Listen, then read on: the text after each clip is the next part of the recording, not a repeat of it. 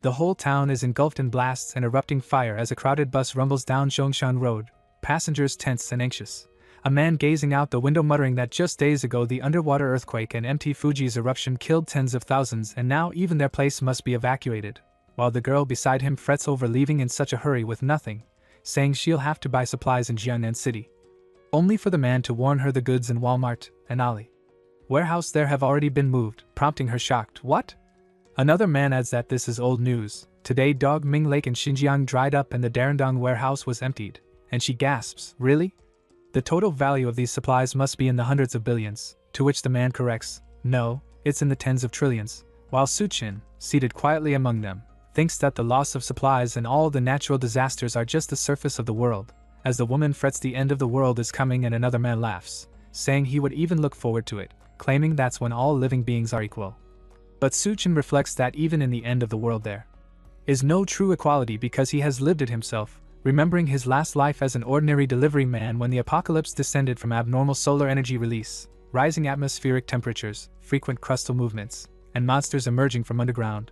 The world changed, a new order arose, and in a scarcity where even a packet of instant noodles, ham, or sausage required giving up everything. Yet now he has been reborn a month before that apocalypse, determined to act differently. As the woman clutches his hand and bends close, saying that what they said scared her, "Can you?"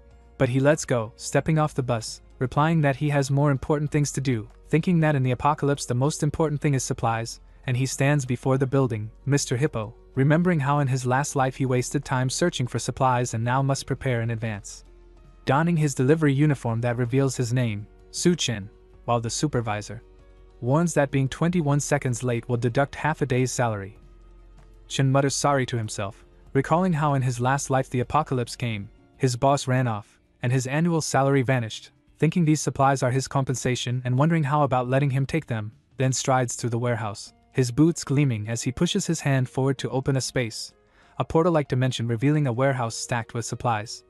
And standing above the shelves he explains this is his power, his spatial ability, which lets him fold everything around him into a super-large cubic space tens of thousands of meters in each dimension at his will, giving him the convenience of collecting supplies for $0, a power he has already used to drain 2 freshwater lakes and plunder several cities slated for destruction in the apocalypse, where even a packet of instant noodles is a luxury, fresh food and time remain frozen. And he will no longer have to eat dirt like before. Then he reads his inventory list, sighing in relief.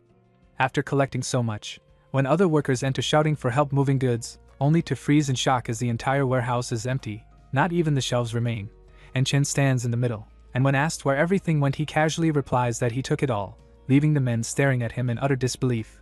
What the hell? Chen declares he took everything, and the men explode in anger, shouting, "What, you bastard? How did you do this? Catch him for me." But as two rush toward him, Chen smirks and says he won't be late anymore, then vanishes as if absorbed into thin air, leaving them shouting and the supervisor screaming that he disappeared, while Chen is already teleported to the elevator, landing smoothly and explaining this is his second ability, Space Jump, which lets him subtly move within a 3-meter area, enabling him to enter abandoned buildings, collect supplies, and escape even in front of mutant beasts, a life-saving tool in the apocalypse. Then he tosses his uniform aside, declaring zero-cost shopping mission complete, only to receive a message warning of intense Earth movements and localized natural disasters but stating it's manageable, and Chen thinks the official statement is just to prevent panic. Do they know the end is coming? Then a call from Jiang Shaoqian comes in. She scolds him for planning to disappear with her, putting the house on sale, and being naive to think she would stay with him without the house, demanding he transfer ownership or forget marrying her, and he replies that he's on the way back to Xanadu and they'll talk then, hanging up while reflecting that in his last life he spent 5 years surviving the apocalypse for her, fetching supplies, bringing her to safe zones, risking everything, yet she betrayed him. And the memory flashes back to a scene in his past life where, after being beaten badly, a man asks him why he keeps returning empty-handed, wondering if all the good things are hidden. Chen lies on the ground, completely defeated and wounded, while Jian and another man rest on the bed nearby, one commenting that Chen is useless now and it's just the two of them, and Jian warns not to assume he doesn't know their thoughts, that if Chen died it was due to incompetence, and that their fates tonight depend on performance, recalling how in his last life he had trusted people blindly and been let down. But now he vows that Wang and Xian Qian will pay, experiencing pain 100, even 1,000 times, yet he relaxes briefly to check his phone from Manager Lu, realizing that the remaining supplies can only be acquired with money and deciding to sell his house at half price but demanding cash immediately, then stepping out of a parked car at the real estate office, ignoring Xian Qian who complains about waiting so long as he moves inside, while Wang, wielding a baseball bat, threatens him for daring to sell the house, but Chen, resolute and uncompromising in this life, grabs Wang by the neck, lifts him, and throws him to the ground, declaring that he can handle himself however he wants. From behind, Xiao Qian screams, "Let go, what are you doing? Someone save him!" But Chen throws her aside with a slap, and she falls to the ground while Wang shouts for him to stop, but Chen tells him not to worry, he won't die too quickly, then releases him as Wang coughs heavily, and Chen moves inside the building while Xiao Qian rushes to Wang asking if he's okay, shouting at Chen that she's not angry yet but he must kneel and apologize quickly or forget marrying her this lifetime, and Chen glances back with venom in his eyes as both Xiao Qian and Wang retreat, shouting they'll get him later, and Chen thinks they're worthless, stepping further into the office where a man offers him water and says he'll pay for the house, seeing the foolishness of selling a million yuan property for 700,000 as an easy profit, and Chen sits, saying okay, but it must be full payment today. The man agrees, they sign the contract, and the transfer will be done next Monday, Chen approving the plan, thinking the buyer can now choose the house as long as he dares to live in it. Then noting that he even received 7 lakh yuan in his account, he steps outside, observing that despite various disasters, earthquakes, tsunamis, volcanic eruptions, Xanadu in the Central Plains is inland and life remains ordinary, and as he moves past a pillar, he stops at a notice for fast loans, thinking of high-interest lenders, and calls the number on the pamphlet, asking if he can mortgage his property with a propertive certificate. Later, Chen arrives at the Shanghai International Building, entering the office of Great Sea Loans Limited Company, where a man greets him teasingly that his house doesn't seem worth much, and Chen asks how much he can borrow, thinking to himself that this man is Wang's older brother who died at the mouth of a mutant beast in his last life. Then the man examines the property, and says at most 500,000. But the property certificate must be left as collateral, and Chen pushes for another 100,000. Immediately, assuring him he'll make a profit and repay within a week, which makes the man think Chen is a gambler willing to risk everything, even his parents, for profit, yet agrees to negotiate, and the money is transferred into Chen's account. While outside a taxi, Xiao Qian emerges shouting she's just reclaiming her own house and demanding Chen pay for laying hands on her, with Wang promising to make him pay. And spotting Chen walking on the street, Xiao Qian urges Wang to follow him to see what he's been up to, as memories flash of commercial buildings collapsing under seawater backflow and rapid freezing, while the Green City Hotel survives every disaster, and Chen heads inside the hotel thinking that the president's suite is well equipped with a swimming pool and it might be a good idea to use this place as a base. Living here for a long time would not be bad.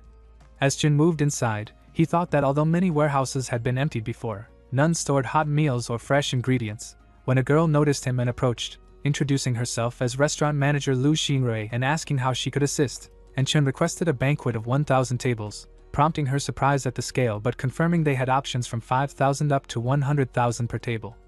Thinking this young man with such poise must be a hidden second-generation rich, and Chen confirmed he'd take the 1,000 per table option, totaling 1 million, paying a 50,000 deposit for delivery with the balance next week, which Lu accepted, noting that connecting with wealthy clients was as valuable as the ingredients themselves, asking how she should address him, and he said Su Chin. Then she asked if he was getting married. He replied yes and asked her to book the presidential suite for the wedding. Leaving the building pleased that 10 million worth of dishes was secured with just a 50,000 deposit, and thinking that in the scorching post-apocalyptic world, even a block of ice could be worth 1 billion. While Lu excitedly thought about the presidential suite booking and how fortunate the bride must be, when Xiao Qian approached and asked what he had been doing, Lu explained that Su Chin, her boyfriend, had just ordered a 1,000-table banquet with a 50,000 deposit, and that having a boyfriend like him was truly fortunate, noting that though Xiao Qian seemed young, her temperament surpassed even hers and wondering why wealthy people are drawn to such partners, which made Xiao Qian exclaim in disbelief, questioning whether he really had the money, and Lu explained that the wealthy often hide their true identity until the wedding to protect themselves from opportunistic partners, prompting Xiao Qian to worry about sudden disappearances or cold treatment before marriage, while Wang, also present, questioned if Su Chen was really rich, and Lu showed the phone with the deposit transfer, confirming it, and later, Wang and Xiao Qian sat in the park outside the hotel, Wang asking who Su Chen had invited to the 1,000-table banquet. Xiao Qian explained that he wanted to introduce her into his wealthy circle and reveal her identity, and Wang asked what they should do, and Xiao Qian decided she needed to take initiative and create opportunities for this. Boot liquor. imagining herself in beautiful clothes and jewelry, never expecting such a scenario in her life, yet it had to happen with Suchin, that bootlicker. At home, Suchin sat reviewing his phone, calculating that selling the house for 7 lakh, taking a 6 lakh high-interest loan, and spending 5 lakh on the banquet left him with plenty of resources, while his zero-cost purchases had already stolen many essential items, so even the remaining 8 lakh wasn't much, and he knew skipping an online loan would be wasteful, prompting him to download over 80 apps at once, take 30 selfies, and apply for loans ranging from 30,000 each, until he received a total of 977,000 yuan, finally content but aware there was no time to waste, as he still needed to buy fireplace equipment, ice makers, ice blocks, and smokeless coal, all unavailable at the supermarket but faster delivered online, and after checking prices for smokeless coal at 2,500 yuan per ton, he ordered 2,000 tons, paying a 500,000 yuan deposit, then contacted ice factories to arrange a face-to-face deal, and while walking out, Xiaoqian appeared with her friend Lena, who recognized him and greeted him, and he thought of how Lena always criticized his friends and allowed Xiaoqian to occupy his house, dismissing her greeting with a cold, "Missing me for what? My house?"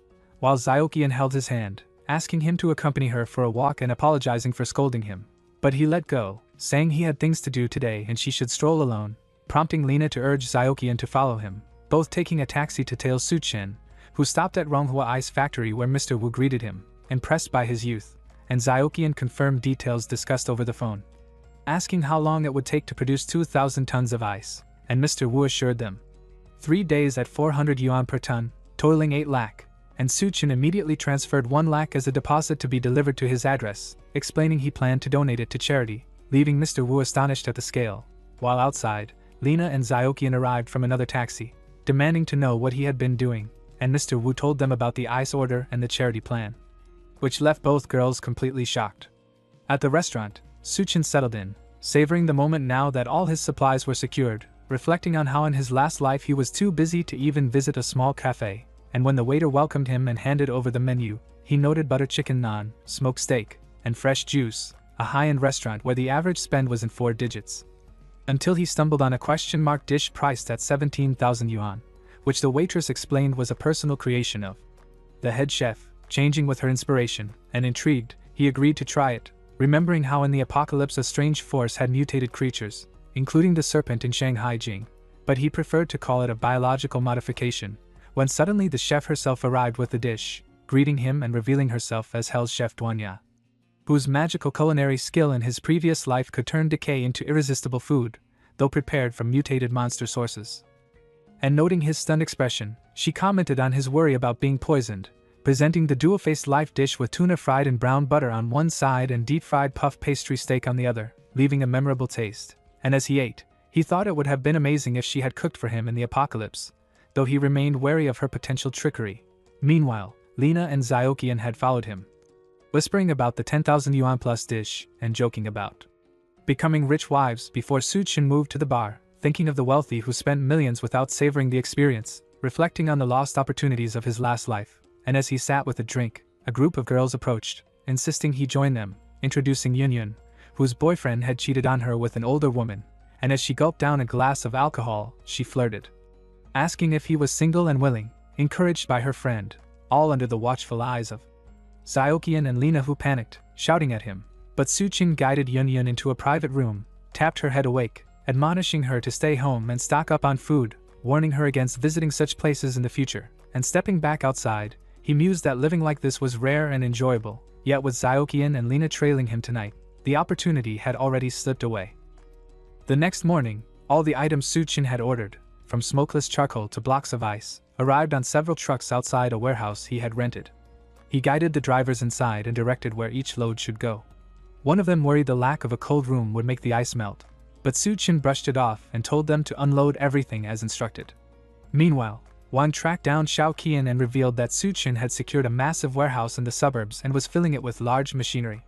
Curious about his activities, she went there with Lena to see for herself. The moment they arrived, they spotted a lavish banquet from Green City Hotel being arranged, complete with a red carpet, making the place look like the aftermath of a grand wedding feast. Lena became convinced Suchen was about to propose, expecting guests to soon flood in. Xiaoqian, though, smugly claimed that even if he did, she might not agree.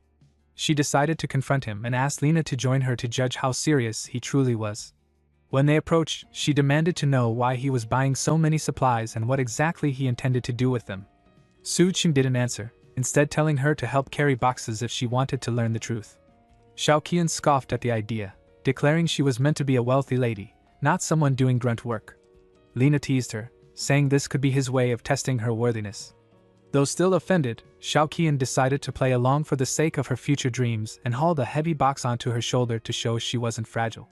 Lena joined in as well, reasoning that rich heirs often chased after women who worked hard, and perhaps she too could get lucky. All the while, Su-chin quietly enjoyed the sight of both women providing him with free labor. There were piles of supplies to haul, and even with extra hands from the hotel staff, the task dragged on for hours. The entire day slipped by in hard labor, and by evening everything was finally stacked inside the warehouse. Drained and fuming, Xiao Qian could barely stand. She had worked without rest or even a proper meal, clinging to the belief that all this effort would secure her dream of becoming a rich lady. Lena collapsed onto the floor beside her, equally worn out, muttering in disbelief that Su-chin had made them haul such heavy loads. The ice blocks alone felt like dragging boulders, each weighing well over 100 pounds. Still, she convinced herself that this ordeal must have been the final test. Surely now, he would choose her as his bride, the grand wedding would follow, and dignitaries from every corner would appear. But when she walked over to confront him, she found Su-chin calmly handing thick envelopes of cash to the workers, thanking them for their effort and assuring them that the rest of their payment would be settled within the week, just as agreed in their contracts. After the workers finished, they left singing praises for the generous pay, while Xiao Qian leaned by the door, waiting for the proposal she was certain was coming. But Su-chin simply walked past her, thanking her for helping before bluntly adding that she wouldn't be paid for her labor and should head home. Desperate, she pleaded with him to stop joking. Surely the guests would arrive soon for their wedding celebration, since all of this preparation had to be for them. Amused, Su-chin almost wished her fantasy were true, but reality was far harsher. He had already sold his house and was drowning in debt after taking out multiple loans to purchase these supplies. Hearing this, Lena shouted in disbelief. How could someone who spent over 10 million yuan on food and tens of thousands more on equipment possibly be broke? Su-chin covered the truth with a lie, claiming that a wealthy benefactor wanted to host a charity, gathering people to provide them food and essentials. Xiao Qian snapped. She lunged at him, furious that he had deceived her, but he dodged easily and reminded her that he never once lied. She had been fooling herself with her own delusions. Collapsing to the floor, she raged that she had believed him to be a rich heir, but now that he was penniless, he could forget about ever marrying her. Su-chin didn't care in the slightest, dismissing her as nothing more than a gold digger. That insult sent her into a fury, and she stormed off vowing he would regret this. Lena trailed behind, but not before hurling her own warning that he was finished. Su-chin, however, didn't waste a thought on their threats. In the apocalypse, it would be them who regretted everything. With the nuisances gone, he locked the warehouse, gazed proudly at the mountain of supplies, and stored them into his infinite space. His preparations complete, he returned to Green City Hotel to enjoy another quiet meal while waiting for civilization to crumble. As he relaxed in the lobby, a noisy group barged in, faces he recognized instantly. Day was reassuring Xiao Qian that her good life would begin if she stayed by Wang's side, reminding her that in Xanadu his influence still held weight. The younger man eagerly promised to treat her better than Su-chin ever had, urging her to abandon the abuser for someone worthy. Xiao Qian quickly gave in, clinging to him as they walked deeper inside. Wang swore his older brother would see to it that Su-chin paid for what he had done. To Xiao Qian, Wang didn't seem too bad, and his brother's wealth was even more tempting, far better than sticking to a bootlicker like Su-chin. Their noise finally drew Su-chin's voice, mocking how easily she jumped from one man to another. Shocked by his sudden presence, Xiao Qian froze, while Wang pointed him out as the man who dared to lay hands on him. Dehai's expression shifted in recognition. This was the same person he had given a massive loan to not long ago. Man had already been planning to track Su-chin down, but realizing his debtor was also the one who clashed with his younger brother gave him even more reason to act. Wang was startled to learn his brother knew Su-chin, only for the man to reveal that this was the same person who had mortgaged his house and borrowed over 500,000 yuan. Worse still, repayment was due the very next day. Now both brothers had their own grudges to settle. Xiaoqian, disgusted, sneered that he actually dared to owe Dehai money. With a debt that size, he'd never crawl out from under it. Thankfully, she thought, she had dodged a disaster by not tying herself to him. Su-chin, however, remained unbothered, calmly wiping his mouth after finishing his meal. Dehai leaned down and warned him that he had no business enjoying himself in a hotel while owing such a massive sum. Wan shouted that Suchin could never repay it, so they might as well end him now.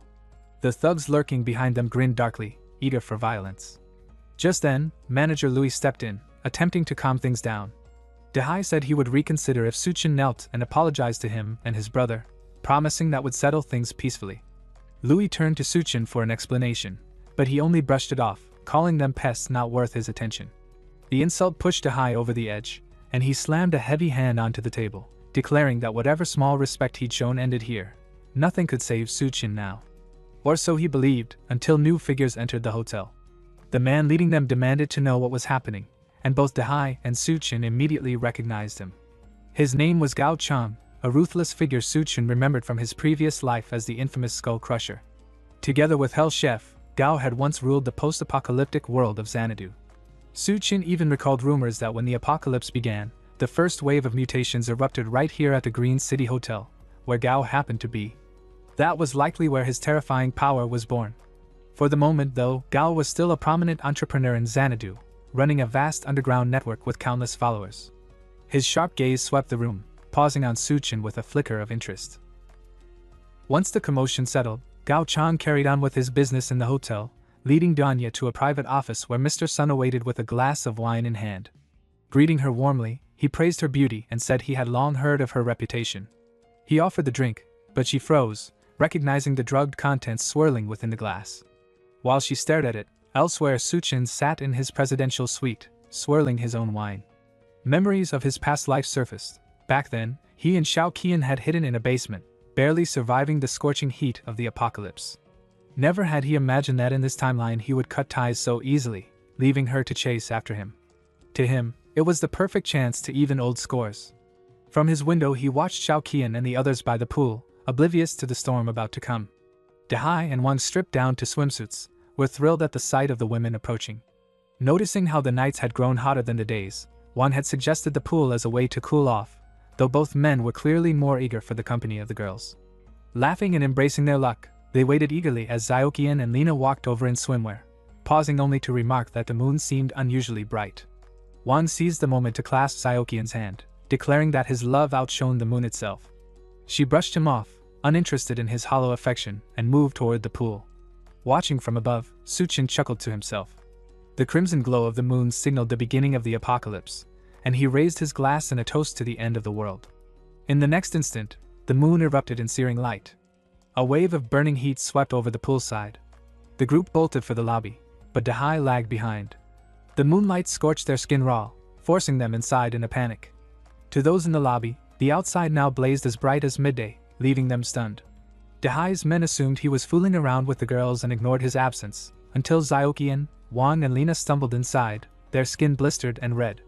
Desperate for relief, they spotted a large fish tank and plunged in, fighting over who would stay submerged. Shocked, the men demanded to know what had happened and where Dehai had gone. Too late, Wang realized they had abandoned his brother. When Dai finally staggered in, his body was covered in burns and blisters, and he collapsed as everyone rushed to his side. Meanwhile, in the private office, Mr. Sun pressed DONGHUA to explain why she hadn't touched her wine. Before she could answer, Gao stepped in, suggesting he focus on the banquet prepared for him. Mr. Sun dismissed it with a wave, fixated only on her refusal. No one in Xanadu, he said coldly, dared reject a drink he poured. Ordering Gao to stand aside, he made it clear this was none of his concern. In that moment, DONGHUA understood, this had been a setup. Gao had thrown her to the wolves, hoping to win favor with Mr. Sunday. Mr. Sun carried himself like an untouchable king of Xanadu, certain he could exploit women at will. Today, his eyes were set on DONGHUA, and though she was convinced the wine before her was poisoned with something foul, she had no way out. Just then, the moon flared crimson, flooding the room with blinding heat. Both Mr. Sun and Gao scrambled to draw the curtains, shaken by the unnatural light. Realizing something disastrous was unfolding, they rushed downstairs, leaving DONGHUA breathing a sigh of relief, saved by the sudden distraction. Meanwhile, the hotel lobby had descended into chaos. Crowds gathered, frightened and restless, ignoring Manager Louis' attempts to calm them with promises that a rescue team was on the way. Gao pushed through the throng, demanding answers, and was told that the sudden spike in temperature had already injured hundreds across the city. Mr. Sun phoned a contact for help, only to be told that all hands were busy keeping the power grid from failing. No one could spare the time to fetch him. In a corner, DONGHUA writhed in agony from the burns he had suffered outdoors, screaming whenever his men tried to touch him. They urged him to get to a hospital, but with the streets scorched by unbearable heat, escape seemed impossible. In desperation, he called Xiao Dao, ordering him to drive over from their real estate headquarters. Down in the underground garage, the man started his car and rolled out, barely noticing the heat until he surfaced onto the street. There, daylight blazed unnaturally bright, and within moments his tires shredded under the scorching conditions. Forced to abandon the vehicle, he sprinted barefoot across the pavement, only to realize in horror that his shoes were melting into nothing. He stumbled, crashing down, and when he lifted his head, the half-liquefied remains of another victim stared back at him. Panicked, he tried to rise, but his blistered skin stuck to the ground. The heat seared through his body, melting his face as he shrieked in terror. Back at the hotel, DONGHUA and his men listened helplessly as Xiao Dao's agonized screams echoed through the phone, the sound of a man being roasted alive by the world itself. Amid this nightmare, Suchun lay undisturbed in his air-conditioned suite, sleeping peacefully without the slightest concern. News bulletins quickly appear on TV, announcing that the sudden heatwave has already claimed close to 100 lives. Citizens are urged to remain indoors to avoid severe burns, but not long after, the city's power grid collapses, leaving everyone without electricity. DONGHUA keeps calling his driver, but the line never goes through, and it becomes clear he won't be coming back. With all the hotel rooms fully booked, DONGHUA and his group are forced to squeeze into the last available one, sharing it with Xiaoqian and Lina. The women immediately complain, demanding a separate room, but their argument is cut short when the power outage kills the air conditioning. The heat inside rises quickly, making it hard to breathe, and if they stay put, they'll suffocate. While the men struggle to cool off, Xiaoqian suddenly recalls that Suchun is staying in the presidential suite, a room with its own pool. If they forced him out, they could claim it for themselves. Meanwhile, Suchun relaxes in comfort, swimming in his private pool. From his past life, he remembers how the city's unstable power system collapsed despite all the manpower thrown at it, cutting power for everyone. That's why this time he secured a suite with backup batteries, stocked air conditioners, and even stored ice in his spatial ability. He sets out a table of food and prepares to enjoy his first breakfast of the apocalypse. Just as he is about to eat, a loud knock echoes at his door. When he opens it, DONGHUA and the others gape at the cool air rushing out, the humming air conditioners, and the piles of ice inside. The women accuse him of selfishly living in luxury while they roast, and DONGHUA steps forward, demanding the room as repayment for Suchun's supposed debts. He threatens to throw him out himself if he refuses. But Suchun doesn't flinch. He pulls out a gun and shoots DONGHUA in the stomach, warning that anyone who dares to move again will face the same fate. The gunshot leaves everyone frozen in place as DONGHUA stares in disbelief at the wound in his stomach. Since no one backs away, Suchun fires again, this time hitting DONGHUA's leg, before warning that he'll count to 3 and shoot anyone still in sight. That's all it takes. The group scatters in fear. Down in the lobby, Gao demands an explanation for why the hotel has no food. Manager Louis explains that 1,000 tables had been reserved for a banquet days earlier, nearly exhausting their supplies, and the new shipment was delayed by the heatwave. Hearing this, Mr. Sun arrogantly orders that all remaining food and water be delivered to him. The guests protest, even trying to rush him, but his guards fend them off while he lounges calmly, unbothered by their rage. Suddenly, people rush in shouting that Suchun has tried to kill someone. Gao notices DONGHUA's wounds and realizes that only someone with serious power, or access to a gun, could have done it. Intrigued, he concludes that a dangerous figure is holed up upstairs. At that moment, Xiaoqian loudly tells everyone that Suchun's suite isn't just safe, it has electricity, working air conditioners, ice, and even a private pool. She swears she saw it herself, complete with food and cold drinks, a paradise compared to the suffocating heat of the lobby. The crowd immediately rallies, deciding to storm his room, while DONGHUA orders his men to make sure Suchun is forced out no matter what.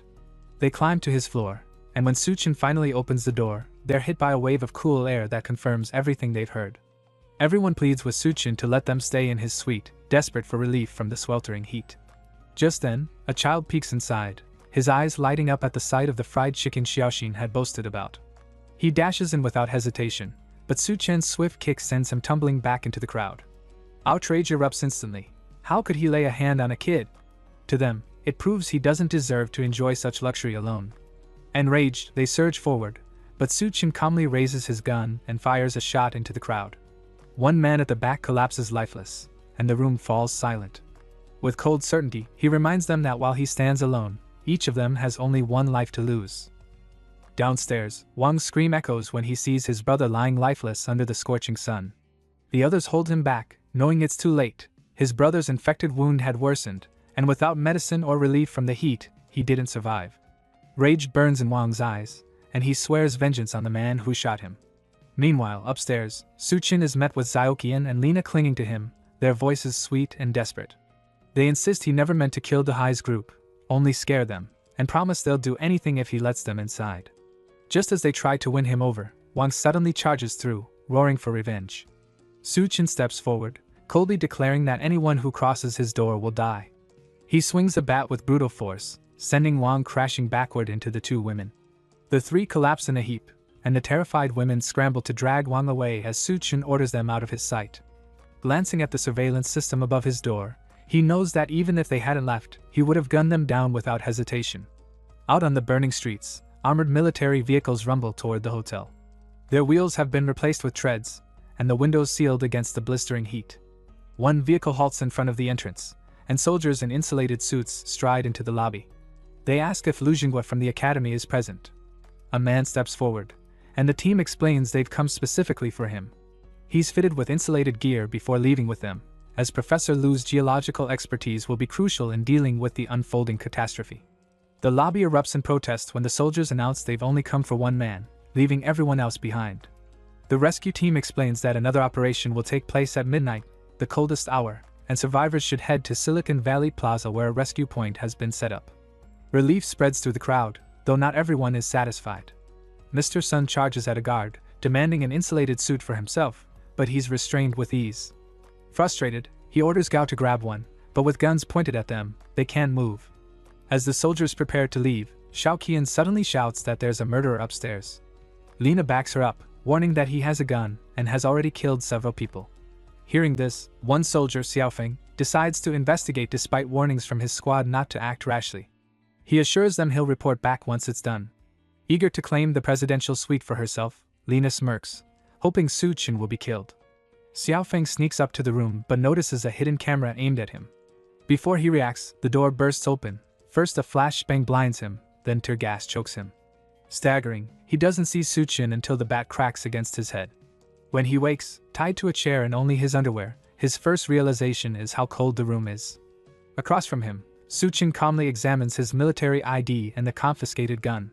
The soldier, still dazed, wonders how an ordinary man has air conditioning, ice, and military-grade weapons. Suchin casually explains he's a recent graduate who brought them back from the Middle East, an unbelievable story, but the soldier can't press further. Instead, Suchin asks about the government's rescue plan. Shocked at his knowledge, the soldier admits survivors must reach the rescue point on their own, though exposure to moonlight longer than 10 minutes causes people to collapse. Modified vehicles and safe zones have been set up, but the only protection ordinary people can use are insulated blankets. Suchin presses the gun to the soldier's head, but instead of pulling the trigger, he cuts him free. He respects his duty, yet warns him that if anyone comes again, the ceiling-mounted guns will wipe them out. Understanding the threat, the soldier leaves quietly, stripped of his weapons. Back in the lobby, the people are frustrated that he shares nothing beyond telling them to use insulated blankets to reach the plaza. Mr. Sun, furious, slaps Gao and blames him for the failure. The crowd despises him but knows his influence will still matter if they want a better life after rescue. Watching from the shadows, Suchin approaches Gao, asking if he still intends to maintain order in such chaos. The men bristle at his presence, but he calms them with an offer, and reveals a bucket filled with edible ice cubes. The two men immediately lose control over the sight of ice cubes, and one of them whispers that they should just kill Suchin and raid his room for more. Suchin calmly silences that thought by pressing an assault rifle to his throat. Gao, keeping his composure, suggests making a deal instead. Suchin accepts and hands over a few cubes, watching as they savor the relief. The other man can't help but wonder what kind of treasures lie in Suchin's room if a single cube of ice feels like heaven. Gao agrees to cooperate for now, though in his mind, he's already plotting a way to kill him later. While they enjoy the ice, Mr. Sun notices and furiously attacks Gao for keeping it to himself. Gao's size forces his subordinate to back down, and Mr. Sun seizes the bucket, gorging on the cubes himself. As he eats, his attention shifts to DONGHUA, who sits in the corner still fully dressed despite the suffocating heat. Smirking, he mocks her modesty before grabbing her hand, clearly in the mood. She pulls back and slaps him, But in rage, he tears open her jacket, threatening to take her in front of everyone. When he notices her soaked in sweat, he sneers and offers to strip her further. That's the breaking point for Gao. He finally stands, his voice cutting through the lobby. Mr. Sun, startled for a moment, tries to assert dominance, but Gao no longer cares. In one swift motion, he drives a knife into the man's neck, ending him instantly. Chaos erupts, but Gao takes control, declaring that Su Chen was right. Parasites like Mr. Sun have no place in the new world. From now on, anyone who wants to live must obey his orders or accept death. Watching from above, Su Chen notes with quiet satisfaction that Gaong has stepped into the role of leader, much like in his previous life, only this time the shift has happened much faster. Later, the new boss of Green City Hotel drinks deeply from the bucket of water Su Chen had given him. Lina and Xiaoqian crawl at his feet, begging for a share in exchange for anything. With disdain, he splashes water in their faces and orders them to follow him if they want more. The two scramble for the drops on the floor while he laughs. One of his men asks if they should head for the rescue point, but Gao refuses. The safe zone is a kilometer away, and survival can't be left to chance. Supplies are scarce, and anyone useless will only drag them down. He decides to follow Su Chen's example, keeping the weak as cannon fodder. As midnight arrives, survivors wrap themselves in blankets and begin their dangerous trek toward the rescue point, uncertain if they will live to see it. Do you want me to continue leaning into Su Chen's perspective as the silent observer shaping events, or keep the narration more balanced between him and the chaos downstairs? Since Gao seized control of the supplies, no one else in the hotel has been given food or water. Staying inside means certain death, yet heading to the rescue point offers at least a faint hope. A large crowd sets off down the empty roads, planks strapped to their feet to shield against the blistering ground. Even so, the heat is unbearable. When one survivor stumbles and crashes onto the asphalt, her body melts instantly. The others keep moving without pause. No one dares risk their own life to help, not even for family. Xiaoqian and Lina wrap themselves tightly in blankets, eager to escape the hotel. With only 2 days' worth of snacks left, the rescue point is their only chance at real food. But before they can leave, a man snatches Xiaoqian's towel, sneering that since Gao gave them rations, there's no reason to go. He tears at her clothes, demanding they stay behind for his amusement. Desperate, the girls beg him to at least take them into a room, pretending to comply to buy time. From the top floor, Su Chen watches quietly. In his last life, he too had gone to the rescue point, but without a blanket, the journey killed many, including himself. At least this time, thanks to his warning, more people should survive the trek. Downstairs, the man laughs off the girls' pleas, mocking their fear. He claims there's nothing to be afraid of, certainly not ghosts. At that exact moment, glass shatters and 2 monstrous figures stagger into the lobby. Screams erupt as the creatures advance, their touch burning the man alive when Gao throws him forward as bait. Horrified, Xiaoqian wonders aloud if they will also turn into zombies if bitten. Su Chen finally moves. Katana strapped to his back, he descends the stairs and orders everyone to step aside. The crowd gapes in disbelief at his boldness, but Gao waves them down, muttering that they should let him fight, then finish him once he's weakened. Su Chen sizes up the monsters as they snarl at him. In his past life, he learned the truth. Corpses exposed to the blazing sun mutated into these things, but they weren't real zombies and carried no infection. He calls them drought demons, creatures out of ancient Chinese myths now reborn in the apocalypse. These drought demons aren't mindless. They cling to fragments of memory and grudges from when they were alive. In his past life, Mr. Sun was killed by Gao and now, twisted into a demon, his hatred drives him straight toward his old murderer, ignoring Su Chen entirely. Sun, on the other hand, had died from the gunshot wounds Su Chen gave him, so his wrath is focused solely on the Su Chen. The hulking creature swipes at him with clawed hands, but Su Chen slips aside with ease. He counters by rushing Mr. Sun instead, his katana slicing clean through the demon's head. The body splits apart, and from within rises a glowing purple crystal. Su Chen recognizes it instantly. Back in the last apocalypse, Gao must have obtained his strength by killing Mr. Sun and claiming this very crystal. It is a crystal nucleus, a rare source of power that grants ordinary people superhuman abilities. Su Chen snatches it just as the high charges again. Rather than fight, he vaults over the raging demon and lands safely on the stairs, leaving Gao and his men to deal with the threat. Desperate, Gao hurls one at the beast, knocking both brothers into the hotel's water supply. He then orders everyone to grab weapons and strike. Upstairs, Su Chen calmly dissolves the crystal nucleus in a drink. He remembers from his past life that such crystals only appear once in 100 demons or beasts, and to gain their power, they must be cleaned and swallowed directly. As soon as he downs the liquid, a violent surge tears through his body. His clothes shred apart, his eyes blaze red, and pain racks his frame until he collapses, naked and trembling on the floor. Downstairs, DONGHUA is finally motionless, his head crushed under Gao's boot. But in killing him, they also lost their last reserve of water. Panic spreads. Lena, seeing no future without supplies, tries to flee for the rescue point, but one of the men seizes her and threatens to cut off her legs if she runs again. Desperate, she bargains for her life, promising a way to deal with Suchin. When they press her, she reveals that Zyokian is his former fiancé. If they drag her to his door, he will surely come out to protect her, giving them a chance to ambush him. The men nod in agreement, while Zyokian reels in shock at her sister's betrayal. But when the crowd grabs her, she forces a calm face and claims she will go along with their plan. Before putting their plan into action, they decide Zyokian needs food first, specifically meat. The problem is that everything in the electric fridge has already spoiled. Gao, however, has a cruel idea. He hands her a knife while the others pin Lena down, telling Zyokian that if she craves meat, she'll have to carve it out herself. Realizing their intent, Zyokian understands they want her to eat her own sister. For a moment she hesitates, then her expression hardens. Lena screams in panic, begging for mercy and reminding her that they are family. But Zyokian no longer believes in such bonds, especially after her sister suggested she be used as bait. Without remorse, she grabs Lena by the neck and plunges the knife into her again and again. Even Gao and his men are stunned as she coldly tells her dying sister that this is her own fault. Laughing over the blood-soaked body, she declares that once she's done eating, she will head upstairs and drink Su Chen's blood. Gao orders DONGHUA to prepare the meat, insisting that without water, this is their only way to keep strength for the coming fight. Though reluctant, one of the men calls for her. Meanwhile, Su Chen wakes and feels the results of the crystal nucleus coursing through him. His body is stronger, tougher, and resistant to heat, with muscle and raw strength increased to the point that he crushes a block of ice in one hand. As he admires the transformation, a knock sounds at his suite door. Checking the security camera, he sees DONGHUA, known as Hell's Chef, nervously waiting outside. She knows the downstairs floor has descended into madness under Gao's rule, and her only chance of survival lies in joining forces with Suchin. When he opens the door, still completely naked, she lets out a scream. Realizing his mistake, he quickly apologizes and invites her inside. Though he considers keeping her subdued, the awkward tension makes him pause.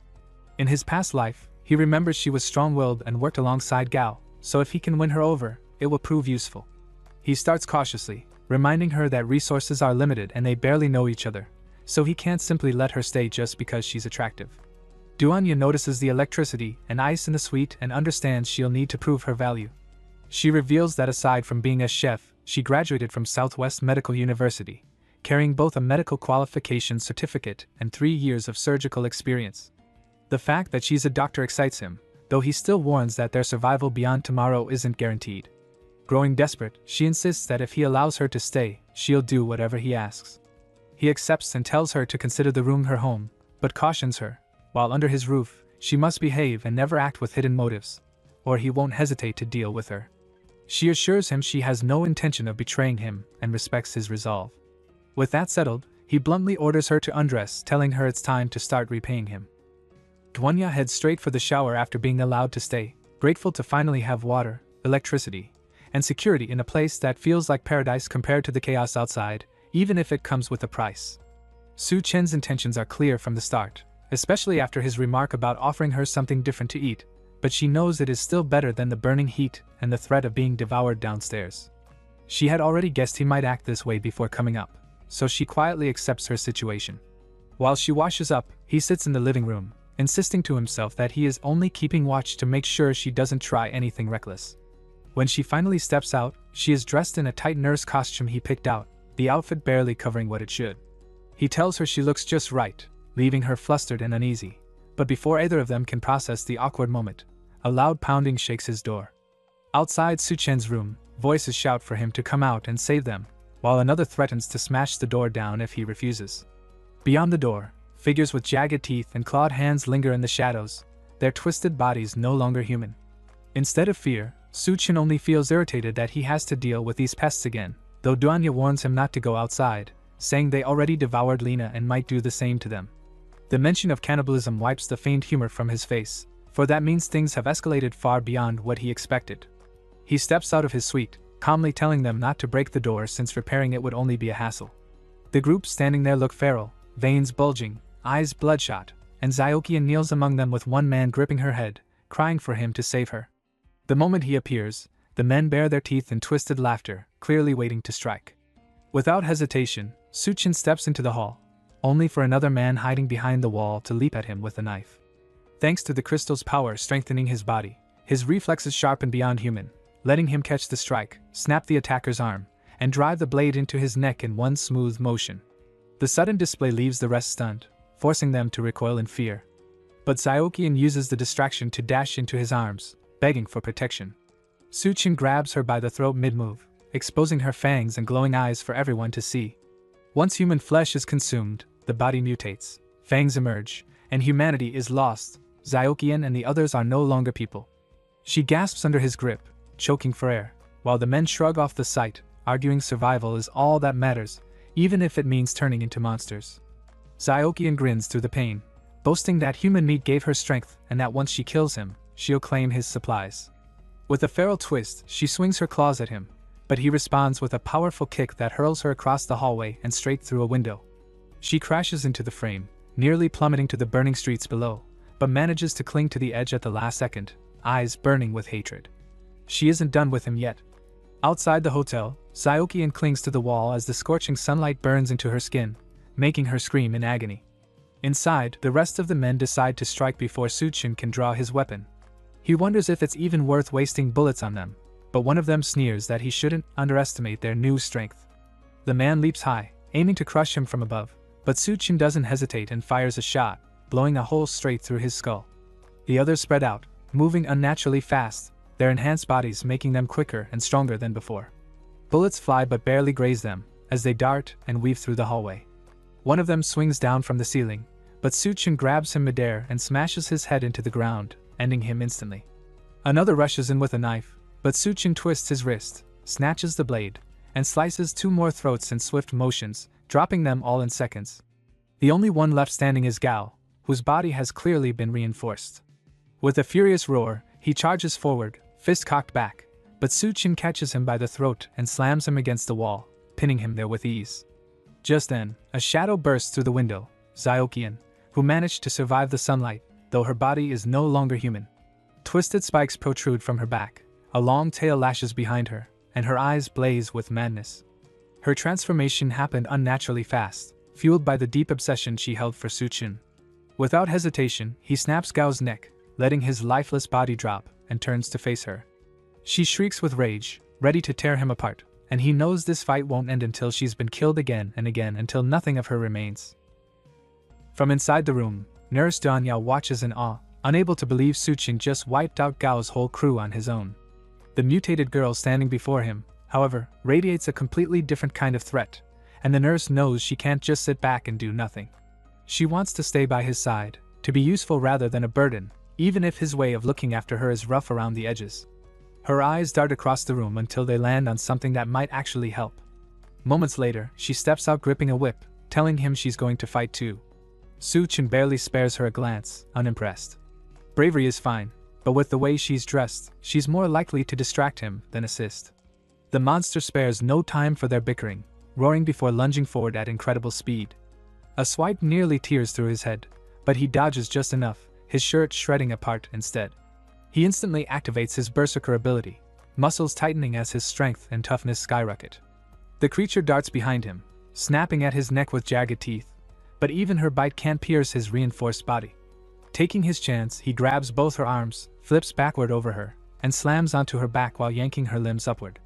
Without hesitation, he rips them clean off, smashing her to the floor in one brutal motion.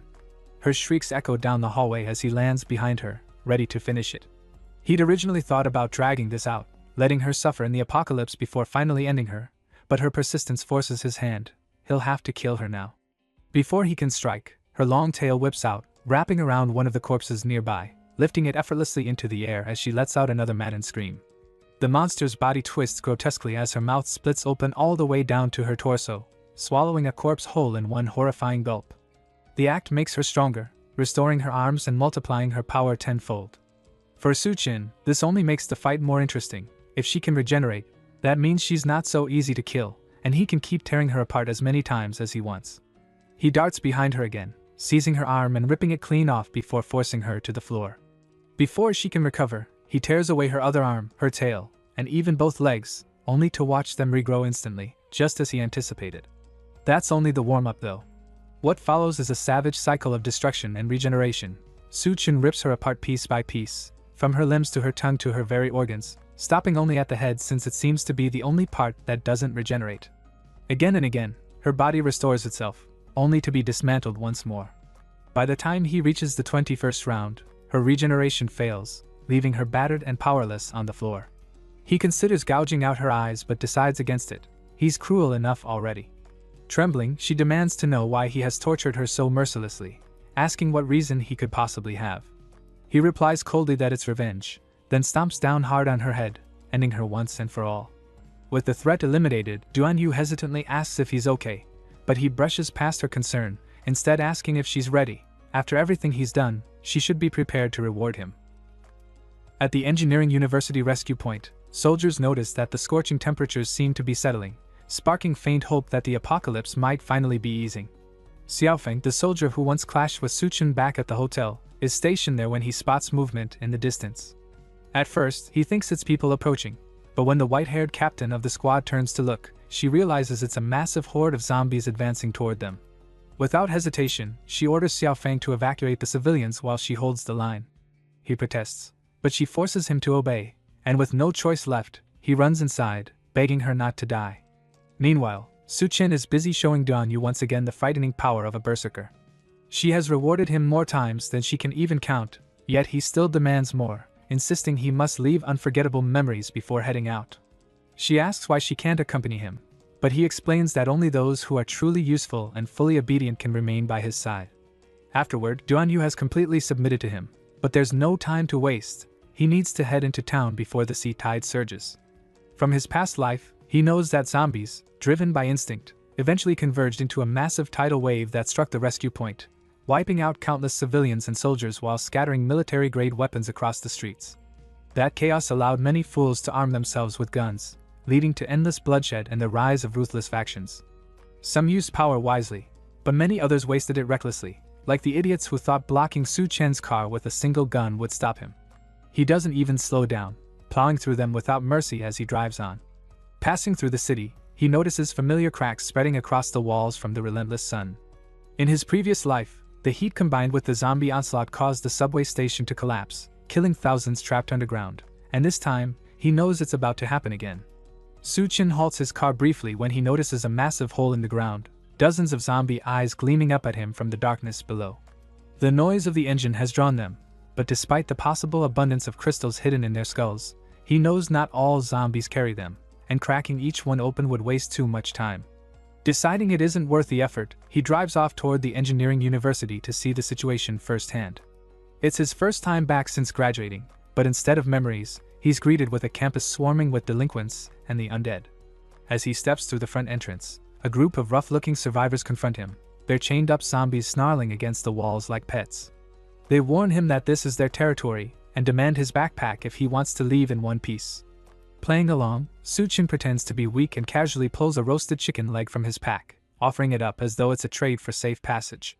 The men, clearly starved of real food for days, go wild at the sight of it. With a sly smile, he tosses the meat onto the floor, and they scramble desperately over each other to claim it. But just as one manages to reach it, Su-chin yanks the food back with a hidden string and coldly tells them they don't deserve it.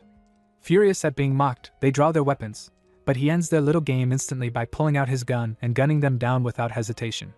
He can't recall encountering so many idiots in his previous life, and the thought crosses his mind that his past warnings may have allowed more people to survive this time, which has now led to this chaos. Moving on, he climbs the stairs and reaches the Department of Reptiles and Snakes, where a heavy lock on the door shows it hasn't been opened in a long time. Inside, the room reeks of decay, countless dead snakes rotting away. He begins searching carefully, and soon, he finally comes across the item he's been looking for. Inside the reptile lab, Su-chin finally spots the Golden King snake, a predator that has survived by devouring all the other snakes in the room. In his past life, this creature was among the first to mutate, becoming the fearsome water rattlesnake army leader. It had consumed countless people and nearly swallowed him whole back then. With the flood just a week away, Suchin knows this snake will soon begin its mutation, and once that happens, even he may struggle to defeat it. Watching the serpent closely, he notices hints of intelligence already forming in its gaze, a sign that it's far more dangerous than it appears. Before he can dwell on it, movement outside the room catches his attention. A group of thugs has gathered and calls out, demanding he come out, insisting there's no point in hiding. Su Chen, unfazed, steps out with his hands casually tucked in his pocket, deciding it's best to eliminate these distractions quickly. But before he can act, a woman suddenly springs from the shadows. She locks her thighs around the first thug, snaps another's neck under her arm, then leaps at a third and crushes his face before he can even react. 3 bodies drop in seconds. Amused, Su Qin joins the fray by pressing a gun against the back of her head, mocking her skill while threatening her life. She doesn't hesitate to counter, slamming his arm with her elbow to deflect the gun and flipping onto her hands before launching herself at his neck in an attempt to snap it. Unfortunately for her, his body is far tougher than she expected, and the move leaves her awkwardly straddling his shoulders with her crotch pressed against his face. He pauses just long enough to take a deep breath before asking her what exactly she's trying to do. After a brief struggle, he easily restrains her in a compromising position with red ropes, the barrel of his gun once again aimed at her head. Out of options, the woman finally gives in and introduces herself as Bai-Tsung, captain of the Azure Tiger Special Operations Team. Even while tied up, Bai keeps her composure, warning Su Qin to behave and let her go. But he brushes aside her words and instead asks if she knows Xiaofeng from the Special Forces. The mention catches her off guard, and he casually explains that he once saved the soldier's life. Something that isn't entirely false but not quite true either. With her suspicion eased, she decides to share what she knows. A group of fugitives had taken over the school, holding students hostage while seizing weapons. When the zombie horde hit the rescue point, Xiaofeng led the civilians to evacuate, not realizing that some of the escaped prisoners had blended in with the crowd. Su Qin doesn't blame her for the slip, reasoning that such chaos makes things unavoidable. Bai agrees, adding that with proper weapons, there's nothing to fear. As she speaks, he spawns a grill and begins roasting meat, chewing leisurely while she squirms in discomfort, finally asking how long he intends to keep her bound like this. He tells her she can go free if she promises never to clamp her legs around his head again. She reluctantly agrees, on the condition that he shares some steak with her. After he unties her, she reclaims her guns and makes it clear she has her own mission to handle. She can't fully assist him, though she might lend power support when possible. Su Qin dismisses the offer, telling her to move along before she becomes a nuisance. She counters that she intends to sneak into the enemy stronghold and reclaim the stolen supplies so the trapped civilians inside the college can survive. Since this might be the last time they cross paths, Bai turns to leave, but the mention of hidden supplies makes Su Qin call her back. He lies that Xiaofeng is his brother and claims that's why he'll help, though his real aim is the stash she mentioned. The supplies are hidden in a room inside the administrative block, where armed thugs hold students hostage while guarding their loot. Inside, the gang boss asks his men for updates, and a subordinate explains that most of their people are stationed outside, ready to raid the dorms. Pleased, the boss orders the least cooperative prisoners to lead the charge while the rest cover the rear. Just then, the door bursts open and Su Qin walks in, calmly apologizing for interrupting. Shocked, the thugs demand to know who he is and how he bypassed over 20 guards.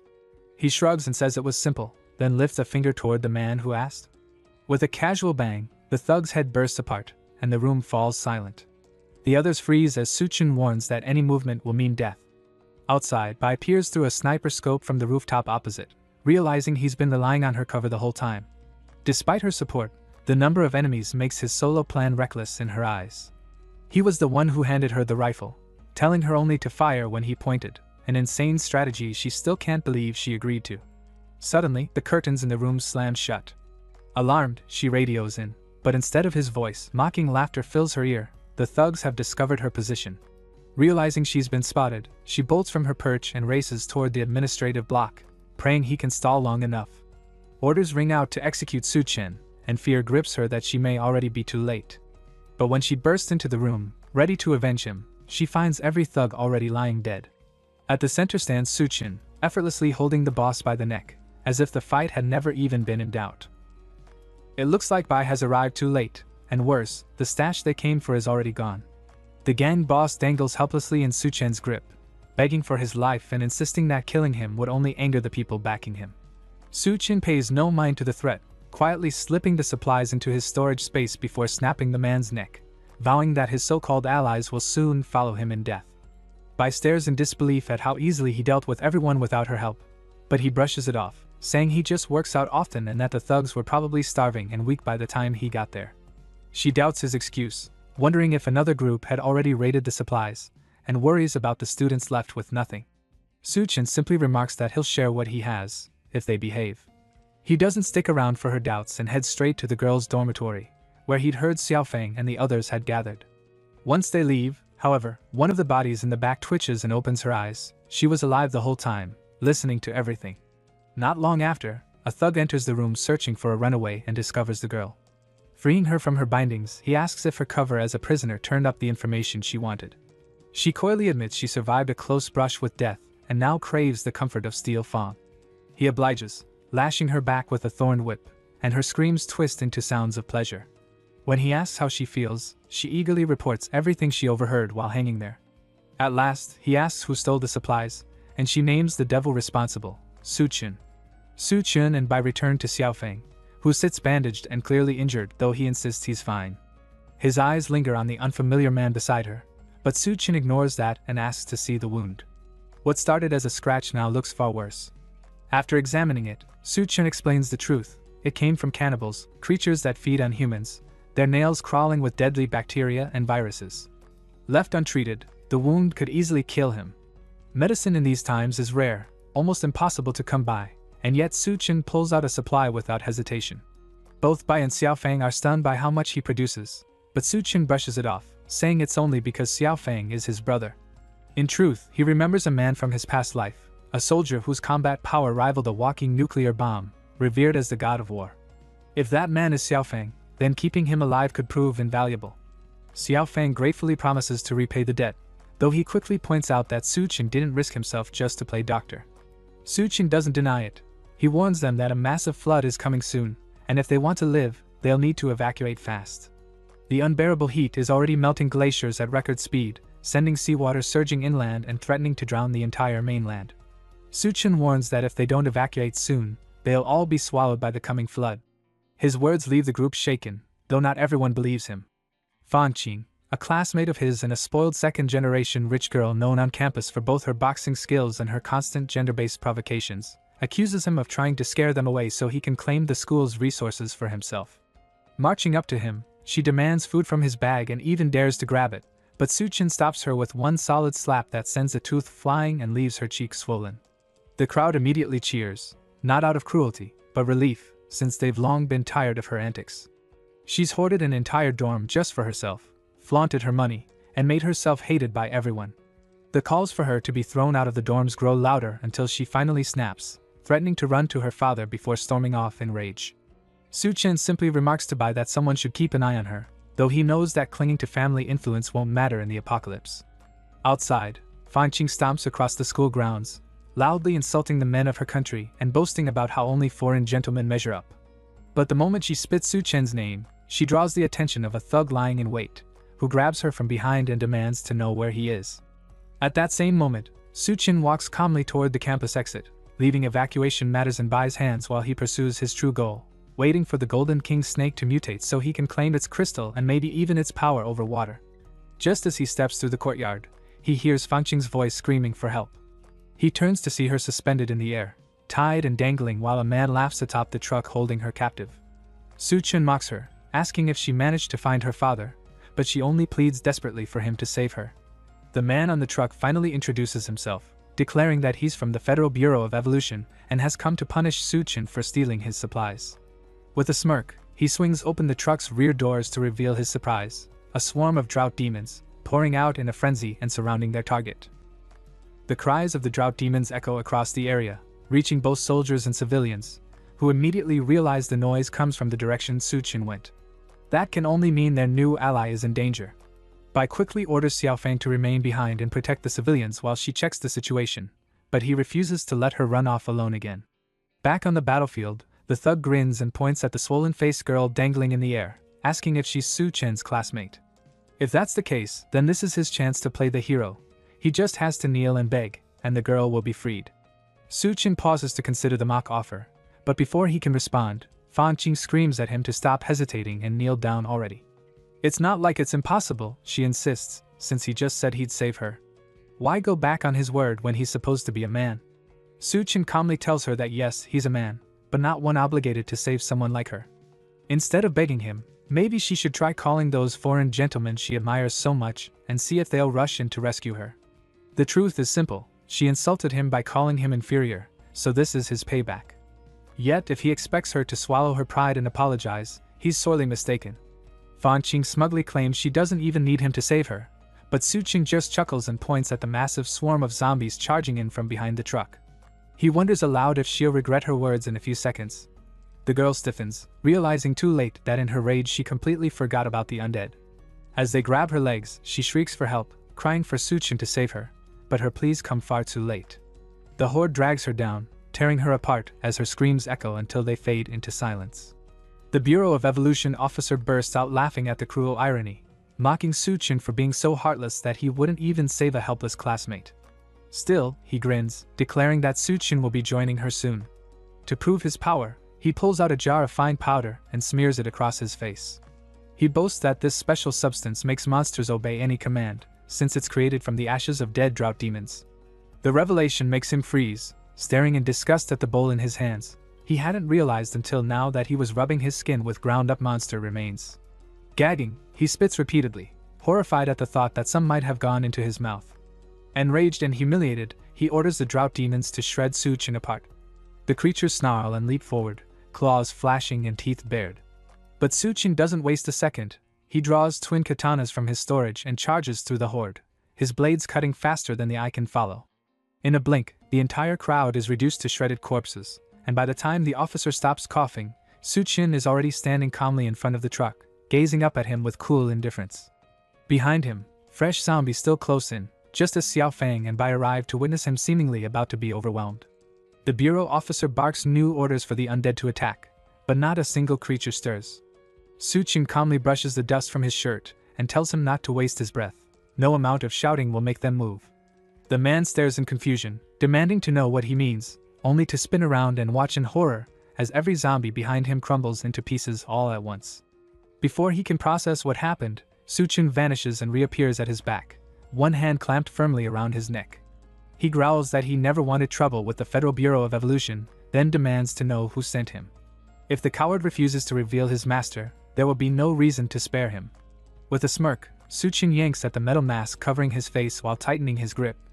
The officer screams in agony, but it's cut short as his head is ripped clean off, the spine still dangling beneath it.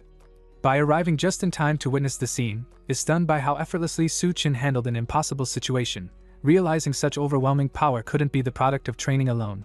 This man is no ordinary human. Suchin, however, only feels irritation.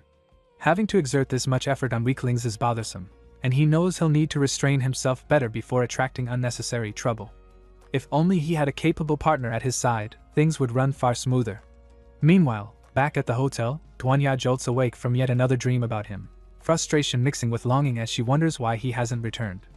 A booming noise outside her room startles her, but then she recalls his cold words, that only those useful to him could remain close, and anyone useless would be left behind. Steeling herself, she grabs a pistol from the cupboard, determined to become someone he can rely on. The once timid cook now moves with fierce resolve, entering a study room with twin guns in hand and a hardened expression. Yet the room is empty despite the voices she was certain she heard. A sudden growl behind her makes her whirl around, and her eyes widen as a drought demon lunges at her from the shadows. The drought demon shoves DONGHUA back against the table, its sudden appearance leaving her cornered with no way out. Her only chance lies in the pistol she grabbed earlier, but before she can raise it, the creature smacks it from her hands and sends it skidding across the floor. It leans close, jaws gaping wide as it lets out a piercing shriek, ready to bite down. With no defense left, she squeezes her eyes shut and braces for death, yet the strike misses, its teeth sinking into a chair beside her instead. Confused but alive, she realizes the monster's empty sockets mean it can't see and that it must be tracking her by smell. Fortune has bought her a moment, but it's far too close now. Any sound will give her away. Out of the corner of her eye, she spots the pistol resting at the edge of the table, just beyond her reach. She stretches her hand carefully, inching toward it, but the distance remains too much. Then her back brushes against the demon's arm, and it lets out a guttural roar, spinning on her. Just as it lunges, Suchin's words echo in her mind. He told her his resources weren't infinite, and he wouldn't keep anyone useless around, no matter how they looked. The only way to prove herself was to take a crystal core and gain power of her own. Spurred by that memory, she refuses to cower. With a sudden burst of resolve, she drives the heel of her shoe straight into its eye socket, thrusting so hard the other side bursts through the back of its skull. The zombie freezes, but when she tries to pull her leg free, it seizes her ankle, forcing her to stomp its face several more times until it finally collapses. Breathing heavily, she snatches up an axe lying nearby, wishing Su-chin had witnessed her proving she wasn't useless. Determined, she kneels to check whether the creature carries a crystal core. Meanwhile, back at the engineering university, Bai and Xiaofang follow Su-chen's advice and start organizing the students for evacuation. Bai even contacts her brother Bai Ming, asking him to bring his troops to escort and secure the group. With those arrangements in motion, Su-chen returns to the reptile lab, focusing on the golden snake he's been monitoring. After some time, its body begins to writhe, signaling the start of its mutation, and it locks eyes with him in defiance. To accelerate the process, he places a large bucket of water down, and the snake instantly slithers in as though instinctively aware of what it needs. The moment it touches the water, its body expands rapidly, sprouting a dragon-like head and armored scales. It thrashes violently until the bucket bursts apart, water flooding the floor and unveiling the creature's massive new form. Su-chin studies its growth with intrigue, realizing how catastrophic it would have been had the mutation waited for the floodwaters. Drawing a sword, he offers the beast a chance to serve him as a pet. The creature, however, refuses and instead smashes through the window, attempting to flee into the courtyard.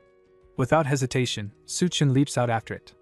The serpent tries to slither away, but it isn't nearly fast enough to outrun Su-chen's pursuit. He drops down from above and drives his sword against its scales, only for the blade to snap in two against the creature's hardened armor. The beast roars back at him, and he quickly decides that if steel can't pierce it, then his fists will have to do. His first punch slams into its skull with crushing force, dropping it hard to the ground, but the snake retaliates by coiling its massive body around him. It tightens, trying to strangle him, but he notices this suffocating embrace is just a distraction. The real attack comes as it opens its fanged jaws to sink into him. Elsewhere, Bai keeps glancing anxiously toward the campus, unable to hide her worry. Her brother catches on and teases her about not wanting to part with that so-called handsome man, only to be sharply told to shut his mouth. His surprise grows when he realizes his sister might actually like this mysterious stranger. Even so, he insists anyone staying behind is doomed. She disagrees, convinced that Su-chin won't die. From the moment she first met him, she sensed an overwhelming strength in him, an aura so fierce it reminded her of a monster. That's why she believes they'll meet again. Back on the battlefield, Su-chin effortlessly snaps free of the serpent's coils, gripping its throat with one hand while planting his foot on its body. With his current strength, there's no way such a simple tactic could hold him. Remembering that Snake's nerves remain active even after decapitation, he avoids tearing off its head. Instead, he rips the beast in half at the midsection, leaving no chance of a counterattack. Among the remains, he retrieves the crystal core, eager to discover what power this one will grant him. Soon the heavy rains arrive, and just as Su-chin predicted, the city begins to drown. The brutal heat had already crushed people's spirits, but the great flood now sweeping across the globe threatens to erase human civilization entirely. Even inland cities like Xanadu are swallowed by the rising waters, leaving only the tallest structures jutting above the surface. At the engineering university, the low terrain is completely submerged, with just the administrative building still visible above the flood. Su-chin isn't spared either, and the rushing waters engulf him, but he adapts with ease. The crystal from the Golden King Snake has granted him the ability to move and breathe freely beneath the surface. His body undergoes striking changes the moment it touches the water. Tiny scales form across his skin, his physical strength surges, and a translucent membrane covers his eyes, sharpening his vision while protecting them. Strangely, he breathes without using his nose or mouth, as if his entire body itself is drawing in oxygen. All of it mirrors the traits of the Golden King Snake, and while it isn't the coveted power to control water, the gift of surviving and fighting underwater proves to be a priceless advantage. The floodwaters surge from the Green City Hotel district, making it impossible to swim upstream. The current is relentless, filled with dangerous debris drifting beneath the surface, and every obstacle blocks Su-chen's path back to the hotel suite. At the same time, the distant volcano erupts with full force, yet Xanadu's skies remain deceptively clear because of its distance. He knows once the volcanic ash spreads to block out the sun, the dreaded doomsday winter will follow. With disasters piling one after another, it feels like human civilization has already collapsed. To survive, the only path is to keep evolving and gaining power, or risk becoming prey for the newly transformed creatures. Su Chen recalls how, in his previous life, Xanadu fell into chaos after the Great Flood, divided among terrifying rulers, the northern zone dominated by the Golden King Snake and the Female Corpse King, the south controlled by the cannibalistic Devourer clan, the west claimed by the Rat King and his swarm, and the east ruled by Gao the Skull Crusher alongside DONGHUA, Hell's chef. He had nearly lost his life countless times under their reigns. But this time, things are different. He has already slain Gao and the Golden King Snake early. To secure his strength, his best move now is to claim the remaining crystal cores. Yet challenges remain. The Devourer clan is too vast, the Corpse Queen too elusive. That leaves the Rat King, whose presence at the University of Technology had sparked a rat plague in his last life. If he tracks it down early, he might seize its core before the swarm grows too dangerous. Just then, strange noises stir him from his thoughts, and he finds himself encircled by aquatic beasts drawn to his presence. Elsewhere in the submerged city, two men cling to a tower, struggling against the raging waters. They curse the sudden flood and their rotten luck when they spot someone cutting through the current with impossible speed. Anyone else would already be dead in such conditions, yet this swimmer moves with ease, and they soon recognize him. It's Su Chen, the very man they had been ordered by the Federal Bureau of Evolution to monitor. Without him, they wouldn't be stuck in this nightmare. Bitter and angry, they vow to kick him back into the water if he dares climb up. But what shocks them most is his pace. He glides like a creature born of the sea, and trailing behind him are packs of sea zombies chasing with terrifying speed.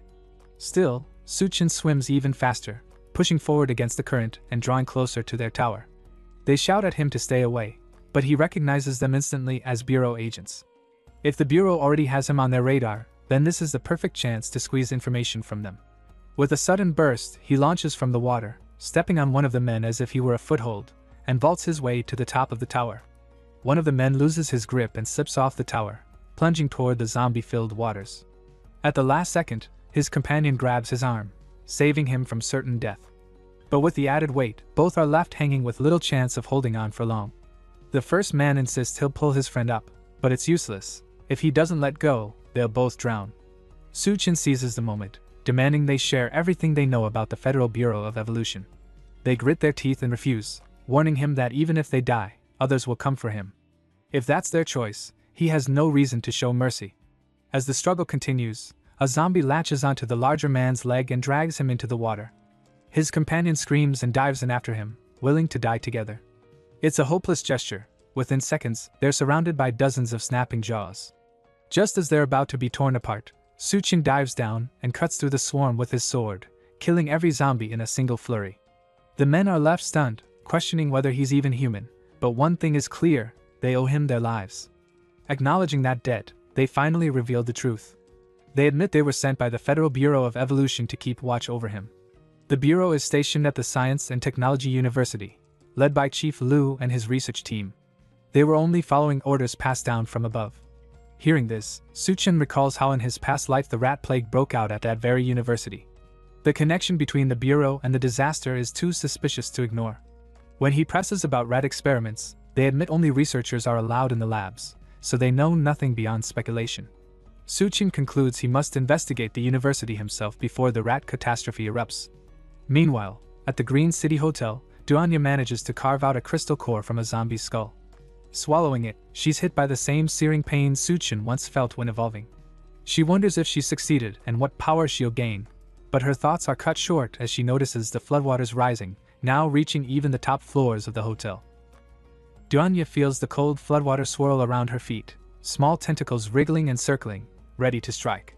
Before she can react, the monstrous mass wraps around her body, lifting and binding her in its slimy grip. It coils tighter, leaving almost no room to move. Suddenly, it lunges toward her face, revealing a gaping mouth lined with hundreds of razor-sharp teeth. She barely manages to block it with her hands, but the creature twists around them, pinning her further. More tentacles erupt from the water, and in an instant she's completely entangled, surrounded by dozens of them. The attack comes so fast she barely has time to react with her newly acquired powers. Her thoughts flash to Su Chen and the day he first demonstrated his space manipulation ability, explaining that consuming a crystal core lets one gain a monster's power. Yet, she knows appearances can be deceiving. The only way to truly understand her new ability is to sense it within her body and the environment. She focuses, feeling the energy shift inside her. Instantly, she perceives the small brains of the attacking monsters and yells a command, forcing them all to stop. The tentacles go limp as if dead, leaving her free but covered in sticky goo. Grabbing her axe, she swiftly slices through the immobilized monsters, turning them into a mess of flesh and slime. By the time she finishes, she's completely coated in gore and decides a bath is necessary. A voice behind her asks if he can join. She spins around, ready to defend herself, but it's Suchin, who has clearly witnessed her take down the monstrous eels alone. Suchin notices DONGHUA clutching a weapon, impressed by her preparedness. She rushes forward and hugs him tightly, relief flooding her at seeing him again after such a long absence. The moment is cut short when she realizes he's inexplicably naked. Pulling away, she demands why they keep meeting like this, and he calmly explains that the water was filthy, so he removed his clothes. They decide to bathe together, and for the first time in days, Suchin finally relaxes, appreciating how home feels after being away. DONGHUA rises behind him, giving him a soothing massage as they unwind. The calm mood allows him to ask if she succeeded in awakening an ability. He didn't witness her power directly but sensed something different from the temperature of her mouth. She questions how he could possibly know that, but he ignores her and presses again, asking if she managed to awaken an ability. DONGHUA explains that her ability seems to involve some form of mind control, and Suchin already suspects what it might be. He asks if it can affect food, but she admits she hasn't had time to practice yet.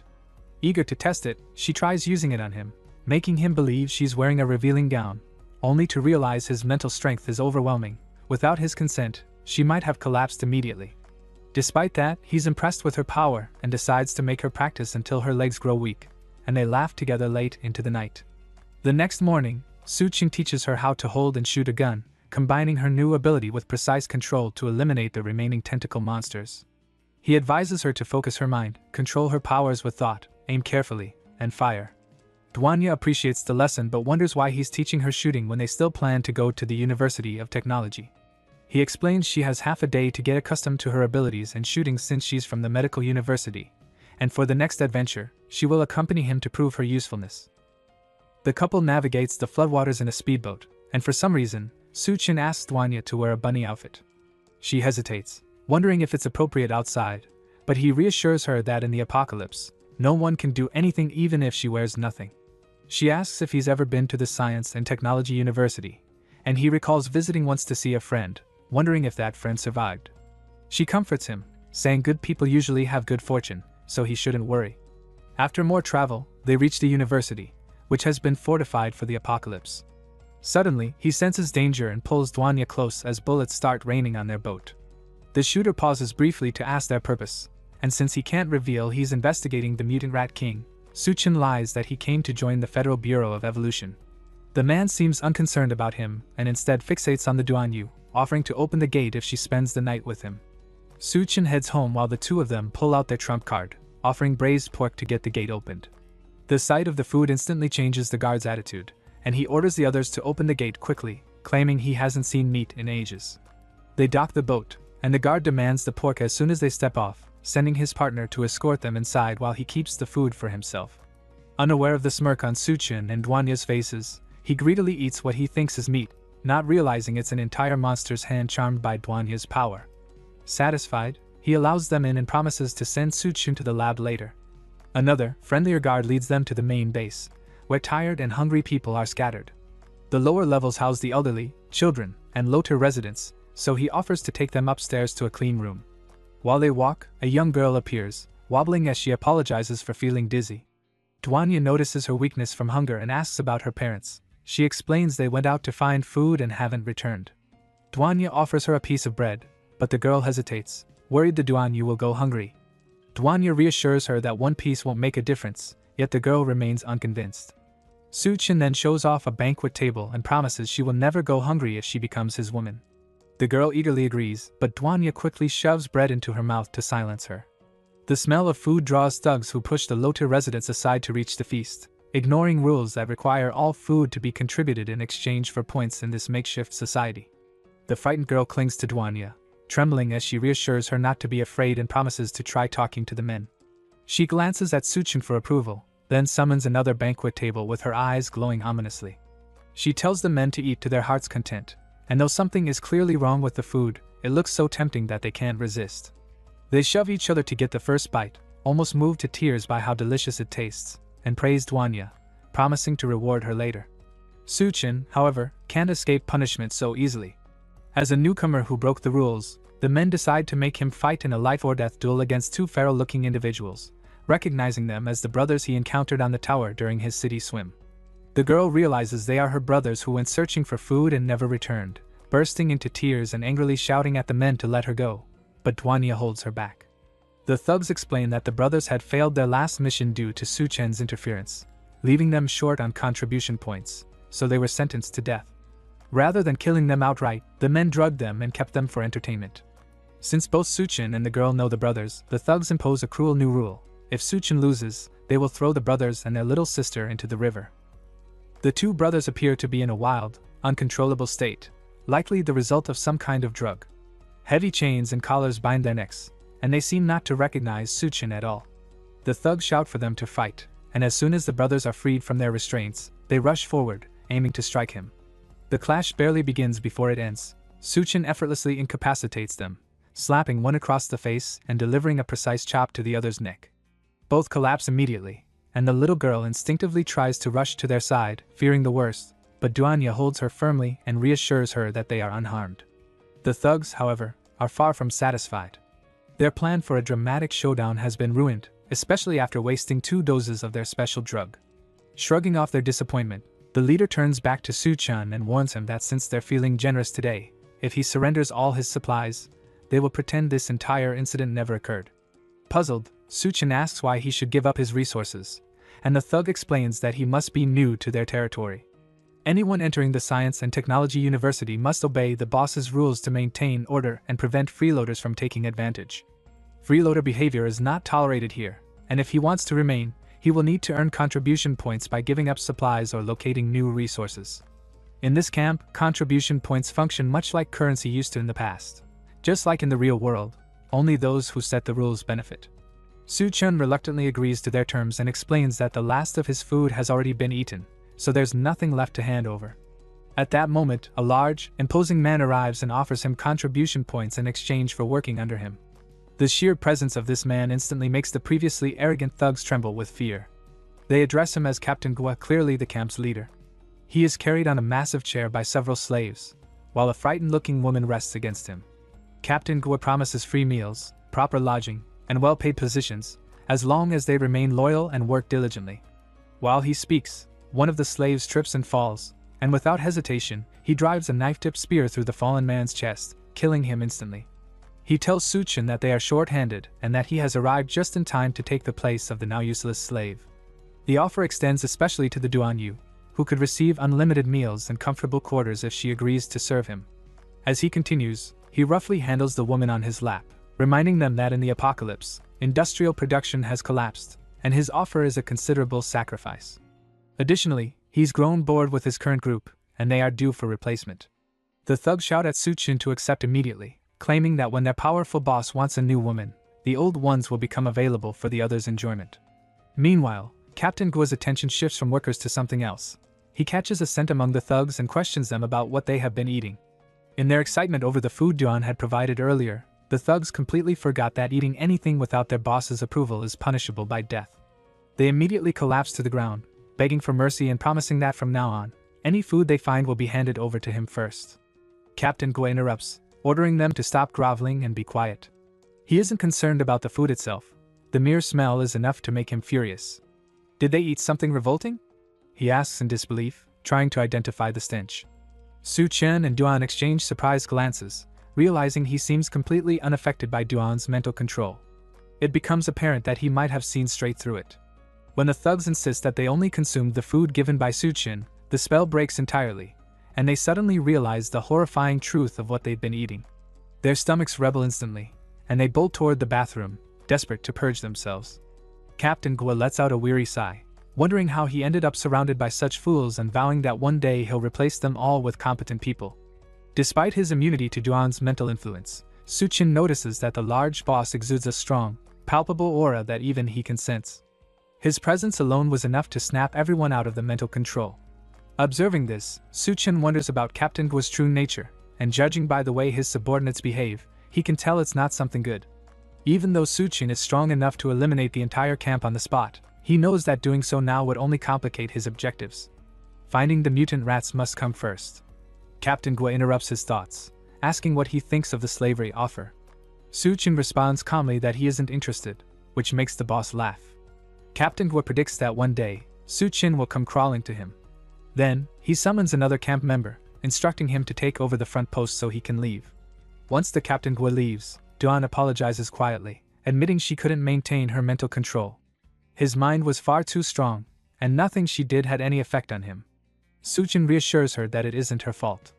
If the men survived after consuming the water ghoul's corpse, then clearly something unusual is happening within this camp. He warns that they must remain cautious and avoid drawing too much attention to themselves. As they speak, a survivor approaches, explaining that they've angered the guards and should follow him if they want to stay safe.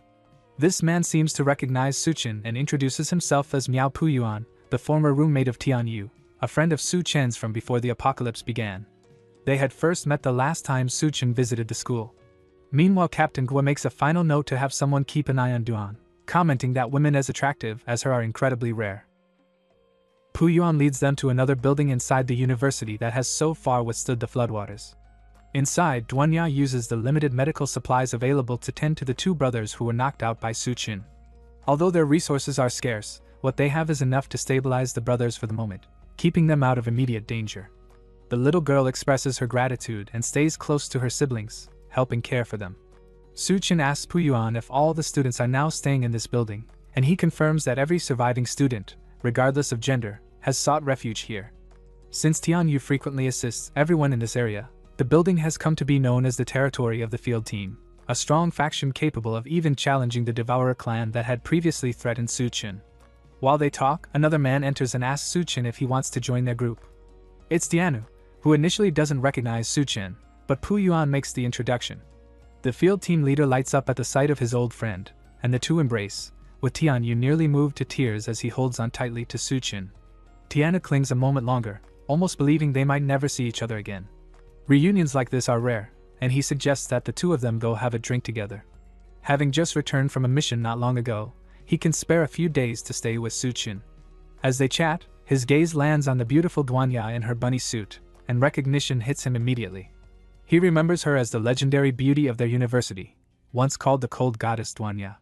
She blushes, still flustered by the memory, and nervously insists that such things belong to the past and no longer matter. The faction leader then turns to Puyuan, asking how this famous goddess ended up in their settlement, and why she's dressed as a bunny maid. Now that he points it out, Puyuan also realizes that the woman before him is Senior DONGHUA from the medical school. All the attention and comments make DONGHUA cling to Suchin, requesting a change of clothes. She can't bear to stay dressed like this in front of her juniors. Suchin smiles and agrees, letting her find something appropriate, while the two men nearby watch enviously as their friend hugs the goddess DONGHUA.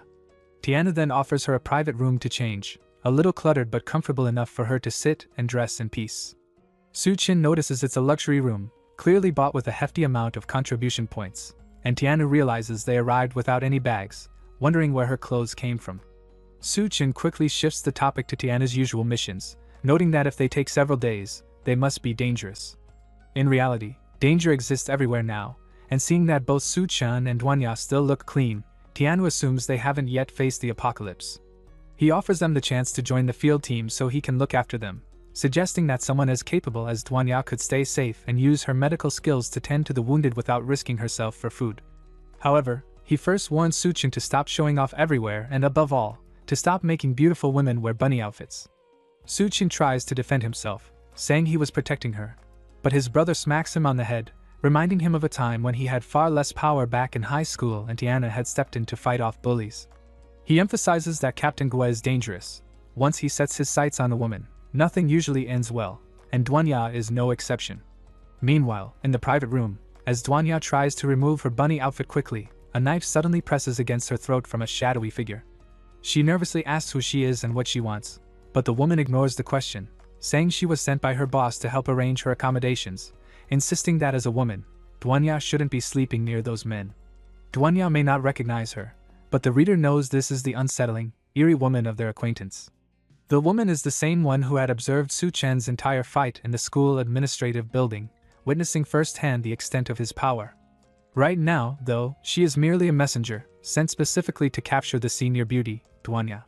The chef tries to insist that there is already enough space in the settlement, and that DONGHUA doesn't need assistance, but the woman is adamant. She explains that her boss specifically ordered her to come, and nobody refuses the boss. DONGHUA, however, is ready to take initiative. She uses her mind control ability to seize command over the woman, halting her in place and freezing her movements. Then she instructs her to release her hold, and the woman steps back, letting go. Forcing someone's body with mental power is always a struggle, but DONGHUA can maintain it briefly. Her task completed, she leaves the rest for Suchin. As she moves toward the door to alert the others, the woman forces her own body to act, stabbing her hand in the process. The sudden pain snaps her senses back, and she uses the fleeting clarity to launch an attack on DONGHUA. They crash into the wall, and the noise quickly draws attention from outside. Someone bangs on the door, demanding to know what's happening. There's no way such a commotion would happen over simply changing clothes.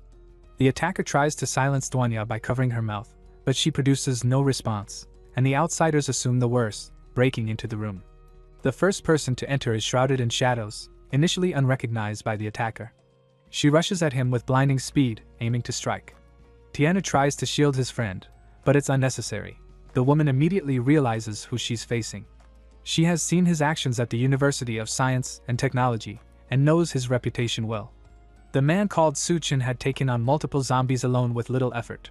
Despite her own experience killing many, her instincts screamed that any misstep against him would be fatal. With no time to stop or redirect, she abruptly kneels while still in motion, grinding to a halt at his feet. Shakily, she addresses him as her master and begs him to punish her. Suchin, caught off guard, has no understanding of what she wants or what her intentions truly are. The woman asks if her sincerity isn't enough to satisfy him, and to prove she is truly giving herself, she strips and asks again if that will please him. Tiana comments on how much his taste in women must have changed, while Xiaomi nervously looks away. But the disrobing was merely a distraction to draw their attention. With everyone momentarily flustered, she detonates a smoke bomb, filling the area with thick fog, and tries to make her escape. Before she gets far, Suchin grabs her by the neck, lifting her off the ground and halting any chance of fleeing. He asks if she really thought she could escape so easily, clearly prepared to deal with her decisively. The assassin pleads for her life, warning him that he can't kill her. She reveals that the girl he saved, along with her two brothers, have been taken to the settlement's arena, and killing her would endanger all three. Suchin shows no concern, tossing her into the floodwaters outside the building, but the others grow alarmed at her warning. The girl she mentioned is Xiaoma, and the guards must have captured her and her brothers while they weren't paying attention. Shura asks what they should do next. If they fail to act, the big mutant rats in the arena will surely kill them. The mention of rats catches Suchin's attention, as that was the very reason he came to the settlement. He decides to check it out himself, and Tiana urges him to stay calm and avoid unnecessary conflicts. Meanwhile, in the arena, Xiaoma stands nervously in the center, ready to fight for her brothers. Captain Gua sits on the stage before her, clearly orchestrating the scene. He tells her that because her two brothers failed their tasks, they have been sentenced to death. However, since she is willing to enter the arena and fight, he will grant them one final chance at life. The two brothers hang by their necks behind him, mere inches from death, shakily urging Xiaoma not to trust him and to run for her life. Captain Gua tells them it's already too late to run. Xiaoma, however, refuses to leave. If there's even the slightest chance her brothers can be saved, she will fight with everything she has to get them out. She asks the imposing captain once more if he truly intends to let them go, and he responds that he will honor his word only if she survives. Behind her, a cage swings open, and a massive rat lumbers toward her. She barely has a second to react before it sinks its teeth into her arm, causing her to scream in pain. The beast lifts her off the ground and hurls her around, preparing to devour her. As she struggles for her life, memories of her brothers flood her mind. Times when they were starving and one of them found a pile of mushrooms. She warned them the mushrooms were dangerous, but her other brother ate some to protect her, passing out immediately from the poison. They barely saved him, and that incident had set them on the path to the city to complete the task of tracking down Suchin. Success would earn them contribution points and finally end their hunger. Now, those two brothers, who risked their lives for her, shout for her to run, insisting she survive without them. They cannot bear to watch her being eaten. Captain Gua orders his guards to silence them, and they kick the logs holding them in, causing them to fall and choke on their ropes. Xiaoma screams for her brothers and fights back against the rat, driving a large stick into its eye. The creature howls in pain and releases her. She dashes toward her brothers, urging them to hold on, though her words are clumsy. Her heart is in it. The rat quickly recovers, lunges, and pins her beneath its paw. Captain Gua laughs at the spectacle of her desperate attempt to save them as she cries out for her brothers. Escape seems impossible, the rat looming over her, until she screams for help. In that moment, Suchin arrives, slapping the rat aside with a single strike. Tiana shouts at him for acting so impulsively, but for Suchin, the kill was too easy. These creatures are nothing more than oversized rats. Captain Gua stares in shock but quickly regains his composure. He had not expected anyone to enter his arena voluntarily, but if death is what the intruder seeks, he is happy to oblige. As he speaks, massive gates open around them, and the rats inside swarm over one another to flee. Suchin calmly glares at them, one hand in his pocket, ready to face an army of giant rats. While Suchin confronts the army of rats, Xiaomi and Tiana manage to free the two brothers from their death traps. They thank her for rescuing them, but the little girl quickly reminds them that it was Suchin who truly saved them. Meanwhile, on the upper floors overlooking the arena, a drenched assassin watches with contempt while standing beside a scientist Lu Hyun in a lab coat. Lu Hyun asks if Suchin is the special research subject she had mentioned, and she confirms he is, someone with superior genes capable of stabilizing the Doomsday gene. If that succeeds, they could create even larger, more ferocious rats using the latest technology. Below, Suchin locks eyes with the same rats, both sides poised to strike instantly. The Lu Hyun pins high hopes on him, but notes that if he dies here, he is unworthy of being their experimental subject. Suchin wastes no time, effortlessly slaying several giant rats in less than a second. His companions gasp in astonishment, and Tiana wonders if this is the Suchin he truly knows. Yet, despite his display, none of the giant rats contain crystal nuclei, meaning the only chance of obtaining one lies with the Rat King. Just then, as if on cue, an announcement blares from the speakers scattered around the camp. It's the Lu Hyun who has been observing the fight the entire time, declaring that Suchin is the experimental subject he needs for his work. He orders Captain Gua and Tiana to bring Suchin up, dead or alive. The two settlement leaders appear to answer to him, and Captain Gua seems eager to hand Suchin over for experimentation. Xiaoma quietly warns DONGHUA to escape with him immediately, stressing that if she doesn't leave now, she might never get the chance again. DONGHUA refuses, insisting she won't leave while Suchin is still there. Captain Gua taunts Tiana, pointing out that he knows the field team leader and Suchin are brothers, and now, with a direct order from their superior, Tiana must choose, stay with his brother or side with the man who helped him survive the apocalypse. Suchin ignores the overweight, pompous man and asks Tiana what's happening and why the situation is spiraling into chaos. Tiana explains that the man upstairs is Lu Hyun who, at the start of the apocalypse, developed a drug that enhanced human strength and allowed him to seize control of the university. But in the apocalypse, nothing comes without a cost. The drug demands that its users trade their life force for strength, and once they stop taking it, they weaken far below ordinary people. Bound by this dependency, they must obey every order from Lu Hyun without question. Their only hope lies in Suchin, who can free them from the drug's grip, if Tiana chooses to follow him. Bowing his head, the faction leader admits to his brother that he has no choice. Captain Gua erupts into wild laughter at the apparent betrayal between brothers, taking advantage of the moment to attempt to kill Suchin once and for all. He lunges at him, but at the last second, Tiana reacts, kicking Captain Gua away before he can land a blow. The large man, caught off guard, is sent flying, growling furiously as Tiana removes his shirt, preparing for a life-or-death brawl between captains. Despite the danger, he stands firm for what he believes in and for the people he cares about. Tiana confronts the massive man, telling him that siding with the doctor is pointless, as Lu Hyun only seeks control through the drug. There's no reason to serve someone who treats life as a bargaining chip. If Gua has nothing to lose, it won't matter if he dies, but anyone who threatens his brother will face Tiana's full fury.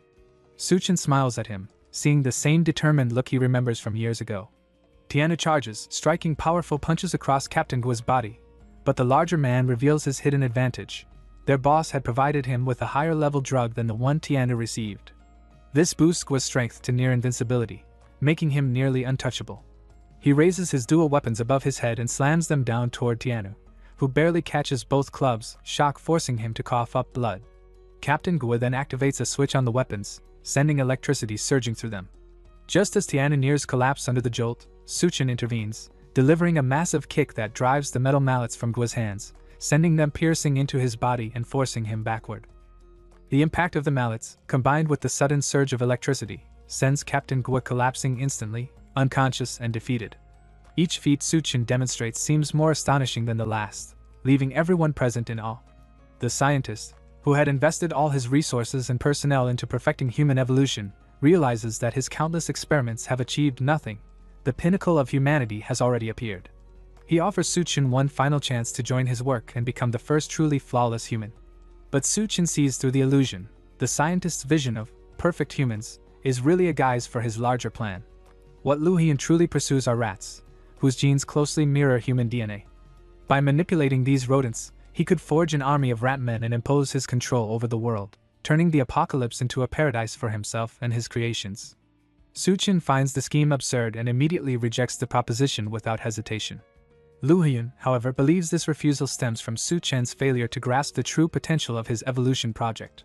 Determined to demonstrate just how revolutionary it could be, Lu Hyun signals his subordinate, who lines up a sniper shot from the upper floor window overlooking the arena, aiming at his target and firing.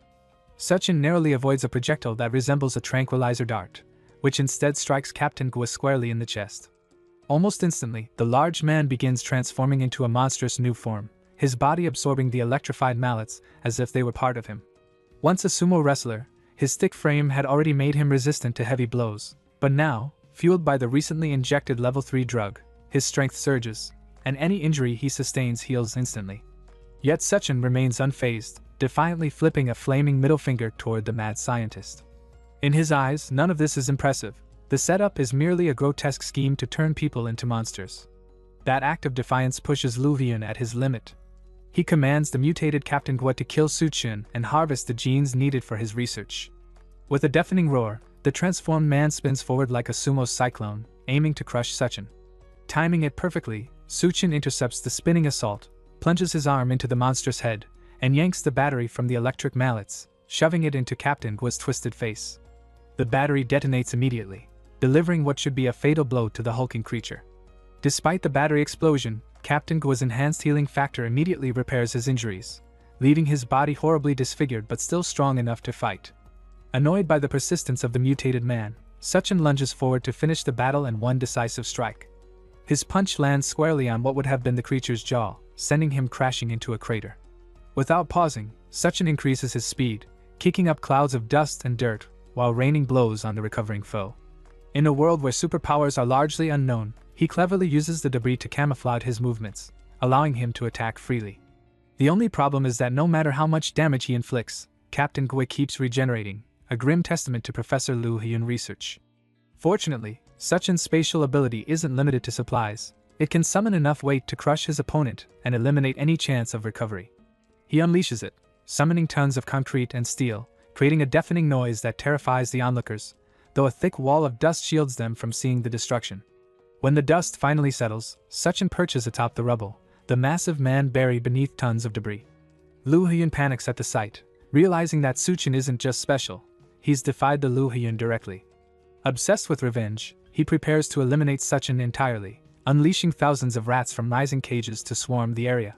Yet Suchin remains unfazed, even exhilarated, ready to ensure none of the attacking creatures survive either. The group spins around, realizing they've been completely encircled. Emerging from the cages are the rat people, once lab subjects who have now been transformed into obedient mutant soldiers under Lu Hyun's control. Suchin ignores the smaller threats. His focus is the deranged Lu Hyun overseeing them. Until Lu Hyun is dealt with, the mutant hordes will never stop, so he has no choice but to leave the minions temporarily and strike at the source. DONGHUA recalls something he once told her: she must prove her worth to remain by his side. If she can't hold her ground here, there's a real chance he'll leave her behind. She grasps her mission clearly and promises to keep the rats under control. Even so, he warns her that if things get out of hand, she must call for him loudly. Once Suchin departs, she immediately takes command, facing a swarm of rats she's never managed before. Reluctantly, she uses her mind to hold the creatures in check, allowing the rest of the group to focus on taking down as many as possible. From the top floor of his tower, Lu Hyun watches the chaos unfold. He regards the fighters alongside DONGHUA as traitors, but their fate matters little. They will soon become food for his rat army. Suddenly, his assistants report that Suchin has neutralized the building's security and reached the room of someone named Miss Yun. The news instantly draws his attention. The room clearly holds significance. He removes his lab coat and commands his aides to inject him with the Doomsday gene. They warn that it's unstable and extremely dangerous, but he ignores them, determined to confront Suchin personally and punish him for his audacity. Meanwhile, Suchin steps into Miss Yun's room, scanning several tanks filled with grotesque, failed, or still developing experiments. Most display dark, disfigured forms, yet one particular case catches his eye. Inside the tank floats a woman wrapped only in bandages, suspended in the green liquid. Unlike the other experiments, she shows no signs of mutation or tampering. It's Yun, the woman from the bar Suchun visited before the apocalypse, somehow surviving this long, likely following his earlier advice. He barely has a moment to process the surprise before focusing on rescuing her. He coils his fist and shatters the glass with a single strike, lifting Yun and pressing her against his chest. She begins to stir, instantly recognizing him. He reassures her, promising to get her out, but she's more concerned about being hungry. Their brief reunion is interrupted by a raspy shout ordering him to release her. Almost immediately, an ice arrow shoots toward his head, and he catches it effortlessly while still holding her. Lu Hyun emerges from the shadows, shouting again that she belongs to him, enraged that Suchin is touching her. Though he demonstrates ice powers, they're no match. Suchin snaps the cheap arrow in his hands, watching it crumble to pieces. He challenges Lu Hyun, asking if he really treats women like items on a shelf, unable to simply claim someone without consent. The scientist insists that in this apocalypse, ordinary people are nothing but ants, and someone with the power of evolution has the right to rule. According to him, being his woman is a privilege, but Suchin just sees the speech as proof of the man's madness. Yun clings desperately to him, begging him not to leave. Her fear is clear, and knowing she's already saved only fuels Lu Hyun's rage. He snarls at Suchin, demanding he release her, then charges, screaming that Yun belongs to him. Suchin reacts instantly, hurling a shelf to block him, but Lu Hyun swats it aside like paper. In that split second of defense, Yun leaps forward and kisses Suchin, claiming her small victory for the last time he left her behind. Exhausted, she collapses against his shoulder and faints. That final act pushes Lu Hyun past reason. He hunches in fury, teeth gritted, seeing this as the ultimate betrayal. In a flash, he begins evolving, clothes shredding as his eyes blaze white and veins pulse violently. His skin darkens, teeth sharpen into fangs, his body grows while skin tightens, and his nails morph into claws. When the transformation completes, he stands as a fearsome half-man, half-rat creature, declaring he will demonstrate the true power of a god. Suchin, unfazed, keeps hold of Yun and calmly invites the scientist to attack. He helps Yun sit against the wall, telling her to rest. She complains about being hungry, so he offers her some of his chocolate. She looks fragile from being trapped so long, and his concern for her is clear. Their quiet moment is broken when he senses a hostile presence. A grotesque monster appears, enraged that they're ignoring it. Its sharp teeth and long claws glint as it threatens to tear them apart, warning they will meet their maker for their distraction.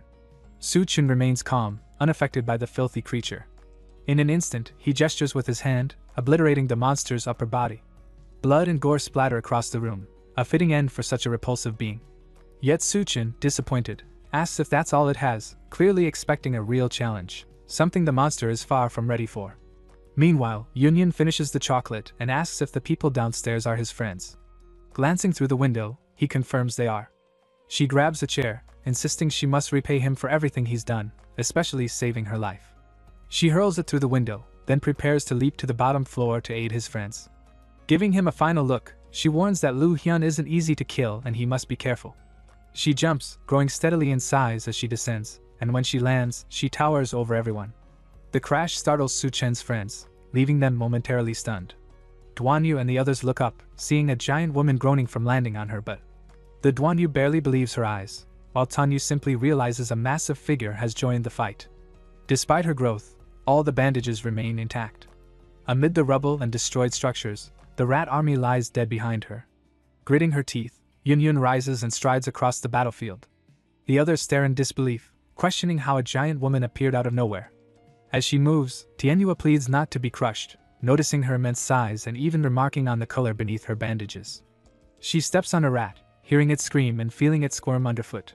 Watching the rats flee, Yun finally comprehends the scale of the threat her new companions faced. Raising her foot to examine them more closely, she exudes a menacing aura, and the terrified rats spill from the buildings, racing toward her. Fueled by vengeance for their fallen comrade, the rats surge across the empty battlefield, grabbing anyone in their path. A few manage to escape, but most are caught and torn apart before they can flee. Yun, realizing she's facing giant rats, panics and cries out for help, overwhelmed by the creatures. Her stomps shake the ground, sending shockwaves that force both humans and rats to scatter for their lives. She screams at the monsters to get away while the other humans attempt to calm her, fearing she might accidentally crush them. Many give up, retreating as she continues rampaging. From the safety of the window, Suchin watches the chaos, amazed at the raw power Yun wields. Suddenly, the rats in the room begin mutating and reviving. He turns sharply to see them rushing toward him but remains composed, knowing he can handle them. The swarm climbs over him, and he allows himself to be swallowed without resistance, acknowledging that Lu Hyun isn't easy to defeat. The rats merge around him, forming a monstrous shape resembling the legendary Rat King. Seconds later, he is completely engulfed, yet makes no move to escape. From within the mass, Lu Hyun's hand emerges like a dark omen resurrected from the dead. The full rat figure rises, now fully transformed into the Rat King Suchin has been hunting. He laughs, declaring his body nearly immortal, mocking Suchin's repeated efforts to defeat him. With his main obstacle finally dealt with, Lu Huyen sets his sights on world domination. Below, the remaining fighters freeze in shock as the rats abruptly halt their attack, standing motionless like a single hive mind awaiting commands. Duan and her companions exchange confused glances, unsure why the swarm has paused. All the rats turn their attention upward, eyes fixed on the top of the building where their leader stands, exuding the smug arrogance of a cartoon villain plotting conquest. Lu Hyun basks in his victory, his grotesque figure looming over the battlefield, eyes glinting with overconfidence. The humans recognize him as the Rat King and panic spreads among them. In unison, the rats kneel, pledging loyalty to their master, honoring the one who sustains them, leaving the Duan Yu and her friends stunned at the creature's intelligence. Meanwhile, Yun prances around, swatting rats aside and demanding they get out of her way.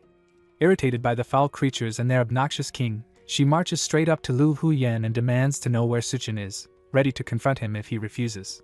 She also isn't done enjoying the chocolate he owes her. Lu Huyen, unfazed by her bold stance, coldly tells her man is gone, offended by her dismissive tone. He warns her she's asking for trouble, his unsettling smile signaling he's ready to strike. Distracted too late, Yun feels the rats climbing her body, scratching at her skin, and lashes out at them for interfering with her mission. She isn't the only one struggling against the relentless onslaught, but she refuses to be deterred from confronting their king. Duan Yu and the rest of their unlucky companions struggle to keep up as the rats suddenly go berserk, attacking with relentless ferocity. They fight to maintain their ground, but Yun is pushed to the floor, the swarm threatening to rip her apart. She shields her face with her hands, leaving the rest of her body exposed. Lu Heian laughs, boasting about using his rat army to execute his global scheme, but his words are cut short by Su Chen's voice. From the heart of the swarm, he stretches out his hand and apologizes for taking time to retrieve the crystal core. The mad scientist's face twists in disbelief, unable to comprehend what's happening. He had assumed Su Chen would have been devoured long ago, underestimating his strength. With unstoppable force, Su Chen tears open the Rat King's chest with both hands, emerging from the chaos with a fierce glare and a red glow in his eyes. Red streaks mark his body as he splits the Rat King in two. Lu Hyun, still in shock despite being split apart, can hardly believe it. Looking down at him, Su Chen reveals he has finally found what he was searching for, the Rat King's crystal core clutched firmly in his hands. With the Rat King's crystal core gone, the mutated rats grow even more vicious, squeezing through barricades as if they barely exist, and new creatures emerge from every crack and corner, searching for their next victim. They pop out of holes in the walls and floor, clutching the bones of those they've already devoured. The fighters caught in the chaos grow irritated and terrified. One man shouts as the rats slip through the tiniest spaces, urging his companion to watch the ditch nearby. A little girl's bald brother freezes as a rat rises from the sewers, sniffing for prey. Suddenly, it seizes his leg, dragging him into the depths. He screams and claws at the ground, helpless, while more rats converge. His sibling cries out as the girl clings to him, tears streaking her face. Even as he's pulled away, he tries to comfort them, telling his little brother to take care of the girl, his voice fading as the swarm swallows him. The rats retreat to their hidden lair to continue feasting, leaving only grief in their wake. Meanwhile, Tanya is utterly exhausted, barely holding back the relentless tide. Blood streams from his mouth, cuts mar his face, and his eyes sag under heavy bags. He's on the verge of collapse, realizing the fight has drained him completely. With his last ounce of strength, he slashes at the approaching monsters, but more rats swarm him, sensing weakness. At this point, Tianyu is teetering on the edge of death, barely able to maintain consciousness as the creatures close in. He is beyond exhausted, barely able to keep his eyes open as his arms give out, and it seems like the end has finally come. Once his last bit of energy fades, he accepts his fate. Yun is also being overrun, with the monsters climbing all over her and biting, forcing her to scream in pain as the buildings around shake from her frantic movements. Duan Yu struggles too, realizing it's impossible to block or control all the rats at once. Tianyu glances skyward and notices a dark figure atop the building. The figure leaps from the roof and lands in front of them with a menacing aura, instantly killing some of the filthy rats and scattering the rest.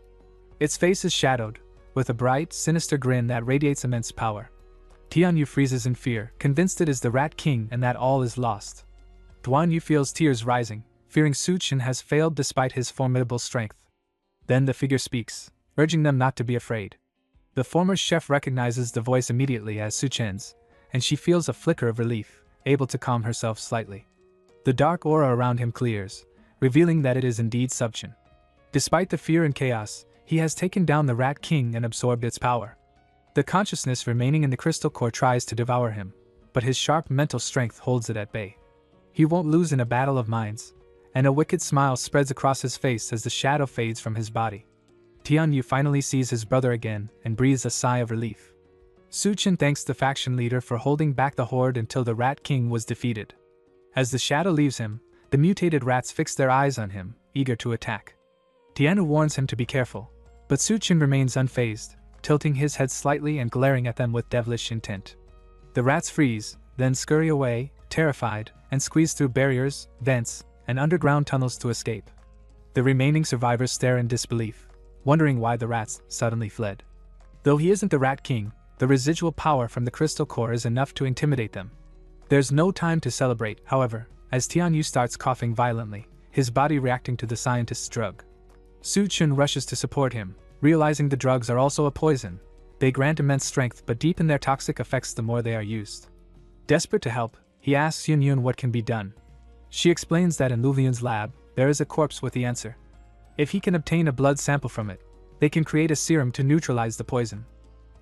With a clear mission, Su Chen returns to the lab in search of the monster Yun described. He reaches a door deep within the building, the same area where he faced the Rat King, and wonders if this is the place Yun mentioned. A strong, oppressive aura seeps from behind the door, unnatural and heavy even from outside. With no other choice, he opens it, and a wave of stale, frozen air leaks out. Entering feels like stepping into a black hole, as if a thin barrier of pure mental power blocks the lab's entrance. Breaking through, he checks himself but notices no physical changes. Confused, he looks ahead and sees someone sitting at a computer, far from the corpses Yun warned him about. The woman greets him casually, calling him her classmate Le. Su Chen is stunned and confused. She must be mistaken. He glances at his reflection in a lab machine and freezes. He truly looks like Lu Hyun. He immediately realizes this must be some kind of illusion, and that he needs to wake up quickly. For now, though, he decides to play along. He greets her as Professor Xiao, and she invites him to take a seat. Su Chen assumes he has somehow entered Lu Hyun's memories, reliving the past. Xiao removes her jacket, and when he asks why, she explains the lab is stuffy and she needs to cool off. On the table beside them, a crab is under experiment. Lu notes that a common parasite is found in these crabs, and she confirms, explaining it's a strange organism that coexists with its host while using it for protection, a parasitic succulina, which they are both studying. At least, that was the plan until Professor Xiao got a new idea. Leaning closer, she asks if he finds the creature interesting as she rests against his back and brushes his chest. Lu struggles to maintain his composure, but her revealing clothes and the way she presses against him make it increasingly difficult. The moment grows intense as she leans closer, impressed that he is both knowledgeable and physically capable. Lu smiles wryly, ready to handle the situation carefully. He turns his seat around to face her, and she moves close, their focus shifting to working together rather than the experiments on the table. The chair creaks under the movement, and they almost stumble as they navigate the cramped lab space. Looking out the window, she notices the moon glowing strangely, signaling the start of the apocalypse, and a sudden burst of blinding heat fills the room. They scramble to block the light, realizing the lab has become a dangerous shelter.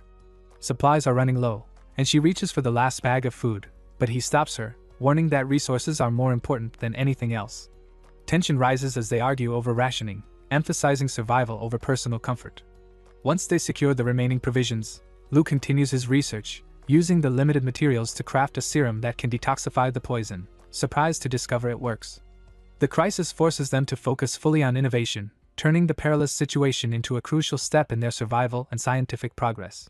Examining the data closely, Su Chen is amazed at its potential, calling it a doomsday gene in awe. In the lab, Xiao hangs suspended in a weakened state, her form barely recognizable, Yet she taunts him about the crystal core he has been searching for. Laughing, he holds the crystal in his hand but quickly realizes its true nature and shatters it, revealing that her claims were false. Slowly, Lu's image fades, revealing Suchin himself, who points out that if the crystal were genuine, she would have been defeated long ago. Xiao curses her misfortune, frustrated that she was so close to achieving her goals, only to be outwitted by his mental strength. When she pleads to give him her power in exchange for freedom, Suchin pauses, pity flickering in his eyes. But he knows the parasite she carries would overtake him if he allowed it entry. With careful precision, he neutralizes her threat, and her presence begins to fade, leaving the lab quiet once more. With the crystal core finally secured, Suchin remembers his original goal of acquiring a sample of the parasite for research. He considers the antidote he's been searching for and notes that there must be traces left in the lab. Observing the parasite's behavior, he reflects on how it forms root-like branches in its host, linking and controlling the body, eventually turning it into a servant to the crab parasite, an insight that could change everything for his work. With the university completely cleared, dozens of refugees wander the empty streets searching for a safe place to settle. The floodwaters have receded, leaving the roads passable, but also exposing the corpses that once lay beneath, now beginning to mutate once more. As the group moves forward, they are warned not to linger or look around, urged to keep walking to save time. Yunyun fidgets nervously, asking DONGHUA where Suchin is taking the remaining medical students. DONGHUA explains that the University of Science and Technology is no longer safe, mutant rat men roam its grounds, and that Suchin plans to escort the survivors to a secure zone in the next town. Hunger gnaws at Yunyun, making the long walk even more difficult, and she starts thinking of finding Suchin herself in hopes of getting something to eat. DONGHUA firmly stops her, reminding her that she isn't allowed to go. Yunyun wonders why DONGHUA is being so strict, stopping her from getting food, but for the former chef, it's more than just rules. DONGHUA tells her that since she's following them, she must obey and do as instructed. Her mind drifts back to a time when Suchin had behaved strangely, a fiery intensity in his eyes as he told her not to be afraid and insisted he needed to cool off. She had been unsettled by his sudden, unexpected boldness, and ever since, she's remembered how unpredictable he could become. Back in the present, DONGHUA wonders if his volatility might be linked to the crystal cores he absorbs. As the group presses on through the city, Suchin explains that once the floodwaters recede, bacteria, viruses, and even plants will begin mutating rapidly. Many resettlement areas will collapse due to the lack of medical professionals, who are extremely scarce at this time. If they can protect and make use of the doctors they have, they'll be able to secure a safe zone and establish a new resettlement area. Beyond securing their own safe zone, Suchin knows that if other hostile forces appear in the future, having a base will give them the resources and leverage to defend themselves. He also takes pride in the good harvest at that time, thanks to Yunyun discovering an effective way to produce serums and recovery potions. He believes that once Tianu and the others have fully recovered, they will be able to assist him when necessary. Using his spatial ability, he has managed to store all the laboratory's research equipment and materials safely within his dimensional space. His thoughts then drift to the rat's crystal core he absorbed. It not only boosts his berserker powers but also increases his physical strength and grants him ice abilities.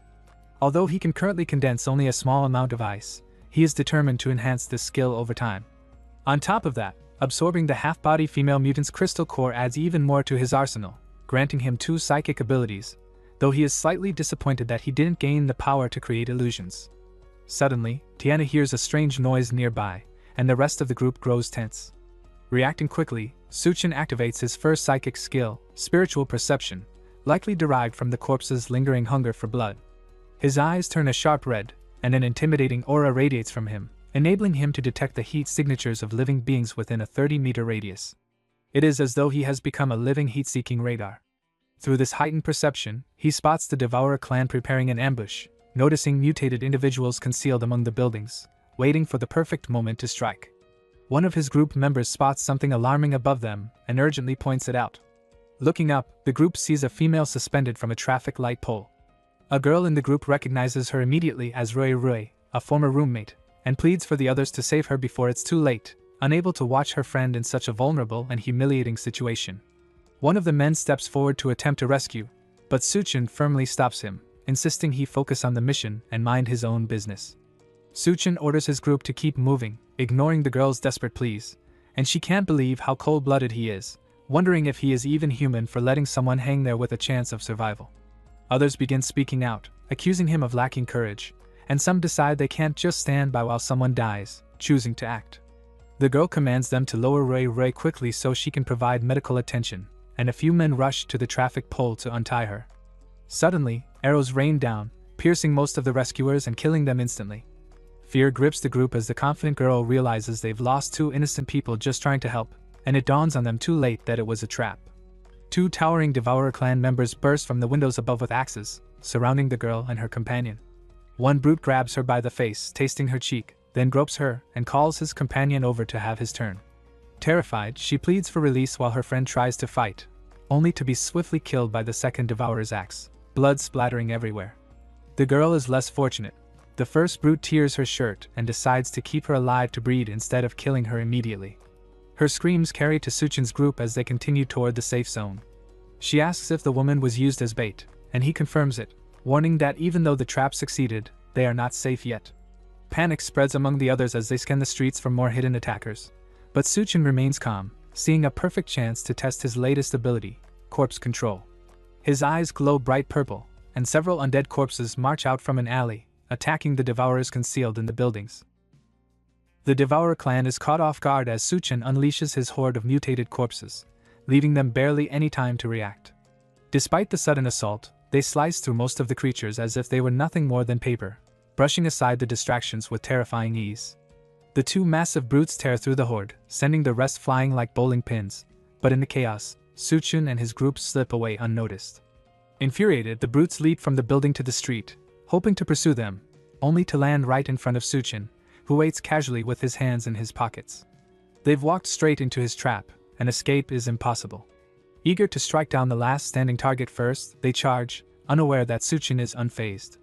He notes that without crystal cores, the Devourers aren't worth his personal attention and lets his controlled corpses handle the punishment. As he decides, dozens of undead surge from hiding spots to encircle the brutes, this time in overwhelming numbers they cannot easily cut through, forcing them to fight desperately for their lives. Meanwhile, Huching, the rest of survivors, finally reach the safe zone they've been heading toward. A booming voice challenges them, demanding to know why they are trespassing. DONGHUA, leading the group, explains that they are travelers from the University of Science and Technology seeking refuge. Suddenly, a man leaps from the rooftop, landing in front of them with a threatening aura, clearly displeased by their presence.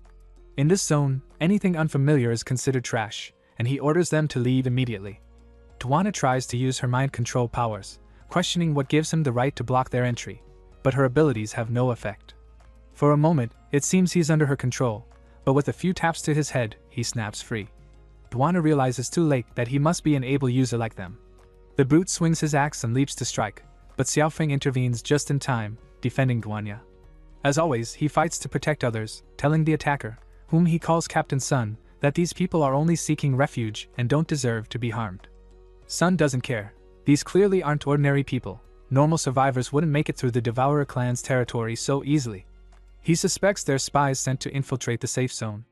At this, Suchin finally steps out from behind the group to face his old friend, telling the brutish Captain's son that if he doesn't want them, he'll simply take the dozens of doctors he brought to another safe zone. This revelation catches the guards off guard. They hadn't realized there were so many doctors in the group. Surviving alone is rare enough, but bringing dozens at once is extraordinary. Xiaofeng, seeing Suchin again, understands these aren't ordinary wasteland survivors and cannot be Devourer spies. He pledges his life to protect them personally. With Suchin present, if he claims there are dozens of doctors, he must be telling the truth. After all, past feats prove he could convince anyone even if he said he had thousands. Backed by his soldiers, Captain Sun has no choice but to allow them in. Doctors mean no more burying patients alive, and the sick can finally receive treatment. Disappointed to miss swinging his giant axe, the captain walks away but warns Xiaofeng that if the doctors fail to cure the patients, he'll bear the responsibility for vouching for them. With permission granted, the soldiers lead Suchin's group into the safe zone while Xiaofeng stays behind to apologize, telling him not to take offense, saying the captain is just like that. Suchin isn't bothered. He's dealt with far worse throughout the apocalypse.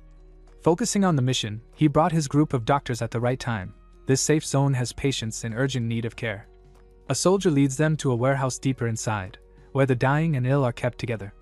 In the back, they see the corpse of a woman infected by a strange condition. Hundreds of small white mushrooms cover her body, sprouting straight from her skin.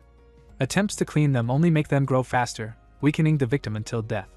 Suchin immediately recognizes it as a mutated fungal infection. The plants themselves had begun mutating just like the people, which meant they could infect and even control anyone they came into contact with. Suchin advised that the group warn others to be careful around young shoots, making sure no one got pricked by them. DONGHUA leaned closer to examine the vegetation sprouting from the young woman's body, realizing it was feeding off her. For now, her only option was to take a sample and try to study it, hoping to develop a cure or medicine for the infection. Yet this was only the start. Rapid mutations were spreading fast, and if these new plants weren't eliminated, they would grow uncontrollably and eventually attack humans. That would give the Devourer tribe the perfect chance to strike the safe zones, turning countless people into nothing more than livestock for them. The tribe would grow stronger, and that was clearly against Su Chen's interests. He had to ensure the safety of this zone to preserve it for his own future plans. For the moment, though, the priority was to assess the situation and secure everything. As he considered his next move, a loud commotion erupted elsewhere in the safe zone. A van roared through the streets, someone atop it shouting for people to get out of the way. It was the DONGHUA, the Lord's son, recklessly driving and firing at innocent people for no reason. Even so, Xiaofeng's team didn't intervene. Xiaofeng explained to Su Chen that the team had already been disbanded, probably because they had allowed the newcomers into the city despite Captain Sun's warnings. This wasn't the first time the city lord's son had wreaked havoc in the streets. He considered the elderly and children worthless, seeing them as useless to the safe zone, so he casually ran them over or shot at them without consequence, protected by his status. As he sped along, his eyes landed on Yun, crouched over someone injured and lying motionless on the pavement. He pulled the car to a stop beside her, grinning arrogantly, and asked if she wanted to hop in, promising he could take her somewhere to eat. Yun slowly rose to her feet, saying she was so famished she could barely walk.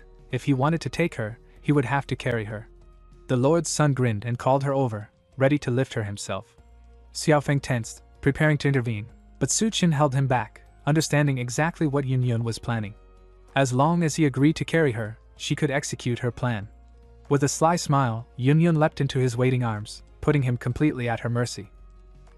Just before she hits the ground, Yun suddenly grows to her full enormous size, grinning down at him as she falls.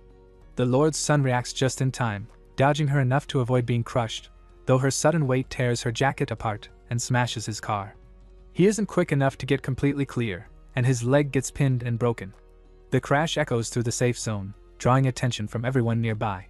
Screaming from the pain, the young master writhes under Yun's gaze, and she taunts him that even when given a chance to prove himself, he's still useless. She presses her massive foot down on his already injured leg, making him scream even louder. Soldiers from deeper in the zone rush toward the noise, questioning what happened, and he points at Yun, calling her a monster for growing gigantic and breaking his leg.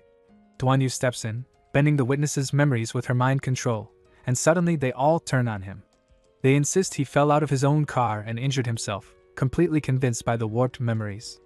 The young master, realizing he's been set up, calls for his father to intervene. Watching from nearby, Captain Sun chuckles, anticipating the chaos with amusement. A car surrounded by dozens of soldiers arrives at the chaotic scene, where the young lord still sits helpless on the ground. Su Chen's group and Xiaofeng watch closely as the city lord steps out, his presence commanding attention, and demands to know what's happening. The way people rush to answer him, along with the security detail that piles out behind the car, emphasizes his authority. Xiaofeng steps forward to defend his friend, explaining who Su Chen is and mentioning that he brought dozens of doctors seeking refuge in the safe zone. He also tries to call out the young lord's reckless behavior, but the boy interrupts, demanding his father punish them all for his broken leg. The city lord ignores his son's outburst and slaps him across the face, showing he has already warned the chaotic youth about his behavior and knows what goes on in his absence. This isn't the first time he's told his son to treat every newcomer with respect. His vision is to make the safe zone a place of hope, where anyone who arrives feels warmth and safety. Because of that commitment, even his own son faces punishment when he steps out of line. The crowd watches, impressed by the city lord's sense of justice, and they begin cheering, recognizing the rare kindness and nobility he brings to a harsh, unforgiving world. The city lord turns to them personally and invites them to stay, offering a chance to build a new dream together. He promises the best food and generous conditions to ensure everyone can survive in this hellish world. Xiaofeng quickly tells Su Chen that thanks to the city lord, his group can remain safely, but Su Chen is already gone, along with his two girlfriends. They slipped out of the city as soon as the lord appeared, knowing it would be unwise to stay. After Yun crippled his son, some form of revenge was inevitable. Forced to spend the night in the woods, Yun nervously admits to her new sister that it's her first time sleeping outdoors. DONGHUA, having survived so long in the apocalypse, seems experienced enough, and she tells Yun to stop overthinking. Besides, with Suchin around, sleep might be the least of their concerns. Suddenly, he appears behind them, warning them to stop fooling around. Someone is coming, and they need to be ready. Then he calls out to the hidden enemies behind a pillar, exposing their attempted ambush. Dozens emerge, confronting him, taunting that he won't get away so easily after breaking the young master's leg. They surround the group, confident escape is impossible. But Suchin never intended to flee. He only avoided a killing spree in the city to prevent harming his friend's team. The men mock him, thinking a killing spree is laughable when he's clearly outnumbered, and step forward to finish him. With casual precision, Suchin obliterates one of them with a single punch, making the rest finally understand what he meant by a killing spree. Panic spreads, and they open fire on the group, desperate to take him down before it's too late. Suchin doesn't hesitate. He draws his dual katanas and in less than a second, cuts through all the men surrounding them. Only one remains, trembling and begging for his life, promising to reveal a secret about the city lord if spared. Suchin pauses just before the sword would strike, telling him to speak. The man confesses that the city lord maintains close ties with the nearby Devourer clan, trading behind everyone's back every week. The city gives up refugees in exchange for food. Yun, furious at the revelation, smacks him on the back of the head. All this time, young people have been handed over for supplies.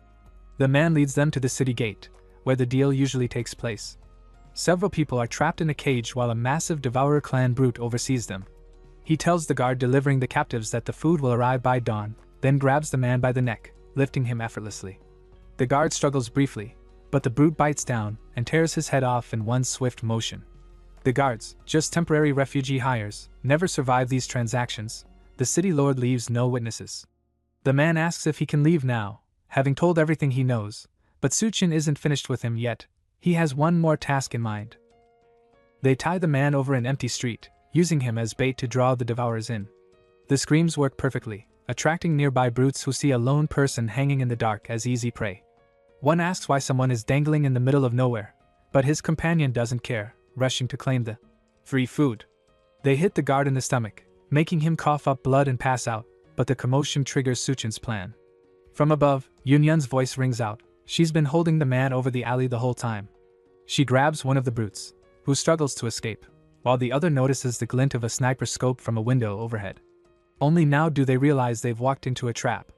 Upstairs, DONGHUA steadies a sniper rifle, recalling Suchin's warning that the Devourer's mutated skulls are too tough for a single bullet.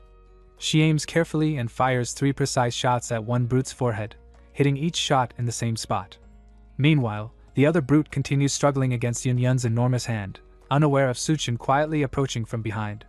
A sudden touch of his hand on the brute's head crushes it instantly. They quickly take out the rest of the group. With the Devourer clan's main force eliminated, Suchin and the girls seize all the food that was meant for the city lord and head toward a surprisingly intact house, a rare sanctuary in the harsh apocalypse. Suchin summons a bed from his inventory along with enough food to make a proper feast for himself and the 2 girls. DONGHUA remarks that if he wants a settlement base, he could just take over a different place. There's no need to get tangled in the conflict between the city lord and the Devourer clan. While that makes sense, Suchin knows that building a base takes time and effort he isn't skilled at, and managing it properly requires someone experienced. Conveniently, Hachang fits that role perfectly. As they talk, Yun appears in an outfit that leaves little to the imagination, spotting both DONGHUA and Suchin lying on the bed. She questions why they started without her.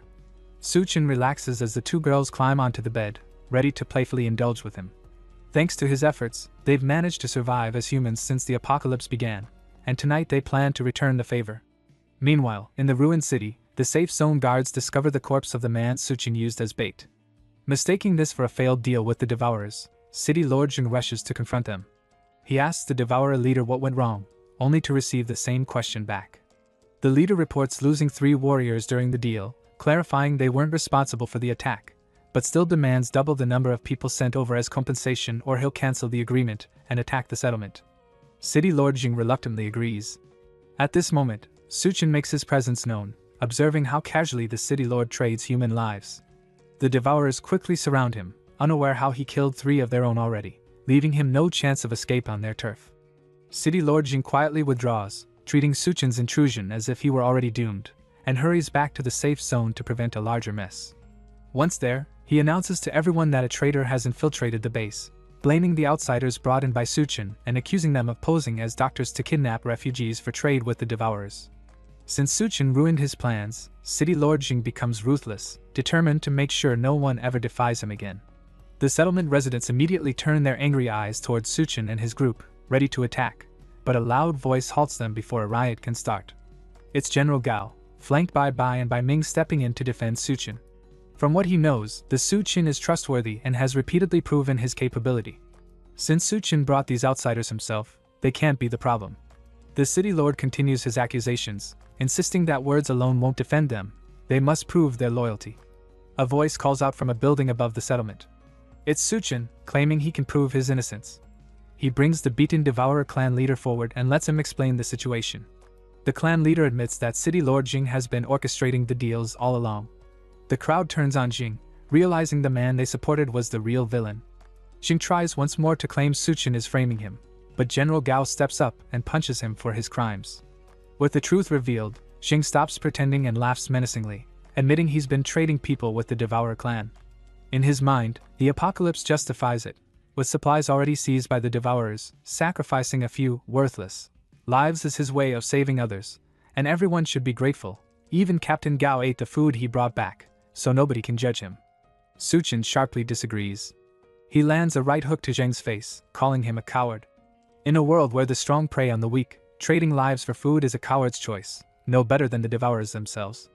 With the former lord knocked out, Suchin turns to General Gao and offers to build a place that truly belongs to humanity, a settlement for civilization itself.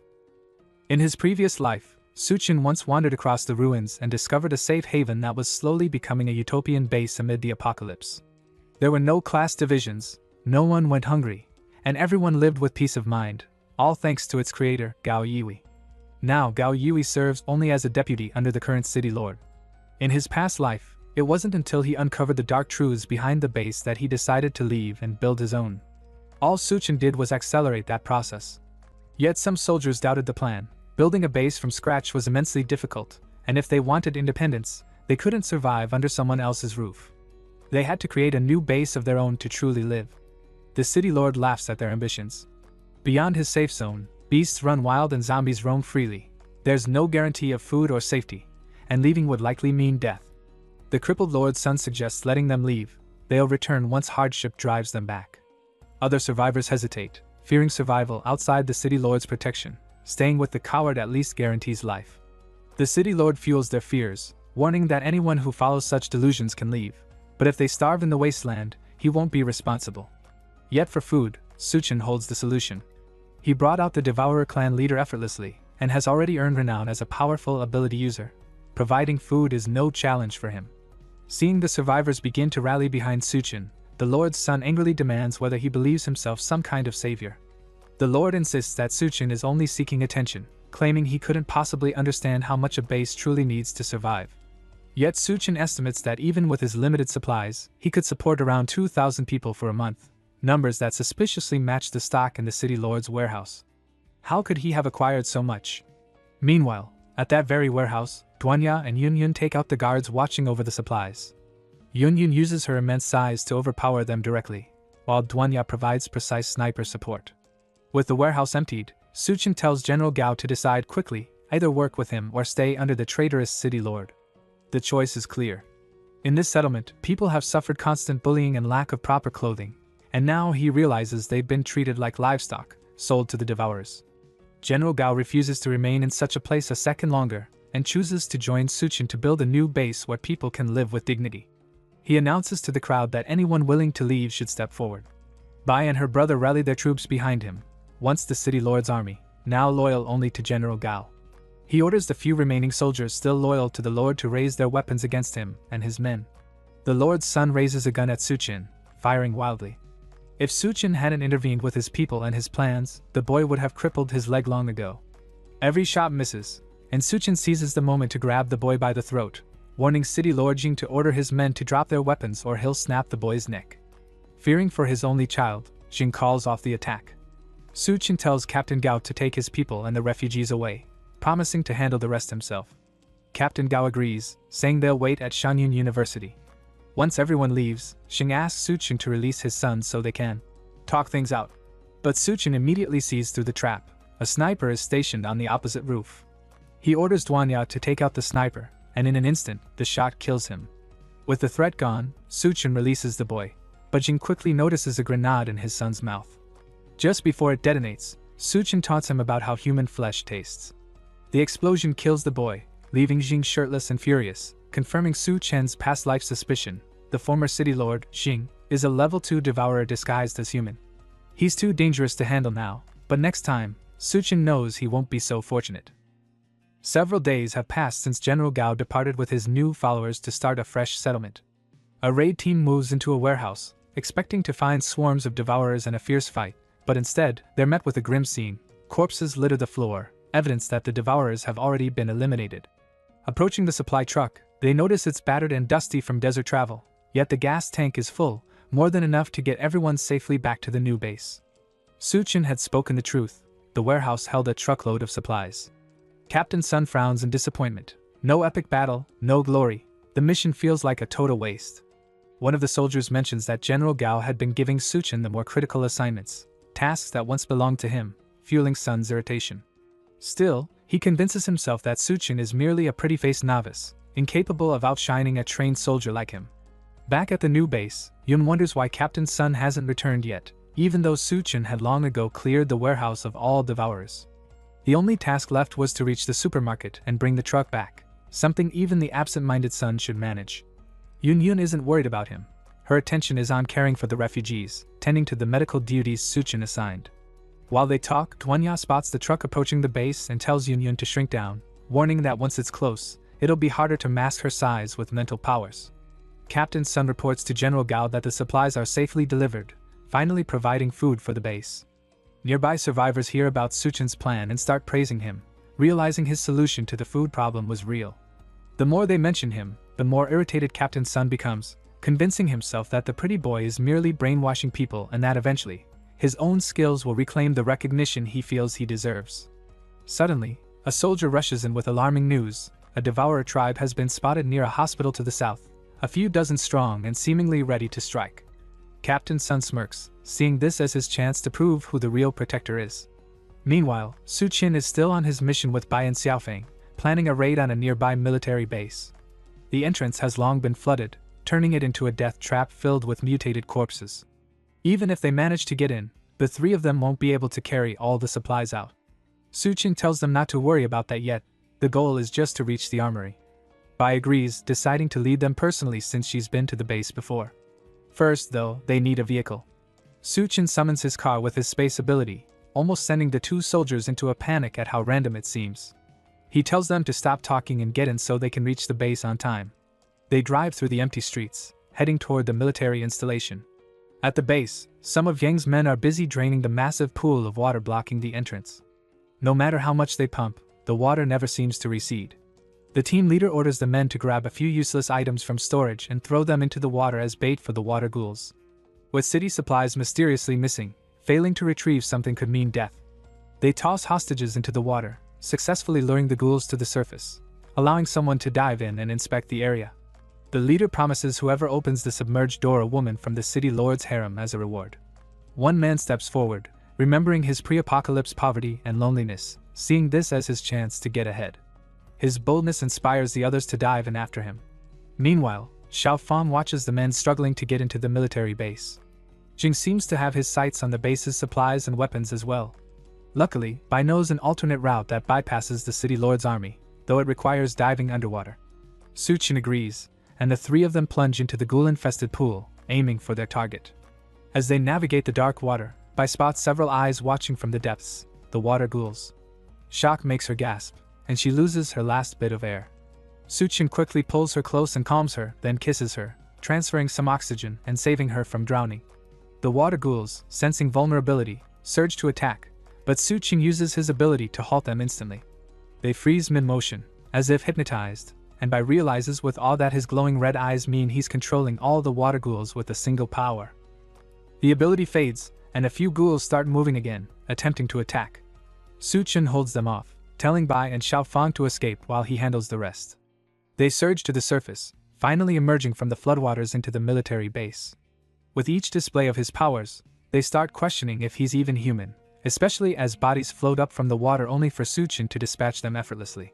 They wonder how many abilities he possesses that remain unseen. Once all the water ghouls are neutralized, one drops a rare white core, a low-drop item for monsters. Getting one so quickly is usually considered a miracle, yet Suchin seems unsatisfied.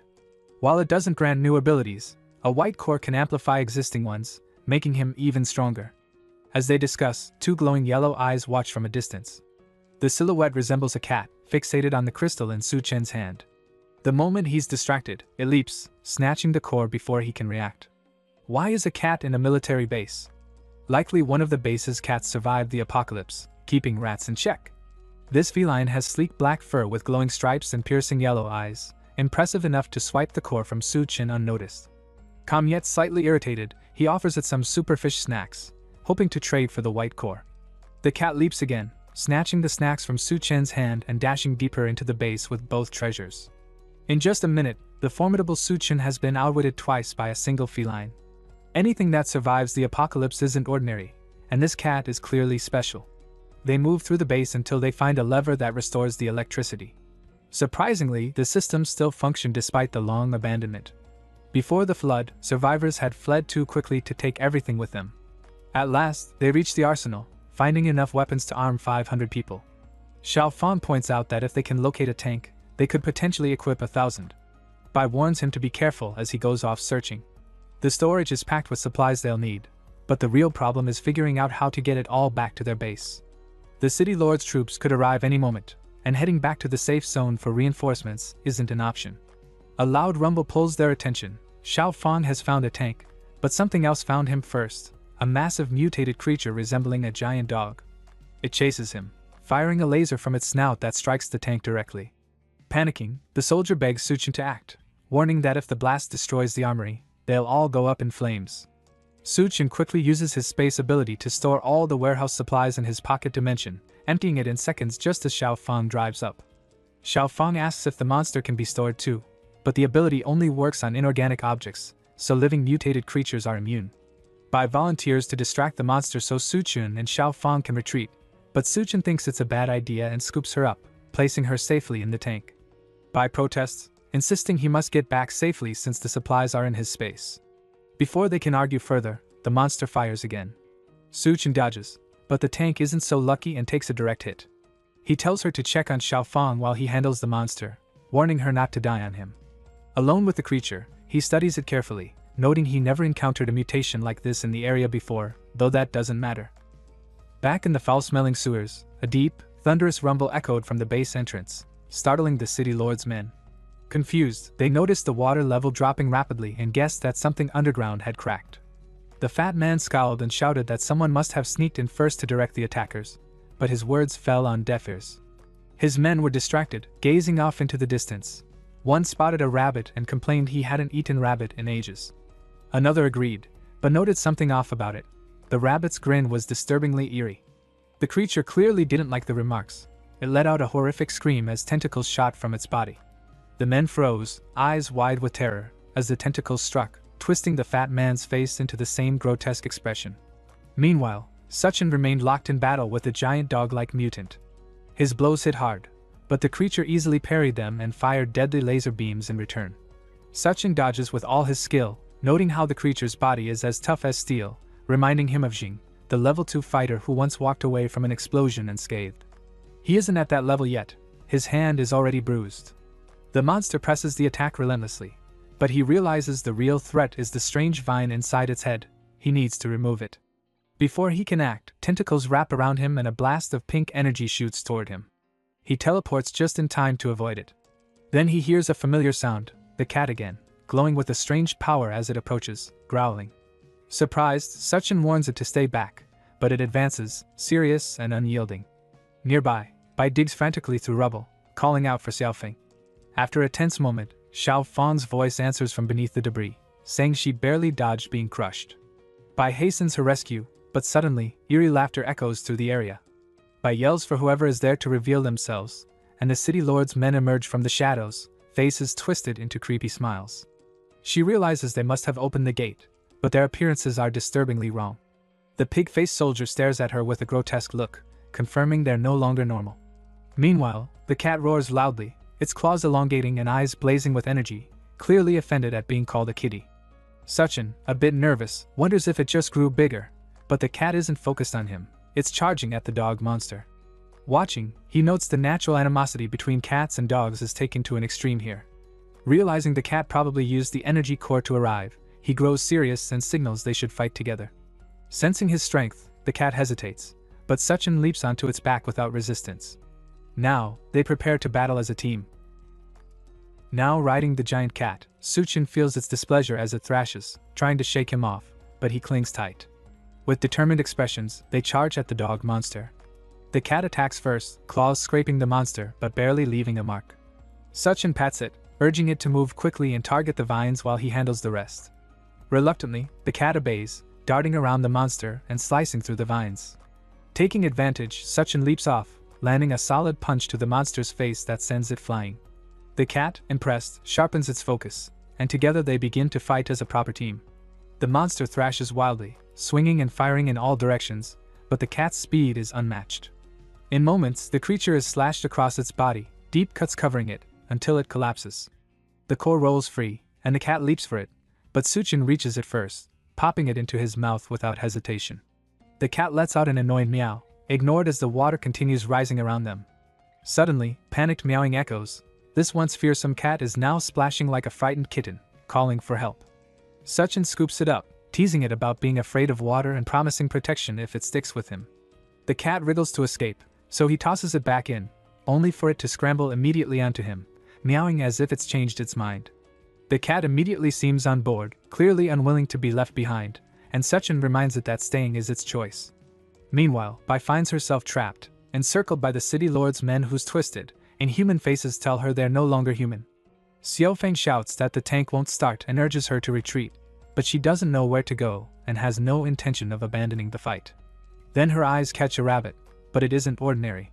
Its sharp teeth and sinister smile give way to a monstrous form, a tangle of vines leeching energy from the city lord's men and controlling their bodies like puppets.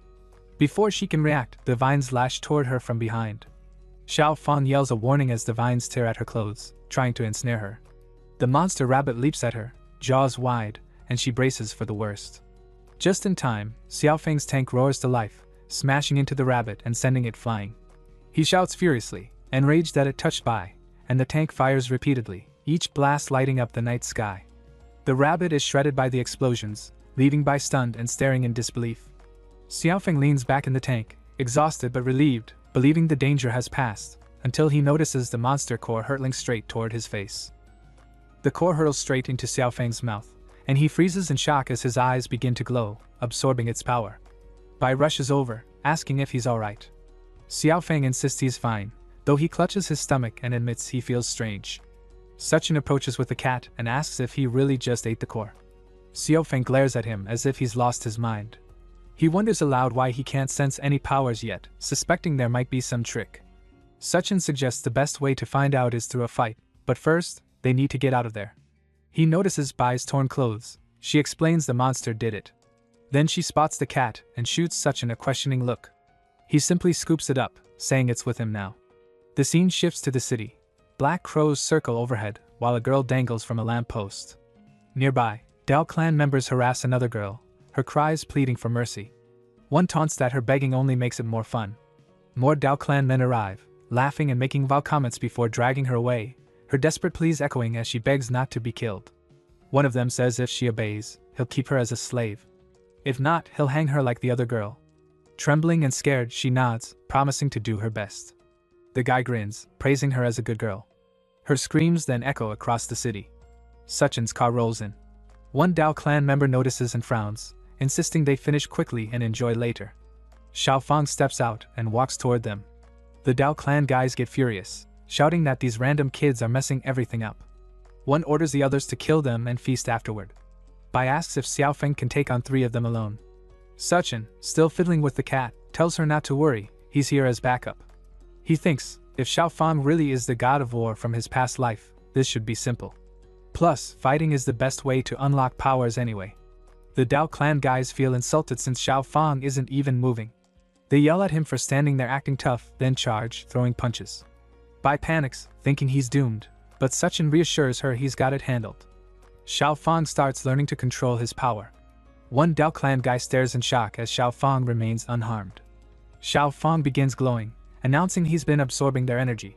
They refuse to believe it and keep attacking. Then Xiao Fang's eyes shine even brighter, and he shouts that he's not just absorbing, it's stealing. Blue light envelopes him as he drains their power. The Dao clan members scream, feeling their strength vanish. Suchin watches, thinking this is insane. Xiao Fang acts like a black hole, pulling in everything nearby. Suchin is now certain he's the real deal. Suddenly, a massive axe soars through the air, decapitating all 3 Dao clan guys. Xiao Fang stands frozen in shock. Captain Sun arrives with 500 soldiers, saying he came just in time or Xiao Fang would have been food. Without missing a beat, he asks for their food as thanks. Xiao Fang is puzzled, but Suchin tells him to get in the car. Suchin walks over and hands Captain Sun what's left, who opens it, sees it's dog food, and starts yelling. Suchin is already driving off, shouting back for him to enjoy the meal. One of Sun's men asks why he didn't kill Xiao Fang when he had the chance. Sun frowns, saying the axe moved on its own. He looks furious, complaining that the general trusts an outsider more than his own soldiers. Another guy adds that now Xiao Fang has powers, they'll lose their spotlight. Captain Sun declares that if the general no longer trusts him, he'll make his own move, clearly aiming to take control. In the car, Suchin asks Xiao Fang if Captain Sun has an issue with him. Xiao Fang shrugs, saying he's always been like that. Suchin realizes Xiao Fang can't even defend himself from his own team. Without his intervention, Xiao Fang would be finished. That hints Captain Sun might be scheming, and Suchin figures he's assembling his own team within the base. He resolves to handle it personally. Meanwhile, at the base construction site, the workers cheer as Yun builds the wall with incredible speed, completing it effortlessly. One worker remarks how much faster they are with her help. Yun laughs, saying she needs to eat a lot when she transforms. The workers assure her it's fine, as long as the wall keeps everyone safe, even wiping away tears as they speak. Then Yun spots a car approaching in the distance and beams, thrilled to see Suchin has returned. Suchin's car rolls into the base, weaving through streets crowded with workers busy fixing everything up. The cat leaps out, but Suchin quickly tells it to calm down and not frighten anyone. The cat meows in response, almost like it understands him. Bai watches, commenting that the cat looks genuinely happy. Xiaofeng wonders aloud if the cat might bolt since Suchin isn't keeping a strict hold on it. Suchin parks the car in his spot and mentions how much he spent on snacks and ice cream for the cat on the way back, joking that it's practically living like royalty. Where else could it get a life like that? Later, they arrive at a large, empty warehouse. Gao asks if it's spacious enough, and Suchin confirms, saying it's perfect. He then channels his power, and a flash of light fills the room. Gao's eyes widen as towering piles of military supplies suddenly materialize, stacked like mountains. Suchin explains that with all these weapons, the base's security is basically secured. Gao remains stunned and asks why Suchin revealed his power to them. Suchin just laughs, saying they're all in this together now, and if he can't trust them, who else can he? He calls her beautiful and tells her to have some fun.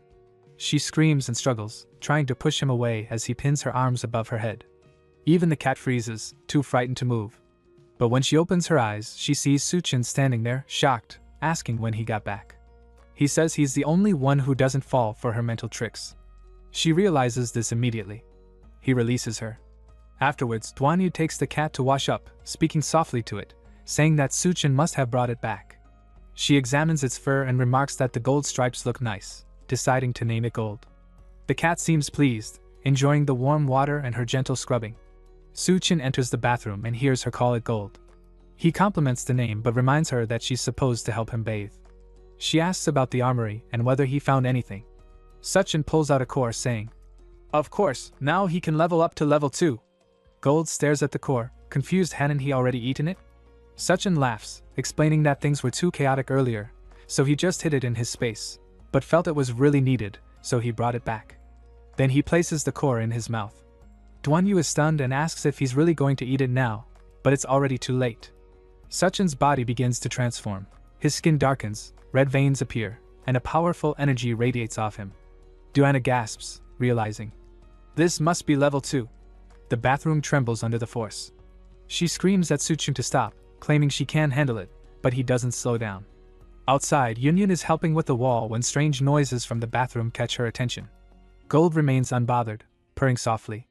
Frowning, Yun walks over, peeks inside, and sees Suchin holding DONGHUA close in the bath.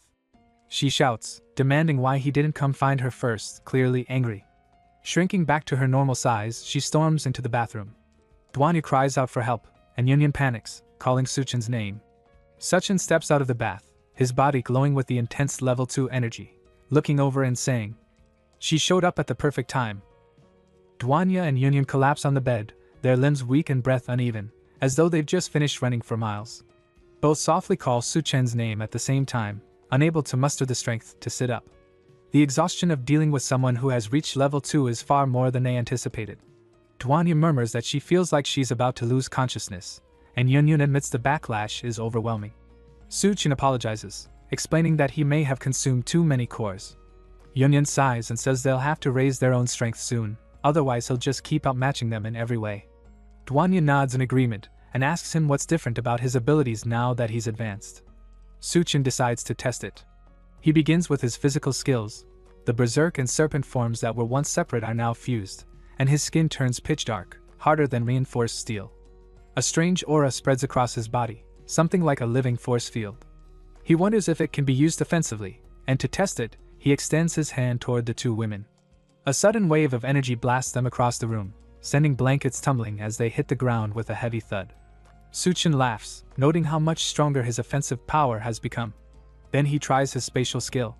Where before he could only tear space by touching it directly, now small portals open in the air around him within a range of 20 meters. Yunyan, still sprawled on the floor, calls him a jerk for tossing them like that, but Suchin ignores her and keeps going. Next comes his ice power. Until now, he could only form shards, but now he can layer ice across his body like armor. It isn't especially practical yet, but it's still a step forward. He suddenly thinks of combining abilities, channeling ice through the spatial gates to launch shards from every angle. Each one strikes with the force of a bullet, and he grins, saying it's perfect for ambushes. DONGHUA and Yunyan stare in surprise. Yunyan mutters that if he keeps evolving at this pace, he'll end up launching missiles next, and DONGHUA quickly agrees. Finally, Suchin shifts to his mental sense.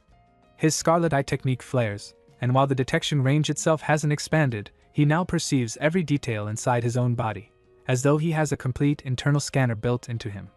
But then something shifts inside him, an odd sensation, like he's suddenly been pulled out of his own body.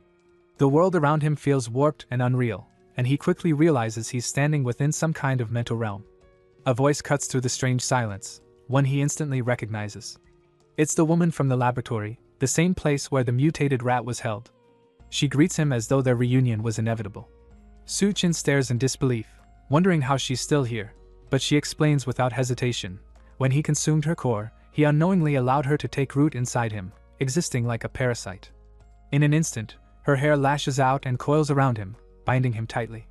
Suchin seethes with anger as he discovers his steel body and spatial leaps are useless here in this mental domain. The woman smirks, saying that since she's part of him now, she intends to take something for herself. She leans forward, lips closing in as if to claim a kiss, but he isn't about to fall for her act. Instead, he recalls another of his abilities and summons chains that whip out and lock her in place before she gets close. She thrashes and strains against them but can't break free.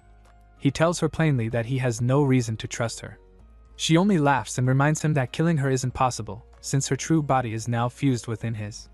Suchin snaps back that if that's the case, she can rot here trapped forever. Yet she isn't finished. With a defiant grin, her hair erupts from the ground like a living web, stretching and twisting until it wraps around him from every angle. He struggles, but the strands coil tighter, smothering him until he's completely bound, looking more like a grotesque cocoon than a fighter.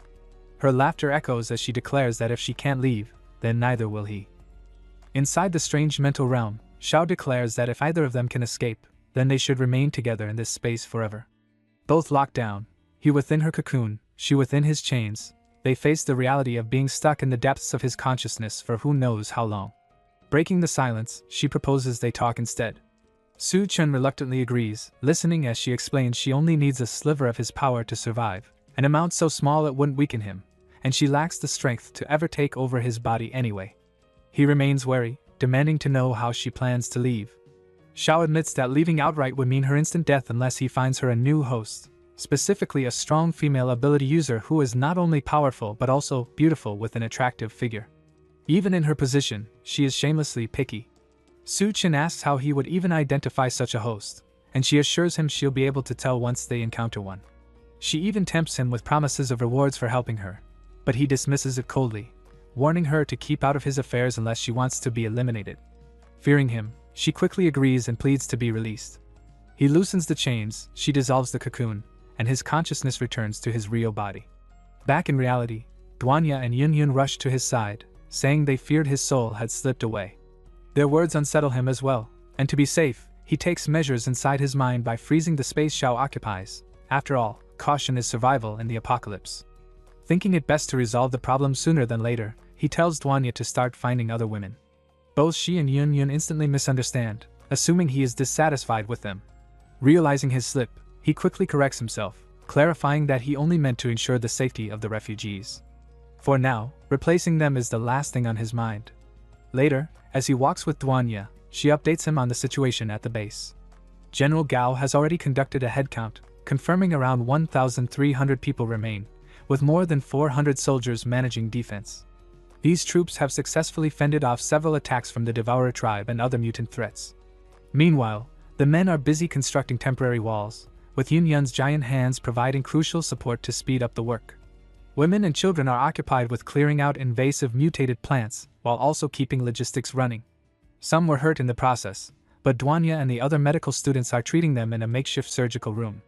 She adds that once the wall is completed, perhaps the community can finally breathe a little easier, at least for a short while. Su Chen, however, doubts anyone will be able to truly rest anytime soon. Even though security and supplies are stable for the moment, there's still the looming issue of reclaiming the hospital from the Devourer tribe to secure much-needed medical resources. The matter is brought up in a strategy meeting where General Gao listens carefully, open to suggestions on how best to carry out such a risky mission. Just as Captain Bai's brother is about to recommend Captain Sun, their most skilled fighter with the most disciplined team, the hot-headed Sun interrupts, demanding to know why Su Chen isn't present. He mocks him for preaching about building a base yet skipping crucial discussions. Gao immediately warns him to hold his tongue, reminding him that without Su Chen, there would be no base and no people left alive for him to bark at. Gao finds Sun short-sighted, recalling how Su Chen had once entrusted leadership of the base to him, uninterested in command himself but confident in Gao's ability.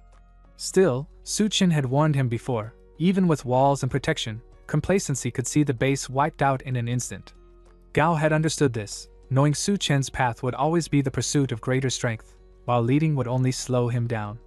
Back in the present, Gao assures the room that if the situation truly calls for it, Su Chen will intervene without hesitation. Sun pushes back, saying the Devourer tribe is formidable, and he won't take responsibility for the inevitable losses that come with the mission. His words hint that bloodshed is guaranteed. Gao responds by assigning Lu Xiaofeng to provide support, and promises to personally ask Su Chen for help, ensuring the outcome will tilt in their favor. Only then does Sun agree, leaving the meeting to prepare. On his way, his subordinate questions why they're still following orders when their plan is already to seize power. Sun confides that his real concern lies with Su Chen and his ally. This mission, however, is the perfect cover to eliminate them quickly and cleanly, paving the way for their takeover. Back at the meeting, Captain Bai's brother quietly points out to Gao that everything is unfolding exactly as Su Chen had predicted. Gao can only pray that Sun doesn't overstep and cause disaster. The discussion shifts toward the city, and Gao is told the field team has already been dispatched for reconnaissance. Su Chen had warned earlier about something significant stirring in He City, another refuge zone. The scouts sent there happened to be none other than Su Chen's old acquaintances, Miao Puyuan and Tanu, who are now lying low. Miao, bitter at how far Su Chen has surged ahead in power, grumbles to his partner, wondering if they should beg him for crystal cores. Tianyu cuts him off sharply, reminding him that they owe Su Chen their lives and that true strength must be earned, not begged for. Even so, Miao vents his frustration, pointing out that despite their endless battles against monsters and zombies, luck hasn't favored them at all. As he continues to complain, Tianyu suddenly raises a hand, tense. Someone is coming. The sound of footsteps echoes closer. At the city gates, it isn't Miao Puyuan and Tianyu being approached, but rather the guards stationed there. Two dim-witted lackeys arrive, dragging along a group of captive women as tribute for the city lord. Among them sits none other than the twisted, masochistic agent from the Federal Bureau of Evolution. The guards check the captives and escort them inside to present them. The lackeys are practically drooling, convinced this delivery will make them rich. When the women are brought before the city lord, he looks them over with satisfaction and declares that any who can bear him a son will be spared. Terrified, the women beg for mercy, but he dismisses them as nothing more than breeders with no right to plead. To prove his point, he seizes one by the throat and begins violating her in full view of everyone. Even in the middle of this, a report reaches him. Suchin and his allies are preparing to strike the hospital. His mood darkens instantly, and he bellows that his men must prepare to wipe them out. Suchin must die at any cost. But the messenger hesitates, explaining that their troops are too weak to fight after being starved for so long. An alternative exists, forcing the civilians into becoming devourers, but the process takes far too much time. The vile city lord keeps abusing the poor woman in his grip as the discussion drags on. It's then that woman who has remained silent among the other slave girls until now, suddenly speaks. Her words catch his attention, and he turns toward her, still continuing his abuse of the maiden while giving her his ear. Meanwhile, the two lackeys who brought the captives are dealt with cruelly. They're buried alive, with only their heads left above the dirt. Panic-stricken, they cry out to their master for help, unable to understand why they're being punished. The city lord answers coldly that the woman before him has offered a way to rapidly build the devourer army. But the price is steep. She needs their heads as ingredients for her potion. The two buried lackeys desperately plead, insisting the strange woman is lying just to get revenge on them for selling her as a slave. The city lord chuckles darkly, admitting that could be true, but he won't know for sure until he puts it to the test. With a single brutal swing of his spike bat, both their heads are sent flying, landing with a sickening splash into a massive pool of blood where other victims are already being thrown in alive.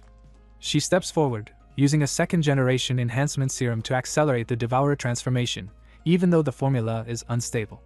She pours it into the bubbling pool while more screaming humans are shoved in, forcefully drowned until nothing remains of them. To the terrified captives awaiting their fate, she declares that they should be honored. Only the chosen ones are granted entry into the blood pool, and only the strongest will rise as warriors to serve the city lord. Her eyes burn with madness as she vows to take revenge on Suchin for destroying the evolution base, which she blames for her capture and torment. Before long, the first batch of twisted devourers begins crawling out of the bloody vat, grotesque and powerful. Outside the city walls, the hidden scouts watch in horror, realizing the Lord plans to turn all 2,000 residents into mindless soldiers under his control. They know this information must reach the base, or everyone is doomed. But their cover is blown. Devourers ambush them from behind, having already noticed their spying. The situation turns grim immediately. Tianyu grits his teeth, preparing to buy time. He orders his partner to run and deliver the intel, but the monsters laugh, saying it's better they both stay for dinner. Back at the base, Xiaomei greets Suchin eagerly, and he checks on her, asking if anyone has bullied her. She grins and jokes that no one would dare mess with his woman. Their lighthearted moment is cut short as General Gao arrives, updating Suchin on the mission. He admits that the task may be too much for Sun and his men alone, and asks Suchin to lend his strength. Without hesitation, Suchin agrees. But Gao isn't finished. He has yet another favor to ask of him. Gao explains to Suchin that the hospital's proximity to their base will eventually become a major problem if left unchecked, not to mention the stockpile of medical supplies inside that they desperately need.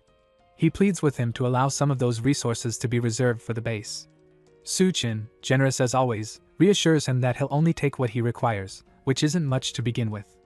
Gao then introduces him to the other ability users in the base, including Captain B's brother, all of whom are placed under Suchin's command for the upcoming operation.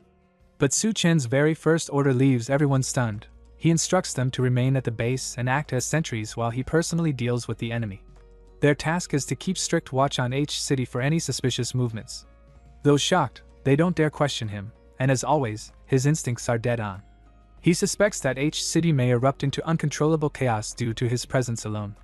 Meanwhile, in H City, the two scouts Miao Puyuan and Tianya are still locked in a desperate struggle against ravenous devourers. They fight fiercely, but the monsters give them no chance to breathe. Tien urges his comrade to remember all the crises and survival tests they endured on past field missions. Naturally, Puyuan remembers. He's the most seasoned among them. But the devourers, growing impatient, decide to finish things. At that moment, Tinya pulls a trick from his sleeve, hurling lime powder into their eyes. The creatures howl in pain, and the two men seize the brief window to flee. Just as they think they've gained the upper hand, disaster strikes. A spear suddenly flies from behind, impaling Miao Puyuan straight through the chest. The blow is fatal. Tinya screams in shock, but it's too late. His partner is gone. The attacker reveals himself. It's the city lord, who had appeared silently from the shadows. He toys with the idea of devouring the man himself but scoffs that the body is far too skinny to satisfy his hunger. Instead, he tosses the dying scout into the hands of his beasts as a snack. Tinya, desperate to save him, rushes forward, but another devourer sneaks up and slams into his back, knocking him down before he can do anything.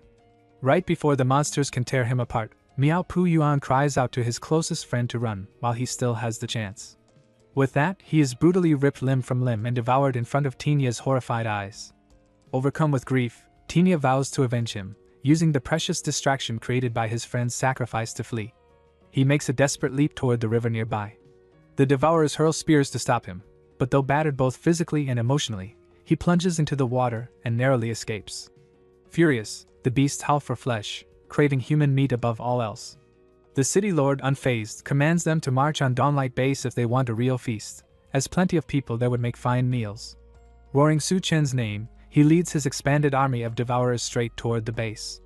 Meanwhile, inside the city hospital Su Chen plans to target, a woman writhes in agony as she gives birth to a devourer child without aid or equipment. The father of this disturbing newborn is none other than Feng Pengzi, the hospital's deranged leader. Once just a mentally unstable patient confined to the ward for his twisted obsession with impregnating women, he became the first to mutate into a devourer. Now gifted with monstrous power, his madness knows no restraint. The terrified woman, still trembling from childbirth, desperately searches for a way to escape, but the lunatic looms over her, already preparing for another round. He sneers that he will soon fill her with another child. Before she can even recover, she is forced once again into his sickening torment, the horror of her situation far from over. Still inside the hospital, the battle erupts as Dawn Base soldiers launch an ambush on the devourers. Sun leads the initial assault, gunning down the weaker creatures at the entrance before stepping aside and insisting that the ability users, including Su Chen, take over, clearing the rest. Man challenges this demand, pointing out that they are only a small group, but Sun argues that while he has more men, they are ordinary fighters with nothing but guns. In his mind, it is only right for the superpowered humans to lead the fight. Su Chen views this as a thinly veiled threat and confronts him, but Sun stubbornly holds his ground. Finally, Su Chen agrees, warning him that those who betray him never end well, and he has the evidence to prove it. He commands his team forward, leading the charge himself alongside DONGHUA and Xiaofeng. Of course, Sun's motives are far from honorable. His scheme is to let the ability users battle the devourers until they are exhausted, then finish them off with his 100 rifles. Even an ability user, he reasons, would fall under such overwhelming fire. One soldier proposes sparing DONGHUA, and Sun readily agrees, remarking it would be a shame to waste a beauty like her. But their plans unravel quickly when they discover Su Chen's group has vanished without leaving a trace. Panicked, Sun orders an immediate search. Unbeknownst to them, their targets are right before their eyes. DONGHUA quietly explains to Xiaofeng that she has seized control of the soldiers' visual nerves, bending their perception to hide her group. She admits, however, that Sun himself is an ability user and could sense the illusion. To cover that weakness, Su Chen steps in and deploys his enhanced spatial power, arranging portals in a ring around Sun and his troops. Hidden from sight, he launches ice shards through the portals, bombarding them from all sides at once. The sudden assault throws the soldiers into disarray, and Sun shouts for them to take cover. They rush forward blindly, unable to tell where the attacks are coming from, while Su Chen and his companions remain concealed under DONGHUA's power, watching chaos unfold. To Su Chen, charging headfirst suits men like them perfectly, so he decides to give them the push they deserve. Sun, frustrated, demands to know if anyone saw the source of the attack, but not one of his men has an answer. Meanwhile, the deranged hospital lord Feng Pengzi finishes his twisted play, leaving the maiden beneath him lifeless on the cold floor. Only then does he notice chaos among his women. His subordinates had dared to touch what he calls his property. When they admit they only wanted children of their own, imitating their boss's depravity, terror spreads across the faces of the captive girls who know too well the fate that awaits them. Irritation boils into rage as Feng Pengzi lashes out, hurling his devourer underlings through walls with a single strike. By sheer misfortune, their crashing bodies smash straight into the area where Captain Sun and his men had just taken cover. The impact not only scatters his soldiers but also exposes them directly to the monstrous overlord. Stunned, the captain and his men freeze at the sight of the largest devourer they've ever encountered, only to realize the horror doesn't end there. Behind him waits an endless swarm, hundreds of ravenous monsters eager for fresh meat. Panic sets in, but Sun refuses to back down. Barking his order, he commands his troops to fire, and rifles roar. Yet dread sets in quickly, their bullets are gone.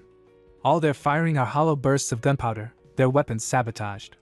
The grim truth sinks in, they've walked into their graves. Feng Pengzi bellows his command, ordering his devourer army to carve the soldiers apart and roast them like a feast. His minions dive in eagerly, hacking through Sun's men as if it were sport. Even so, Captain Sun refuses to collapse under despair. He hefts his massive battle axe and charges head-on, slashing down enemies in a furious frenzy. His roar cuts through the chaos as he rallies what remains of his squad, ordering them to rise and fight until their last breath. Inspired, they tighten ranks, standing together despite hopeless odds. Against all reason, Sun begins holding his ground, hacking down devourers in sheer defiance. With every swing of his axe, his voice rises, cursing Su Qin and swearing vengeance once he cuts his way through the nightmare standing before him. Captain Sun rallies his battered men, barking at them to follow his lead and carve a path through or die fighting.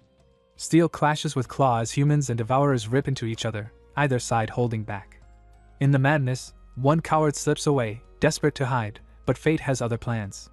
His eyes catch something unsettling, a newborn devourer squirming beside the corpse of its mother, the same one Feng Pengzi had impregnated. As he creeps closer, the child melts into a shadowy portal, vanishing before his eyes. Confused, he scans the room, only for the creature to reappear beneath him, ripping into his flesh with terrifying glee. The man's screams echo as the infant devours him whole, realizing with delight that human meat not only tastes exquisite but also fuels his growth. Back in the fight, Sun's men can't help but marvel at their captain's ferocity. He alone slaughters 10 devourers in sheer defiance. Yet against the endless tide, those victories are dust, and Feng Pengzi mocks his futile resistance. Enraged, Sun hurls his battle axe in a desperate strike, only to watch the boss catch it midair with a single hand, leaving him stunned. That split-second lapse costs him dearly. The mutant child slips behind and, with newly sprouted blade-like arms, hacks off both of Sun's limbs. Agony tears through him as he collapses, helpless, pinned by the twisted spawn ready to finish the job. Before the killing blow lands, a sudden kick launches the brat across the room. Furious, the child snarls, but his glare meets the calm, unyielding figure of Su Qin, who has arrived with DONGHUA and Xiaofeng. Our ruthless Su Qin tells the devourer spawn that Sun's death isn't his to claim. The boss lord, intrigued at last, turns his gaze to DONGHUA, instantly lusting after her beauty and vowing to make her his next breeder. As a twisted courtesy, he offers Su Qin the choice of how he wishes to die. In the blink of an eye, Su Qin is already before him, fist shattering into his monstrous face.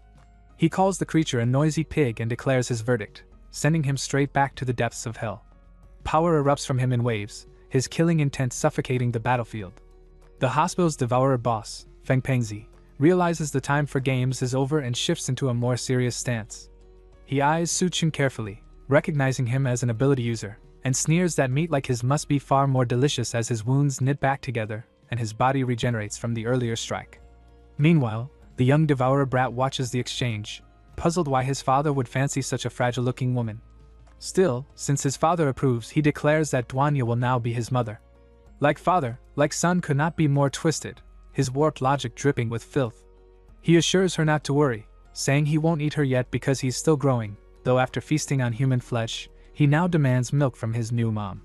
DONGHUA is left in disbelief, questioning if she really just heard a hideous brat, one grown enough to look like a middle schooler, call her mom and shamelessly beg for breast milk. Her irritation boils over, and she drives an axe kick straight into his skull, smashing his head into the floor.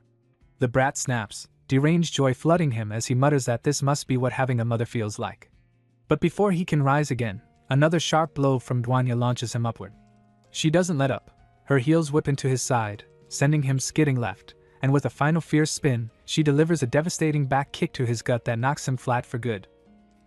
DONGHUA presses the brat into the ground beneath her heel, but instead of suffering, he revels in the pain, proving himself just as twisted as his father. With a grin, he uses the same shadow ability that killed the first man who tried to flee earlier, summoning a dark portal under himself to slip free from her grip. DONGHUA's eyes widen when she realizes the brat is an ability user like her, able to vanish into shadows and strike from any angle, making him dangerously mobile. He emerges behind her, ready for a sneak attack, but before he can land a blow, Golden, the cat who had secretly followed them, leaps in to block his strike. DONGHUA is startled to see the pet here and worried for its safety, urging it to stay behind her while she continues the fight. Confident in her perception, she focuses on tracking the brat's movements so she can gun him down. The brat soon reappears overhead, his sights set on the cat for daring to interfere. Golden notices him in time and lashes out with its claws, though DONGHUA fails to react in the moment.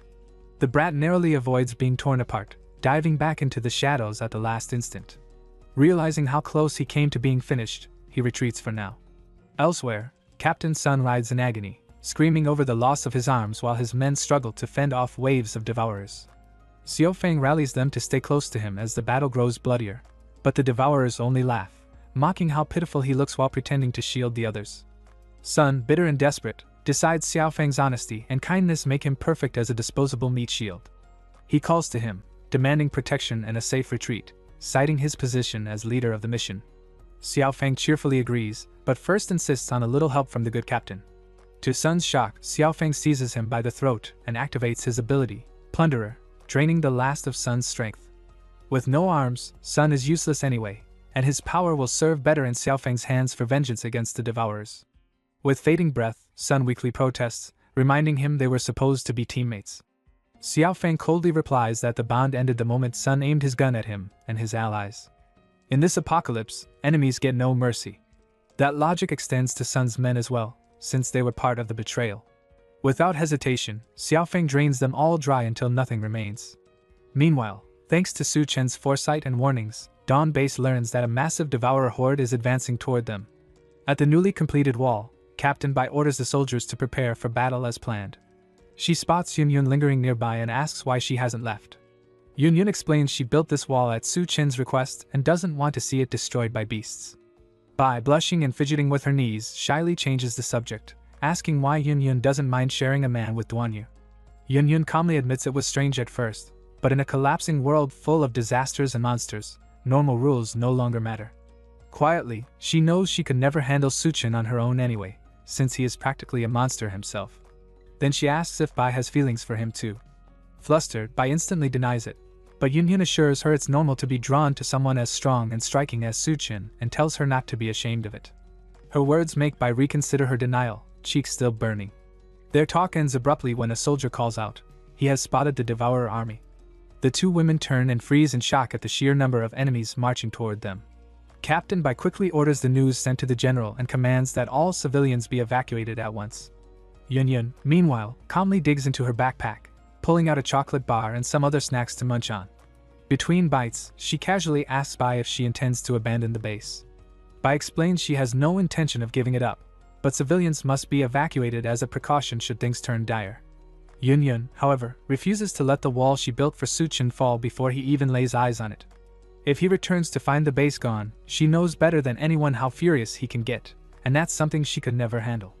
After finishing her snack, which turns out to be more than just a single chocolate bar, she pulls out a vial of green liquid, an enhancement potion, and injects it into her arm without hesitation. With new strength coursing through her, she climbs onto the wall and tells Bai to take charge of rallying the people to fight, because under no circumstances can the monsters be allowed to breach the base. Saying this, she leaps over the wall without a second thought. Bai stands in shock, unable to believe Yun is so willing to risk everything simply for a man. On the battlefield, Yun's body swells with power, her clothes stretching to fit as she grows larger. Spotting a nearby tree, she yanks it from the ground and hefts it like a weapon. With unwavering determination, she braces herself to stop the rapidly advancing devourer horde. Truly, what a woman. Yun quickly realizes the enhancement potion is doing more than expected. Her body keeps growing larger even after she thought she'd hit her limit, and she can only hope her clothes don't rip apart in the process. Still, she decides to make full use of this change and block as many devourers as possible. The city lord, however, doubts that even a giant like her can hold back the entire horde, so he orders his army to charge. The monsters rush forward, but Yun is fully prepared. When they try to slip between her legs, they find out size isn't her only advantage, she's incredibly fast as well. With one swift motion, she swings her massive tree weapon, sweeping dozens of them aside with sheer force. A few devourers attempt a different tactic, leaping onto her arm to claw and distract her, but she reacts instantly, slapping them flat against her skin like bothersome mosquitoes before going right back to mowing down the rest. One can only wonder what exactly they thought would happen trying such a pathetic stunt. From a distance, Captain Bai admits that all of such Chen's women are incredibly strong, yet even with Yun's overwhelming power, there are far too many enemies for her to handle alone. What troubles Bai even more is that the base's original defense system has already been compromised, and she can't just sit back while chaos unfolds, so she rushes off to make something happen. Meanwhile, Yun holds her ground, clearing waves of devourers and preventing them from advancing any closer. The monsters, once confident, now find themselves intimidated and losing morale against the towering woman. Just then, their twisted woman makes her appearance, presenting a solution to deal with the giant. The foolish devourers, forgetting she's on their side, attack her outright, but she had already anticipated their stupidity. She swiftly plants seeds into 3 of them, and before they understand what's happening, mutated plants sprout from their bodies, blooming flowers on their heads. While they stand confused, she calmly executes her plan. In the past, she discovered that fusing mutated plants with her blood could grant a massive temporary boost in strength, though at the cost of the host's life.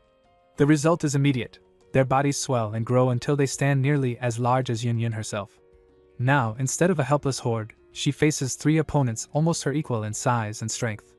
The Devourer Lord beams at this development and issues new orders: let the giants clash, and while Yun Yun is distracted, the rest should charge the base, slaughter the men, and spare the women for breeding. The horde gladly obeys, but as they surge forward, they are blindsided by devastating firepower. Tanks roll onto the battlefield, their cannons thundering as shells explode among the devourers, tearing their lines apart. None of them expected the humans to possess such destructive weaponry, and panic spreads through their ranks. Yun Yun, still locked in combat, feels a wave of relief seeing the reinforcements arrive, not only to protect her but also to shield the base behind her. As Yun Yun pauses to catch her breath, one of the massive flower-infused devourers lashes out, roots shooting forward to bind her hands. The restraint leaves her vulnerable, and though she manages to block the second giant strike with her tree weapon, the force sends her crashing back against the wall.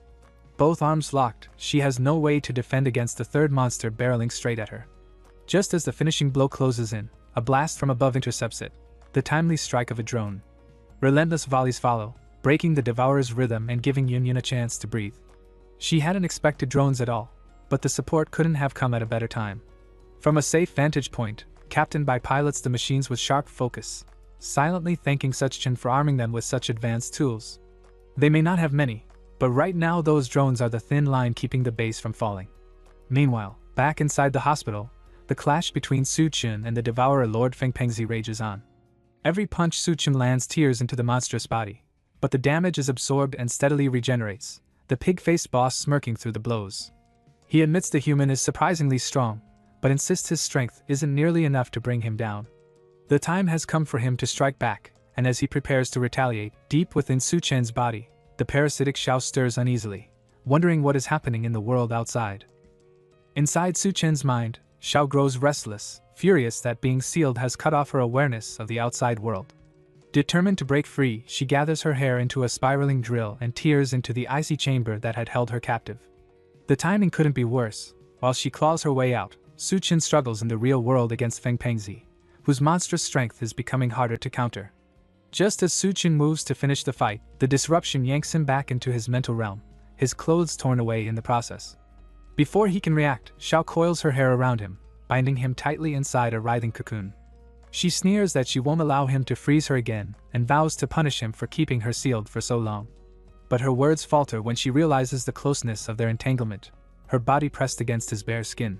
Shocked, she accuses him of being indecent, only for him to snap back that it's her fault for dragging him here without warning, leaving him defenseless. She insists she didn't plan this, but it changes nothing. They are now trapped together in a suffocatingly tight cocoon, while the battle outside rocks the very fabric of the mental space. The vibrations grow more intense with every blow Feng Pengzi lands on Su-Chen's real body, shaking them violently inside. Flustered and overwhelmed, Xiao admits she has never experienced anything like this before, clarifying that the memories Su-Chen once glimpsed of her with the scientists were illusions, not reality. Their precarious situation grows harder to bear as the cocoon quakes in sync with each strike. Back outside, Feng Pengzi grins, pounding Su-Chen's unconscious form into the ground, his attacks so forceful that they ripple straight into the mental dimension. The constant jolts leave Xiao panicked, begging Su-Chen to act quickly, certain she won't be able to endure the storm of chaos much longer. The cocoon is tossed up and down with brutal force, its constant shaking leaving no doubt about the indecent chaos happening inside. It's better not to dwell on that and shift attention back to the battlefield. Feng Pengzi, growing tired of toying with an unconscious body, decides it's time to turn the boy into his next meal. Just as he prepares to dig in, gunfire erupts from behind, halting his hunger. To his surprise, the shooter is DONGHUA, the very woman he had claimed for himself. She ignores his twisted rambling, her eyes blazing with fury as she demands he release what belongs to her, insisting he let go of her man. The realization hits him hard. His chosen woman has already been touched, tainted by another. The memory drags him back to a time long before the apocalypse, before madness consumed him, when he was nothing more than a patient in a mental ward. Back then, he had once loved a woman who had promised to marry him after he presented her with 100 gifts. Foolishly, he believed her and stopped at nothing until he reached 99. When he finally returned with the 100th, he discovered the crushing truth: she had chosen another man. She had accepted every gift but still spat venom, saying she would never stoop so low as to marry someone as ugly and pathetic as him. And to her, he was exactly that: repulsive, bloated, worthless.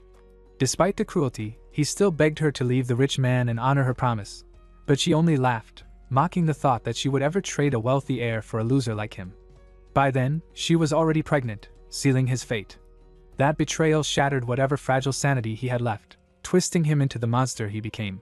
Dragged back to the present, the sight of DONGHUA not being pure anymore tears at his broken mind, fueling his rage. Old wounds bleed fresh as his obsession twists into madness.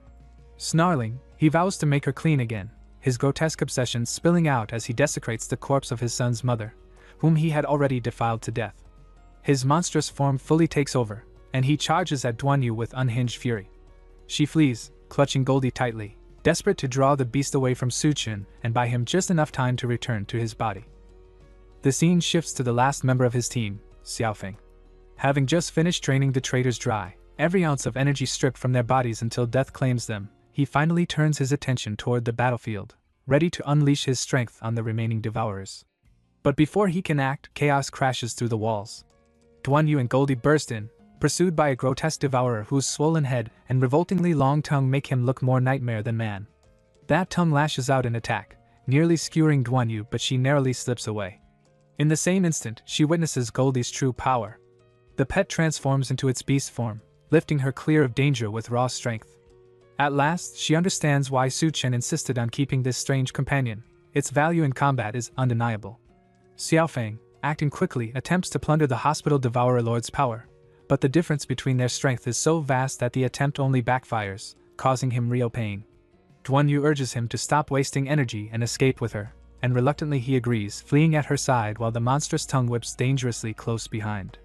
The devourer lord refuses to give up his hunt, relentless in pursuit. Meanwhile, Suchen's half-naked body lies motionless. Inside his mind, the violent shaking has eased now that his physical form is no longer being battered. Xiao, drained from the ordeal in the cocoon, releases him at last. He prepares to leave for the outside world, pausing only to warn her not to cause trouble again until he returns. As for what happened between them, he vows they will sit down and settle it properly later.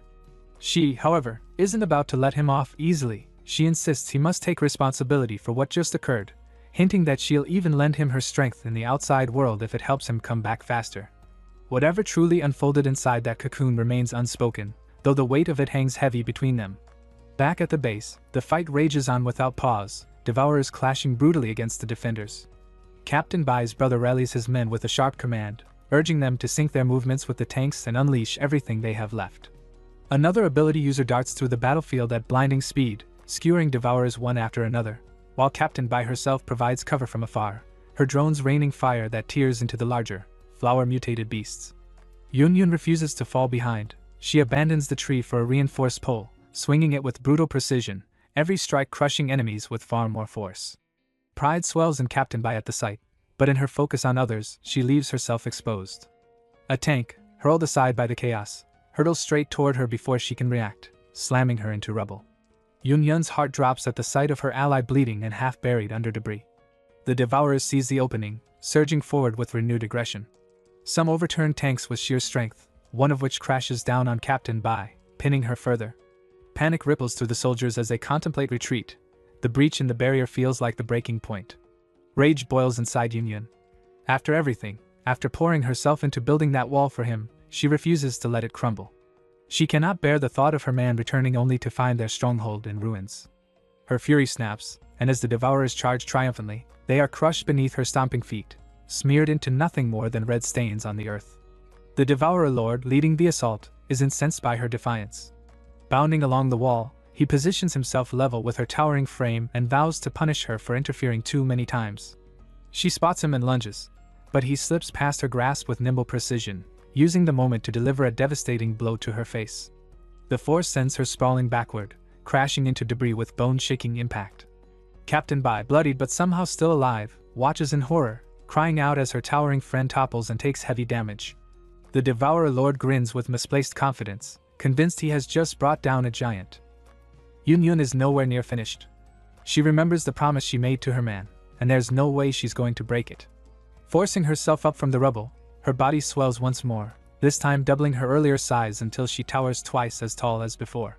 Her expression twists into pure fury, the kind that makes the battlefield itself tremble. These pests have gone too far, and she's determined to wipe them out completely. The Fengpengzi stares in disbelief, never imagining she could grow larger than before. Terror grips him as her enormous fist tightens, the pressure in the air alone slamming him to the ground and pinning him against the shattered earth. He struggles, roaring in rage, but it's nothing compared to the real blow. Her punch finally crashes down with bone-shattering force, smashing him through the ruined structure beneath him and slamming his face into the dirt at her feet. The impact is so violent that the shockwave ripples across the battlefield, forcing even General Gao's soldiers, stationed far off, to shield their commander from the blast. Every soldier stares in awe at Yun's strength, whispers spreading that maybe, just maybe, she can save the base. But General Gao isn't convinced. His instincts tell him nothing is that easy. Sure enough, Yun lets out a piercing wail, so sharp it rattles skulls and makes blood seep from ears. Troops clutch their heads, barely shielding themselves from permanent damage. The general grimly recognizes the truth: she's lost control. Her power has gone berserk, her own body thrashing against her will. He shouts for the ability squad to locate Su Qin immediately. At this point, only he can calm her down. One speed-type user steps forward without hesitation, claiming the job. She's the fastest, and if anyone can reach him in time, it's her. Meanwhile, Su Qin finally stirs from his mental slumber. He rises to find the battlefield littered with the corpses and broken bodies of devourers, the carnage clear evidence of how much has happened while he was out. But something feels different. That's when he notices Xiao, no longer confined to his inner world, standing beside him. He demands to know why she followed him out, and she explains that the turbulence inside his mental space must have broken the barrier. For the first time, she can step into the real world. She urges him to follow the trail left by the monsters so they can regroup with the others. But he brushes her off, telling her flatly to return, that he can handle things alone. She snaps back, calling him ungrateful, insisting that she intends to help. His patience wears thin, and he tells her the best way she can help is by staying out of his path. Xiao, never one to back down, smirks at his words and acts instead. She grabs his shoulder, lashes a strand of her hair to the edge of a distant building, and before he can even protest, the two of them are launched into the air, swinging across the ruins like spider silk through the cityscape. Su Qin curses as the wind whips past them, realizing she's actually trying to Spider-Man her way across the battlefield. And whether he likes it or not, he's stuck in her wild ride. As much as he hates to admit it, Su Qin realizes Zhao's wild idea is actually working. Swinging across the ruins is far faster and more efficient than running, giving him incredible speed and mobility. But their momentum halts when Xiao spots something in the distance. His eyes widen the moment he sees it too, Yun. She's towering higher than ever before, her size far beyond even her usual giant form. Xiao clings to his shoulder and asks what's happening to her, and he mutters that something must have triggered her powers to spiral out of control. At this rate, if no one stops her, she'll end up destroying herself. Before they can even process it, Xiao points down below, her voice tense. Trouble isn't just ahead, it's already here. Right beneath them, a brutal clash unfolds. Su Qin's teammates are fighting the monstrous leader of the Hospital Devourer tribe. Xiaofang unleashes everything he's drained, and Goldie throws itself in with fierce determination. But reality is cruel. A rookie ability user still fumbling to master his strength, and a mutated cat, no matter how loyal, stand no chance against a Tier 2 devourer like Feng Pengzi. With one sickening flick of his tongue, the monster sweats them both into a wall like toys. Then his gaze turns to Duanyu. The grotesque grin spreads across his face as he mocks her again, reminding her of his twisted vow to purify her. His tongue lashes out, tearing at her clothes in a disgusting display. Zhao's voice cuts through the chaos, warning Su Qin that even he, ruthless as he is, wouldn't be able to bring down a Tier 2 devourer quickly. Time is slipping away. Yun is on the verge of burning herself out, while Duanya is seconds from being torn apart. He can't save them both. Just as Feng Pengzi's tongue is about to land a fatal strike, strands of hair whip out and block it. Xiao gasps in shock, insisting she didn't do it. And she's right, it wasn't her. Su Qin had borrowed her power without asking, channeling it in desperation to shield Duanya in the nick of time. Xiao quietly reminds Suchin that she's nothing more than a presence inside his consciousness. No one else can see her, meaning he'll be fighting alone. Not that it bothers him. As always, he looks completely unfazed. Relief washes over DONGHUA the moment she spots him, alive and back in the fray. Given who he is, she really shouldn't be so surprised. Testing his new discovery, Suchin realizes he can wield Zhao's powers freely now, a rather convenient bonus. Without hesitation, he lashes out with whip-like strands resembling her hair, though not quite the same, and they coil around Feng Pengzi. At first, the Devourer Lord smirks, certain this trick is useless. But then his eyes widen as he realizes what's happening. Suchin isn't just binding him, he's anchoring him to a nearby concrete building. When the monster demands to know his plan, Suchin answers almost casually, creatures like him can heal too easily, so why not see what happens if he's chopped into countless pieces? Before the pig-like beast can retort, the bindings snap tight, faster than the eye can follow. Flesh tears apart as the ropes shear him into a rain of bloody fragments. DONGHUA can hardly believe it. Her man didn't just return to the battlefield, he returned far stronger. She knows she'll have to push herself harder if she wants to keep pace with him. But Suchin wastes no time basking in the victory. He turns to her briefly, instructing her to look after Goldie and Xiaofang while he heads back toward the base. Another crisis still waits. Thankfully, Xiaofang and Goldie stir and confirm they're still alive, though battered, giving him one less thing to worry about. Around the same time, the speed-type ability user finally arrives at the scene, scanning frantically for Suchin. But by then, he's already gone. She is drained from all the running, but knows any hesitation could cost them dearly. Suddenly, something barrels straight toward her with incredible speed. It's Suchin, his face sharp with focus. He doesn't even slow down, blasting past so quickly the gust knocks her flat on the ground. Stunned, she realizes he's nearly as fast as she is now. She calls out, but he's already vanished into the distance. Though he hears her, he refuses to stop, his mind locked on his mission. Xiao emerges again, urging caution and warning they might not survive this fight, but he shuts her out. He refuses to abandon his people or the base he fought so hard to build. All he cares about now is saving them. Xiao can only hope Yunyun lasts until they arrive. Deciding it's time to test a move he has been refining, he activates his space ability, opening two shimmering gates that let him leap instantly between them. He dubs this technique Space Jump, and it works flawlessly. The speedster girl behind him nearly chokes on her disbelief as he vanishes into thin air. No single man should wield power like that. Once, he could only cover 3 meters with this skill, limited to 3 uses a day before his body felt like it might rip apart. But now at level 2, the distance stretches to 8 meters, and he wants to see how far he can push it. Activating Steel Body to reinforce himself, he begins chaining space jumps in rapid succession, moving faster than ever. The girl can only watch in awe as he tests the very limits of his strength. Meanwhile, back at the base, Yunyun has spiraled completely out of control, lashing out at anything near her. A few devourers still remain, but even they hesitate, debating retreat. One reckless fool suggests climbing her massive form just to see how it feels. Twisted as they are, curiosity overrides sense, and before long, more of them begin to share the same insane idea. One reckless devourer begins climbing Yunyun's massive leg, and the others quickly shout for him to wait as they scramble after him. Soon, a swarm of them is crawling up her, inching dangerously close to the forbidden zone beneath her skirt. Disgusting as it is, it's hardly surprising. These are mindless beasts driven only by instinct. In their obsession, they completely forget about the soldiers still firing from below, but those men can't make much progress either, since Yunyun's wild, uncontrolled strikes lash out indiscriminately, hitting friend and foe alike. General Gao starts to panic, but Captain Bai's sharp eyes spot something cutting through the battlefield at incredible speed. It's Suchin. His arrival radiates overwhelming main character energy, and both she and the general feel an enormous wave of relief. At last, there's hope of stopping this chaos. Xiao cautions him that Yunyun is still expanding, and if her growth doesn't stop soon, she might literally explode. They must wake her before she destroys herself. Unfortunately, she immediately notices him and swings with massive force, though he dodges by leaping onto her hand. It's clear she isn't in control at all. He races up her arm to her shoulder, then slides down across her chest while narrowly evading her attacks, but decides the devourer is clinging to her need to be dealt with first.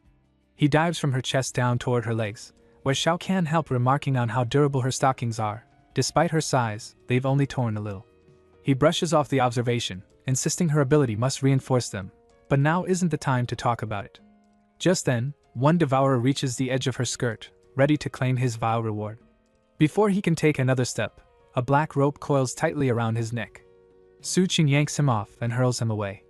As the monster sails through the air, he curses that Su Qin isn't a man of culture, an ironic insult considering the indecent things Su Qin has already done countless times.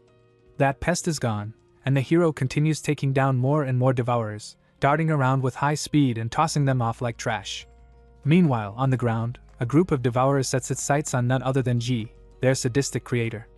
Enraged by the memory of once being human before she twisted them into monsters, they surround her and rip away her cloak.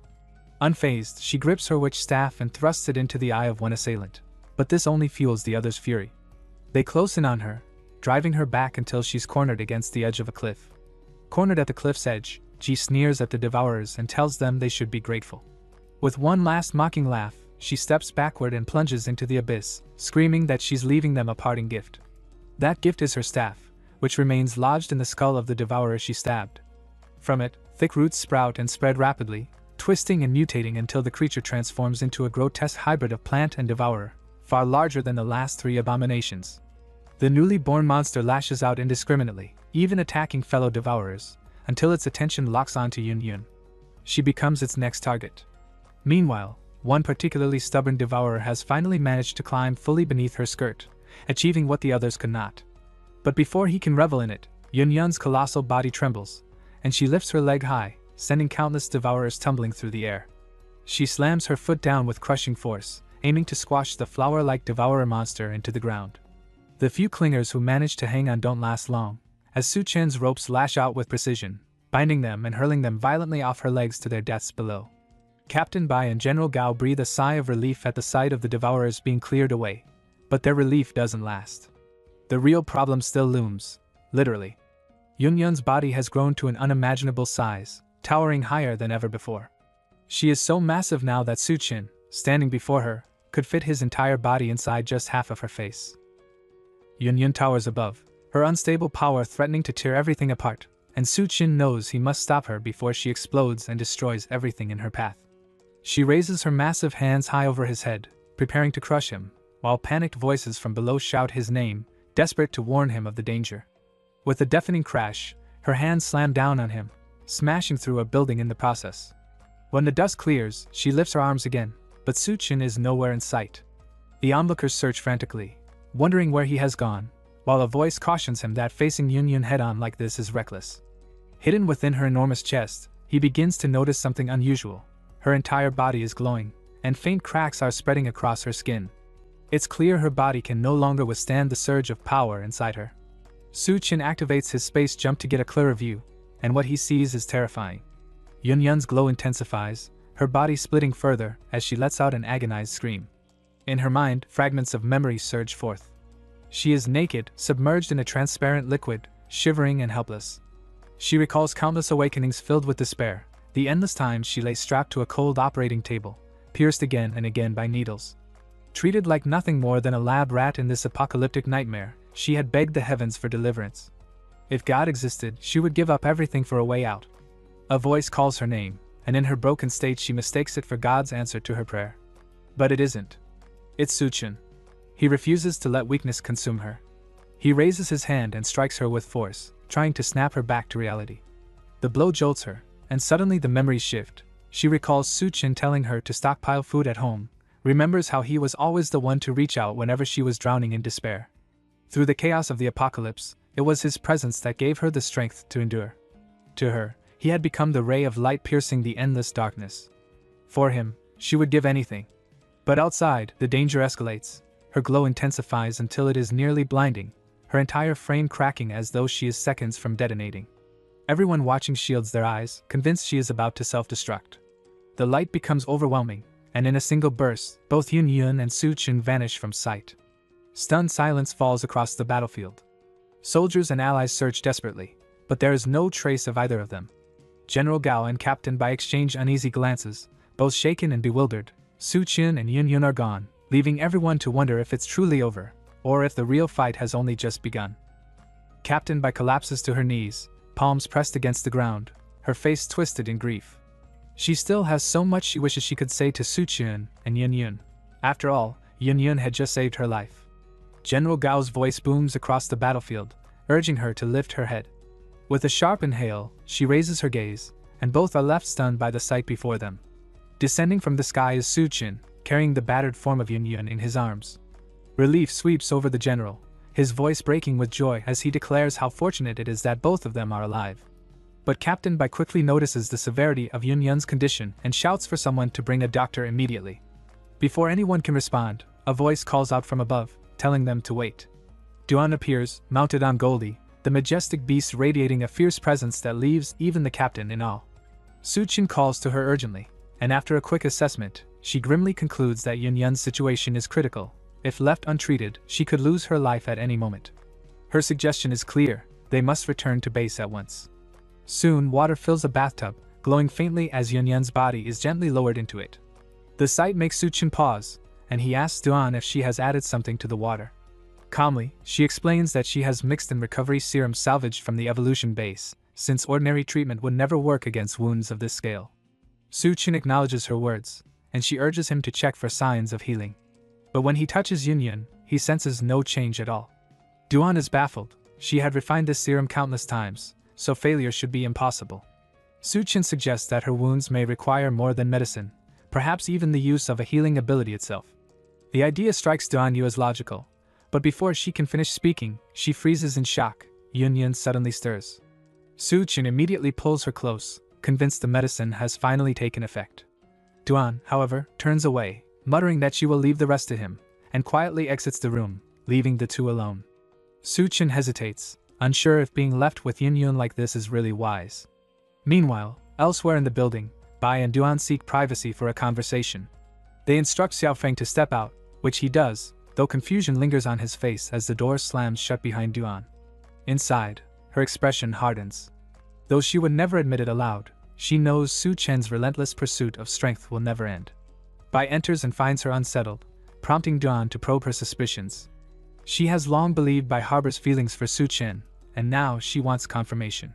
Before Duan can fully voice her question, Bai instinctively finishes it, her face betraying shock and disbelief at being exposed so directly.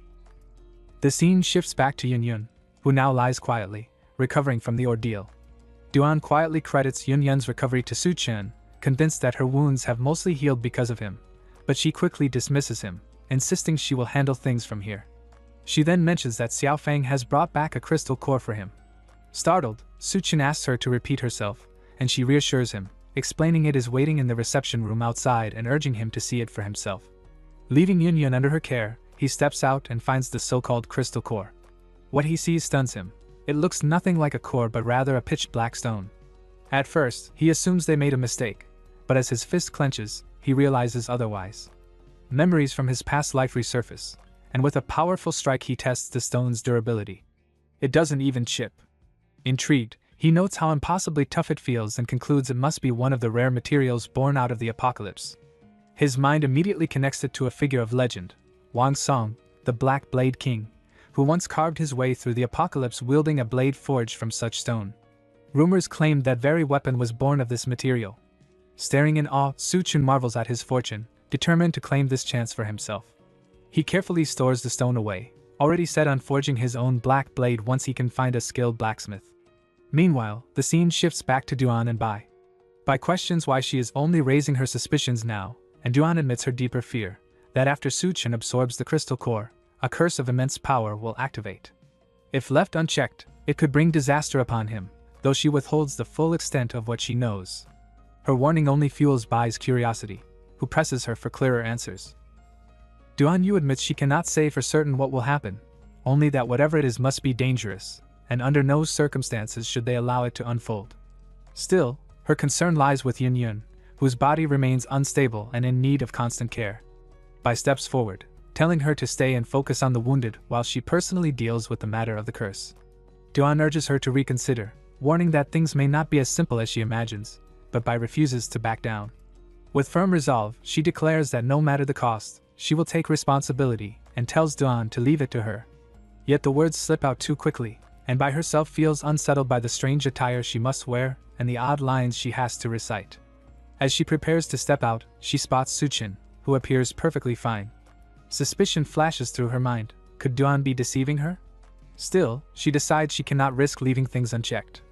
Su Chen's safety means the survival of the entire base, so she needs to confirm the curse with her own eyes. She steadies herself, rehearses the lines in her head, and finally picks up a tray holding a wine bottle and 2 empty glasses. Though her hands tremble, she steels her nerves and approaches. Su Chen turns just in time to see her coming toward him, tray in hand, when she nervously addresses him as master, leaving him momentarily stunned. Meanwhile, Dawn remains by Yunyan's side, gently wiping her face with a white towel. She tells herself that Bai should manage on her own, convinced the curse is the only explanation that fits. After all, she was the one who set this plan in motion, though she privately wonders how long Bai can endure it. Once Yunyan stabilizes, she resolves to lend her support. Outside the base perimeter, soldiers finish clearing the Devourer tribe but are left with the unpleasant task of handling the corpses piling up. Their complaints are cut short by the realization that the bodies have vanished. Murmurs rise as they question whether the corpses simply got up and walked away, dread creeping in as they sense something is very wrong. Elsewhere, within her own consciousness space, a presence stirs, an anxious but expectant feeling takes hold. She cannot pinpoint the source, but she knows the moment she has long awaited is drawing near. Reaching out instinctively, she calls for Su Chen's help. Su Chen pours himself a glass and listens as Bai rehashes the worry about the curse. Without hesitation, she throws herself at him, offering up everything, practically begging to be his however he wants. The gesture is so sudden Su Chen chokes on his drink and splutters it back out. "Are you alright?" Bai asks, immediately alarmed. He waves it off with a laugh and blames the wine. Bai, suspicious of the bottle, decides to test it herself. Su Chen warns her to slow down. The stuff is strong, 64%. She shrugs and downs a gulp anyway. Almost instantly the alcohol hits her. She brightens, buzzing with energy. "I've never had liquor before," she admits, waving her arms in a little show. Su Chen studies her, amused that she got drunk so fast. She slides a leg between his, locks eyes with him, and murmurs that she must do whatever it takes to lift his curse. The move is deliberate and sultry. Su Chen doesn't rebuff her, but he puts her in her place. He tells her bluntly they need to be clear about what kind of relationship this is, not a sudden swap of roles. Confused, Bai hesitates, then collapses theatrically onto the floor, head tipped back, and calls him, "Master," again, apologizing for misstepping. Su Chen accepts it, but the moment is cut off, a strange tug pulls at him. He was just getting into the moment, and now he finds himself yanked into that inner consciousness space. He swears at being interrupted. Why pull him away now? But Xian is already ecstatic, crawling on top of him and whispering that it has finally appeared. Su Chen frowns, asking what she means. She's breathless and impatient, telling him she needs his help. She explains haltingly that she's located a perfect host body, the exact match she's been hunting. The problem was she couldn't pinpoint its location on her own. She needs to use him like an amplifier so she can lock onto it. Su Chen asks for clarification about how she would use him, but she skips the lecture and instead shapes a small orb with her hands, loads it into a makeshift sling, and flings it. The move projects both of their spirits elsewhere. Suddenly they're standing above a tide of corpses, a grisly procession of humanoid bodies arrayed before a dark silhouette of a long-haired woman hovering above them. The figure is calling them, and the corpses answer. Xian recognizes the scene immediately. "That's the Corpse Queen," she breathes. The silhouette is the one summoning the dead. Su Chen's spine tightens. "How close are we?" he asks, already calculating danger. He's wary, even as incorporeal observers, they may be too near something volatile. Xiao, eyes alight, tells him to relax. While they remain in spirit form and don't interfere, they won't be harmed. She's confident they can scope it out safely. Back in the real world, however, the atmosphere shifts. Bai suddenly senses the curse starting to react. She rises, tense, and approaches Su Chen's sleeping body determined to strip the curse away. Leaning close, she murmurs for his permission to proceed and whispers into his ear the rites she'll use.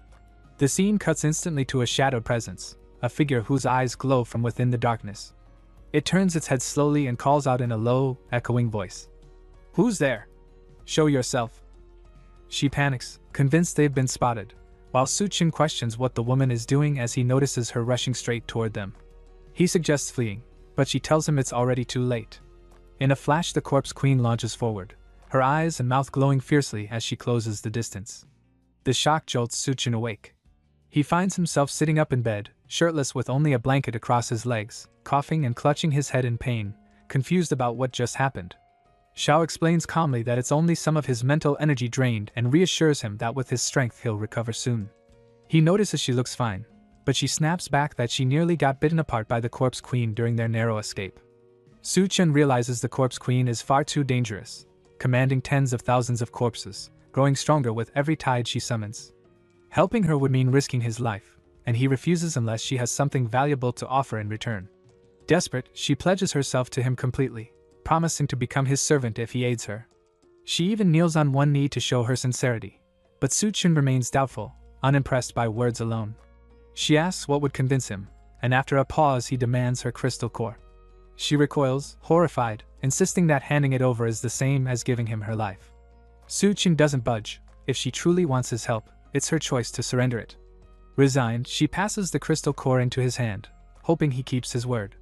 He assures her he will, declaring that from now on she belongs to him and he will help her achieve her wish. Bowing her head, she asks if that is all, but before he can respond, she vanishes suddenly. Irritated, Su Chen mutters that no servant should leave without calling him master, though he quickly consoles himself by remembering he already has her core. His thoughts drift to the Corpse Queen's terrifying past, how she once led her horde to sweep across Xanadu, forcing humanity to survive in her looming shadow. She is a force that must be stopped if the world is not to be overrun by corpses. Glancing again at the crystal core now in his possession, he steels himself and decides it's time to move forward. Su Chen jumps into a car and speeds away, leaving Xiaofang and Ban watching from behind. Xiaofang asks why she isn't going after him, but she explains that there's still too much to take care of at the base, and following him isn't necessary. She admits she's too weak to be of help right now, yet believes she'll catch up with him someday. Meanwhile, under the pouring rain, Yunyun and DONGHUA sit by a campfire they've set up inside what looks like a wrecked gas station.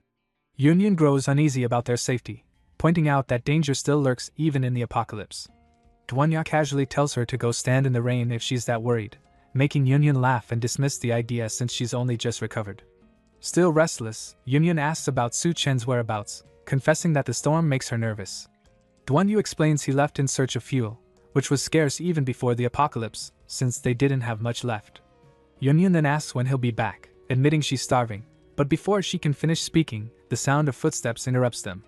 A man in ragged, rain-soaked clothing stumbles in, shivering and claiming he's freezing.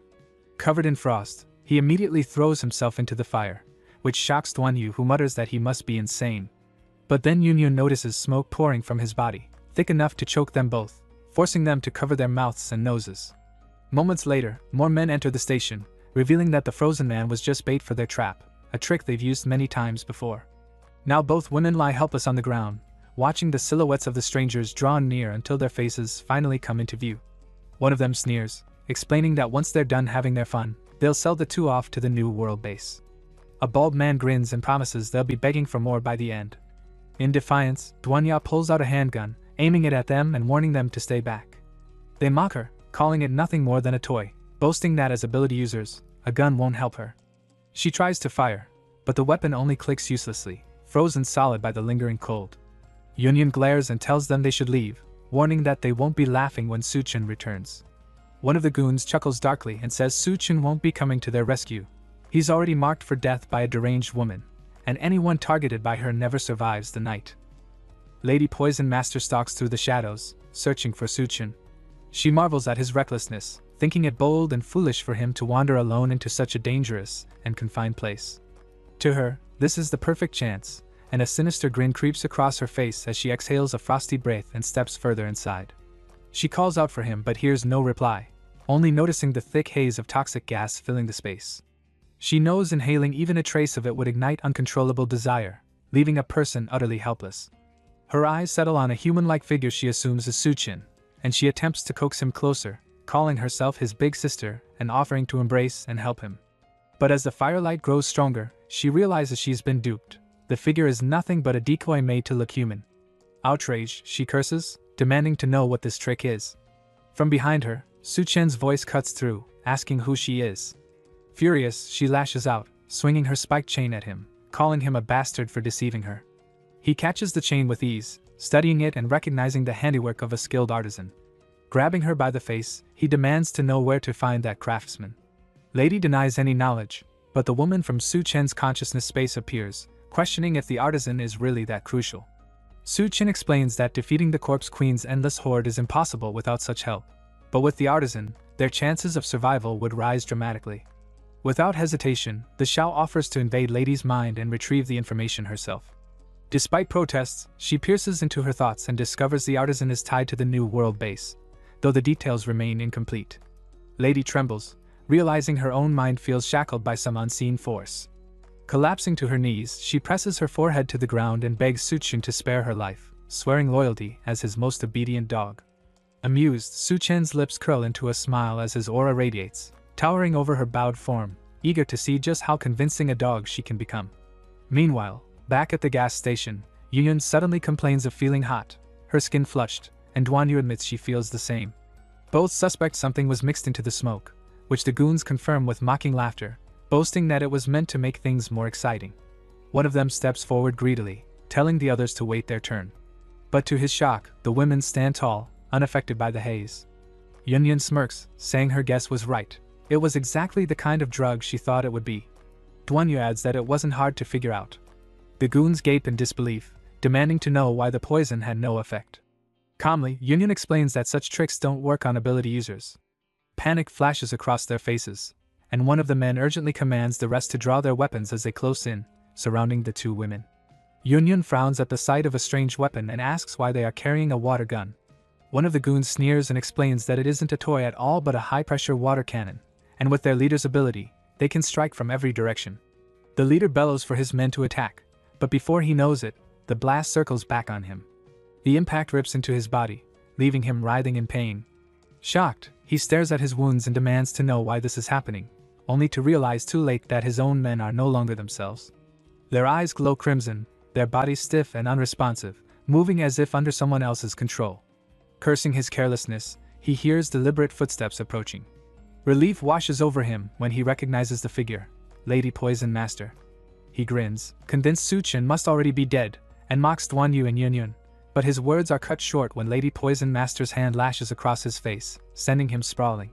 As he starts to protest, she silences him with an icy command to shut his filthy mouth. From the ground, the goon leader watches in stunned disbelief as she strides past him, lowering herself before a shadowy figure. Her voice turns reverent as she bows and calls the man her master. The figure steps into the light. It is Suchen. The leader's jaw drops, unable to comprehend what he's seeing.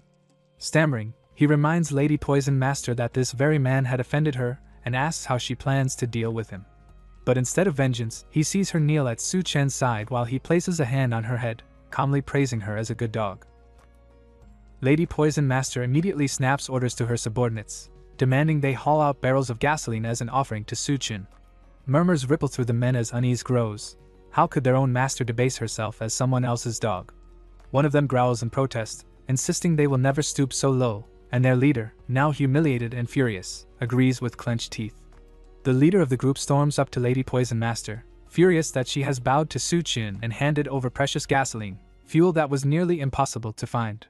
His defiance earns him no mercy. Her spiked chain lashes out, striking him and the others until their screams echo through the camp. Yunyun and Duanyu watch the brutal display, tense and uncertain. Just as she raises her weapon to finish them, Suchen's calm command halts her, and she obeys without question.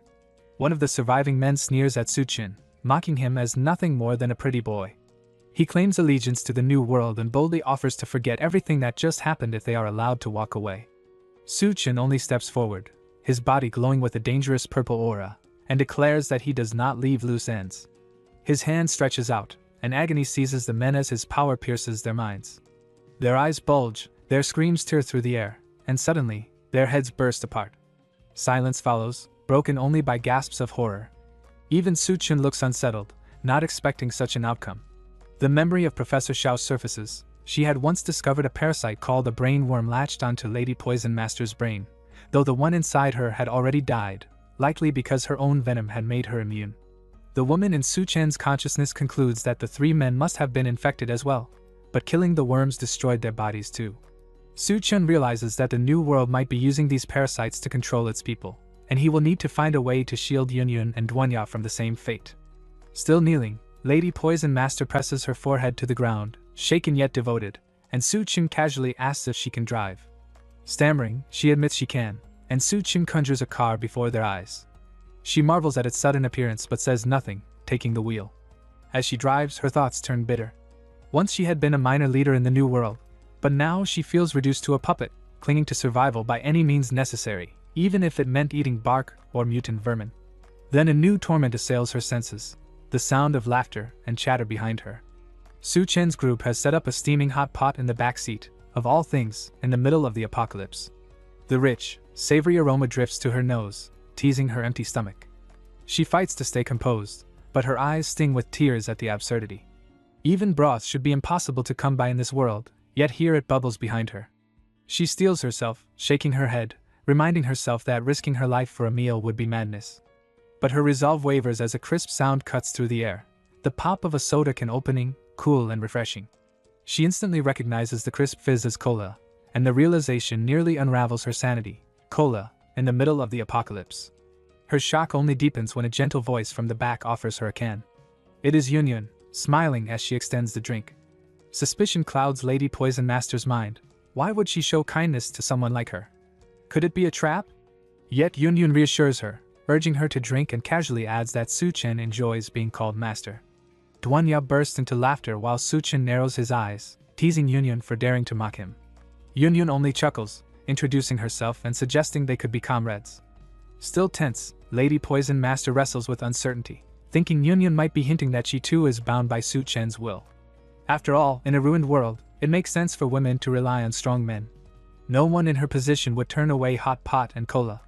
Yet she convinces herself that sweet temptations will not sway her. That resolve wavers when Yunyun holds out a chopstick of steaming meat and gently tells her to open wide. Reluctantly lifting her head, she parts her lips, releasing a faint green mist. Yunyun blinks at the sight, asking if she just breathed out poison and whether that is her ability. Calmly, Lady Poison Master explains that her toxic gas kills men with exhaustion and drives women into feverish desire, though ability users resist it better. Su Chen leans back in thought, considering whether her poison could be repurposed to make DONGHUA and Yunyun immune to the brainworms. Just then, Yunyun flushes with heat, murmuring to Su Chen that she feels overwhelmed. The Poison Master hastily clarifies that it was unintentional, a side effect from feeding her the meat. Su Chen waves her to focus on the road while Yunyun clings to him with playful seduction, leaving DONGHUA no choice but to retreat to the passenger seat. Up front, DONGHUA breaks the silence, asking the Poison Master about the new world. With tears streaking her face, the woman croaks that she is starving and can't think straight without food. DONGHUA gently promises her a proper meal later, coaxing her to talk. Finally, she asks how she first joined the new world. With a bitter laugh, the Poison Master admits that it began with something as trivial as entering a beauty pageant. The ruins of the new world come into view, a towering skyscraper half collapsed among other shattered buildings. Lady Poison Master guides the group through, describing the settlement as a den of apocalyptic indulgence. She lists off its attractions: auctions, slaves, black markets, beauty contests, gladiator arenas, and more. Yunyun gazes up in awe at the jagged skyscraper, then asks why such a crowd has gathered at the gate. Lady Poison explains they are scavengers, desperate to enter, but harsh requirements keep most out. To them, this place is the last beacon of hope. Su Chen suggests they take a closer look just as a loud voice echoes from ahead. A man with an eye patch holds up an identification card, explaining it is the only proof of entry. He tempts the scavengers with promises that possessing one means freedom from hunger and danger, but warns they must earn it through a trial. The scavengers murmur among themselves, realizing the settlement won't accept dead weight, and with only limited slots, chaos erupts as they push and shove to register. Whispers spread that women are barred from taking part, a rule Lady Poison confirms. She adds that the cards are controlled by the city lord's personal guards, powerful ability users far beyond her reach, so the only way forward is for Su Chen to enter the trial himself. Yunyun frowns, calling it too troublesome, suggesting they could simply fight their way inside, but Lady Poison quickly warns against it. The guard's strength is not something they can afford to provoke. DONGHUA then reminds everyone that the blacksmith they seek is known to be cautious. If he senses danger, he may disappear altogether. Su Chen decides they should keep a low profile. He will take part in the trial while Lady Poison searches for another way to smuggle the others inside. Reluctantly, she agrees. At the trial grounds, scavengers gather in tense silence. An instructor orders Su Chen to join the last remaining team and begins explaining the rules. Mutant spiders have been infesting the back mountain, and the trial requires them to hunt these creatures. Each participant must return with 5 spider corpses or at least 1 spider egg before nightfall. He warns them not to venture too deep into the forest, and reminds them that those who work alone risk becoming easy prey. If anyone wishes to quit, they can retreat through the electric fence. The announcement sparks protests. One scavenger complains that collecting 5 corpses or an egg is suicidal, while another insists the corpses alone are enough. The instructor ignores them, simply wishing the group luck before leaving. The last team offers Suchin a spot, but he coldly declines, stating he has no interest in being used as cannon fodder. The group glares at him as he walks away, muttering that he's ungrateful. One suggests following him to kill him, but their leader smirks and tells them to wait. They will ambush other teams on their return and steal their prizes instead. Meanwhile, deep in the forest, Suchin moves with purpose. He calls out to the spiders, noting their numbers as shadows scuttle through the trees. A thought crosses his mind: if so many are here, could a mutant spider queen also be lurking within the nest? Suchin tests his theory in the forest, cutting down a mutant spider with ease. As its body falls, he inspects it closely, hoping to find a crystal. To his disappointment, there is nothing, no prize, no energy. His brows furrow. This hunt may not yield what he expected. Meanwhile, Lady Poison Master prepares her own scheme to smuggle Yun and DONGHUA inside the new world. She takes them toward a beauty contest where the same man with the eye patch is presiding. He waves his arm dramatically, auctioning off women for something as pitiful as 3 packs of instant noodles. Soon, the price climbs higher as men outbid one another, all for a single night's company. With a detached tone, Lady Poison explains that any girl who fails to rank in the top 3 yet wishes to remain here is forced into this degrading trade, reduced to a means of draining men's rations. Turning to them, she assures they have nothing to fear, for their looks guarantee top placement. Union's heart sinks, calling the whole situation tragic. She pities the women forced into such fates. DONGHUA then asks if these contests happen every week, and Lady Poison nods. She explains that weekly winners go on to compete for a monthly crown. Those who reject the contest have only one alternative: the gladiator arena. Either way, the new world squeezes every ounce of value from its people. Food and safety tempt most women to accept the beauty route rather than risk death outside. She urges them to change clothes while she waits beyond the curtain, quietly sighing to herself. Compared to their hardships, she muses, Suchin's presence has given them the life of paradise. Just then, the man with the eye patch calls to her.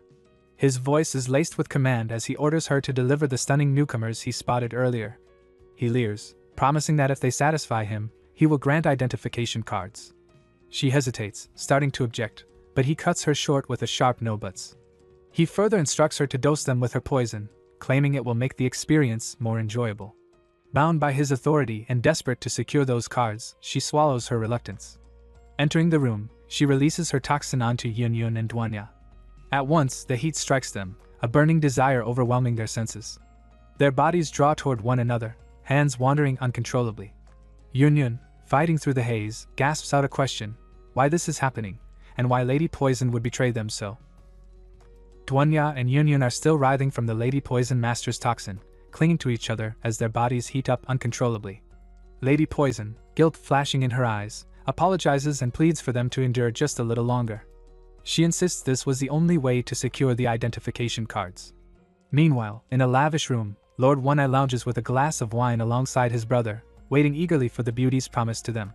His brother chuckles, praising him for always sharing his spoils. One Eye grins, saying true brothers always share everything, especially in times where women of such beauty were rare even before the apocalypse. The anticipation builds, his brother squirming impatiently until One Eye reminds him that Lady Poison was ordered to drug the girls, so patience will make the reward sweeter. At last, the women arrive, clearly under the influence of the poison. Lord One Eye's eyes light up at the sight, hunger twisting his face. His brother, equally entranced, marvels at their looks and urges his sibling to choose first. One Eye claims DONGHUA, leaving Yun for his brother. Both men revel in their fortune, Lord One Eye even planning to reward Lady Poison later for enhancing the experience. But just as they close in, DONGHUA activates her ability, warping their desires and forcing them to turn on each other instead. To Yun's astonishment, the two brothers passionately embrace, complimenting each other as they sink into a haze of lust. DONGHUA smirks, finding them laughably easy to manipulate.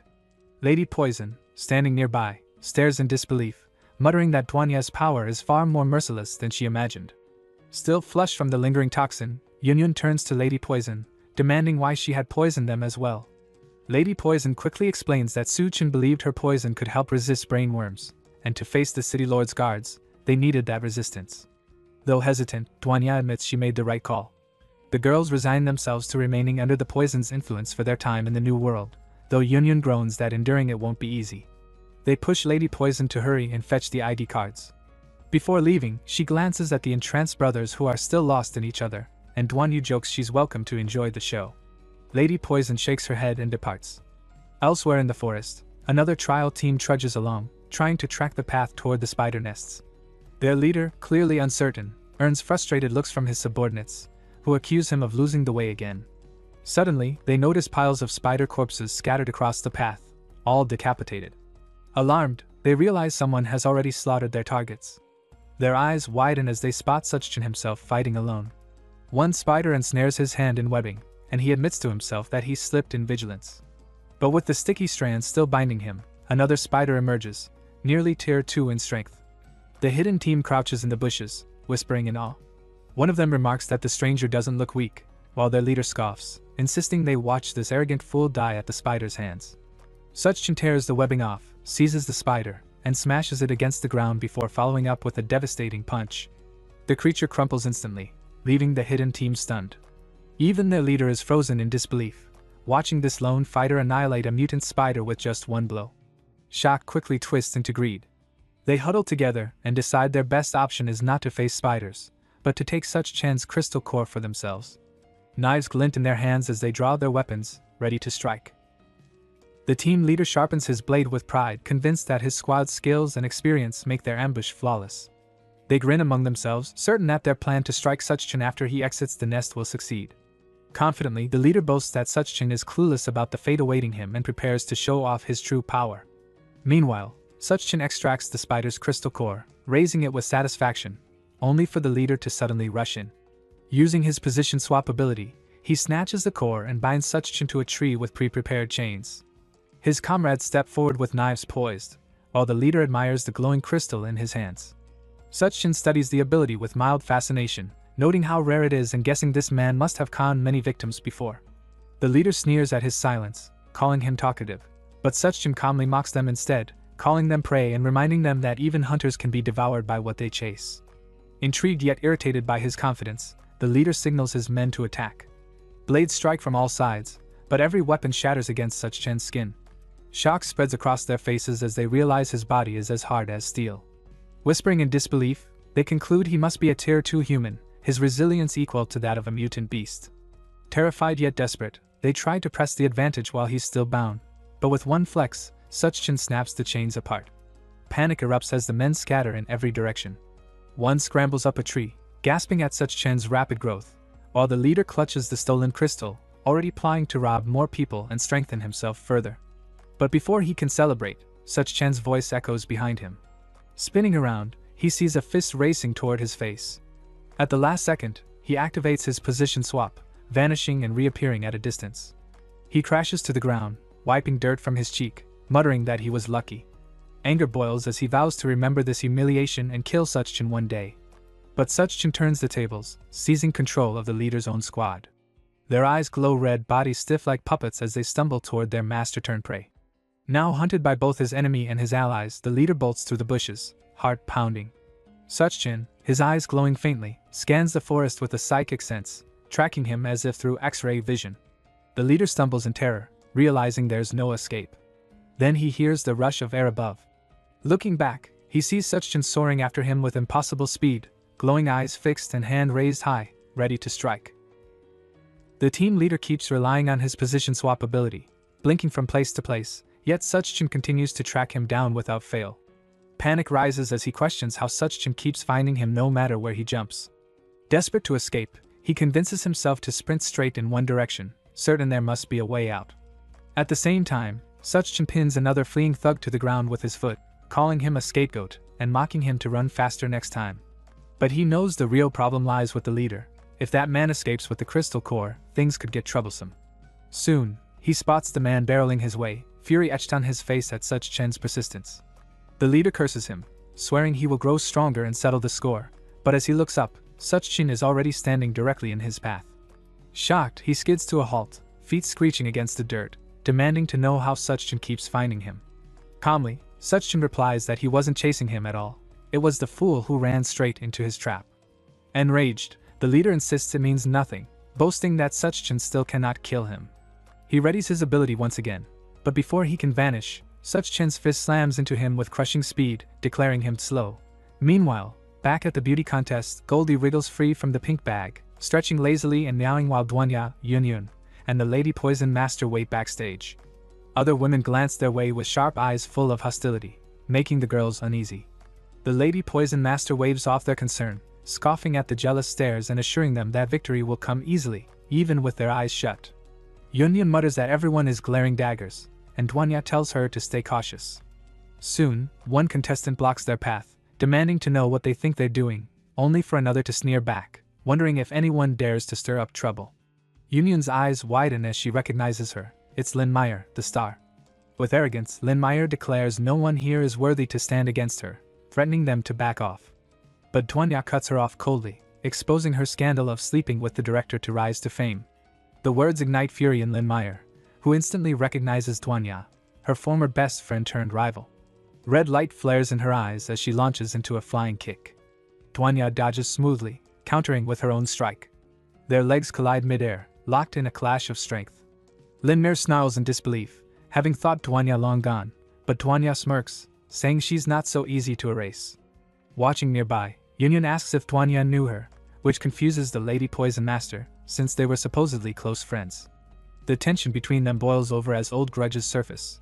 DONGHUA recalls hair removal cream in her shampoo, laxatives in her water, even dead rats planted in her closet.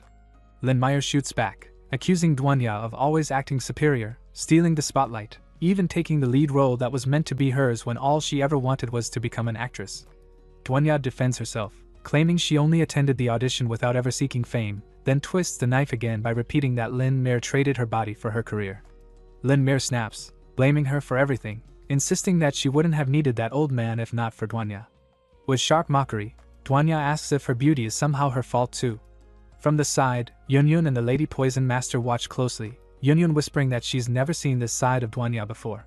Lin Meyer hisses that DONGHUA is still as arrogant as ever, bragging about her fame and adoration, but DONGHUA laughs bitterly, pointing out that in this ruined world, none of it matters anymore. The host announces the start of the new World Beauty Contest, thanking everyone for their patience, though the crowd is clearly restless, eager for the competition to begin. After the apocalypse, this contest has become their main source of excitement. Some have labored tirelessly for the city lords just to witness it. Others have gone without food for a month to have enough to purchase a contestant. The host adds that the city lord will personally meet the winner, shocking the audience, who look around, hoping to catch a glimpse of him. Yunyun and DONGHUA overhear this and immediately understand Lin Meyer's fierce determination. Her drive to win is all about meeting the city lord. Yunyun thinks that gaining his attention could also help them locate a blacksmith. DONGHUA warns Lin Meyer must not be allowed to win, and Yunyun still struggles with the lingering effects of the Lady Poison Master's toxin, needing Su Qin to detox her. Meanwhile, Lin Meyer is confident, believing she controls all the judges and the host. She scoffs at the idea of competing with nobodies, instructing the other contestants to stay on stage if needed. Back at the arena, the host prepares to introduce the judges, all three already in place. The middle judge questions why the others are still standing.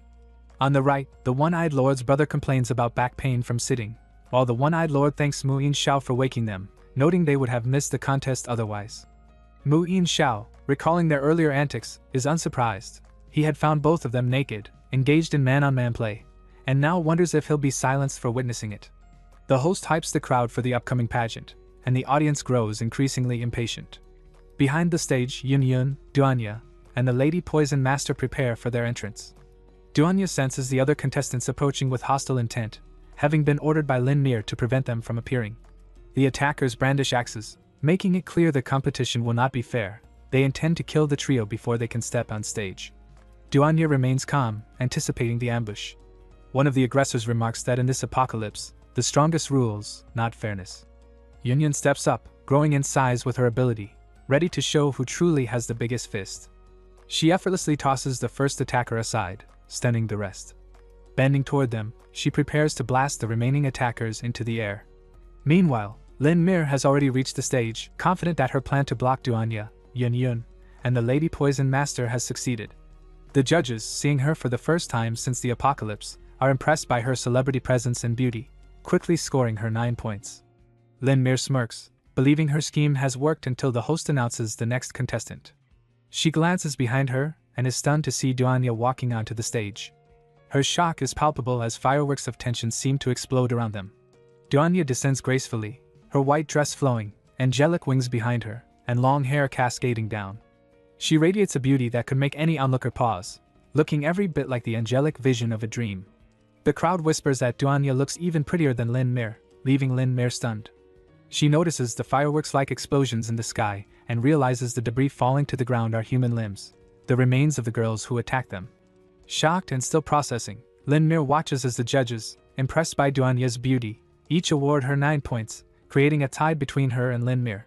Yunyun worries the dramatic entrance may have been excessive, while the Lady Poison Master frets she went too far by launching attackers into the air.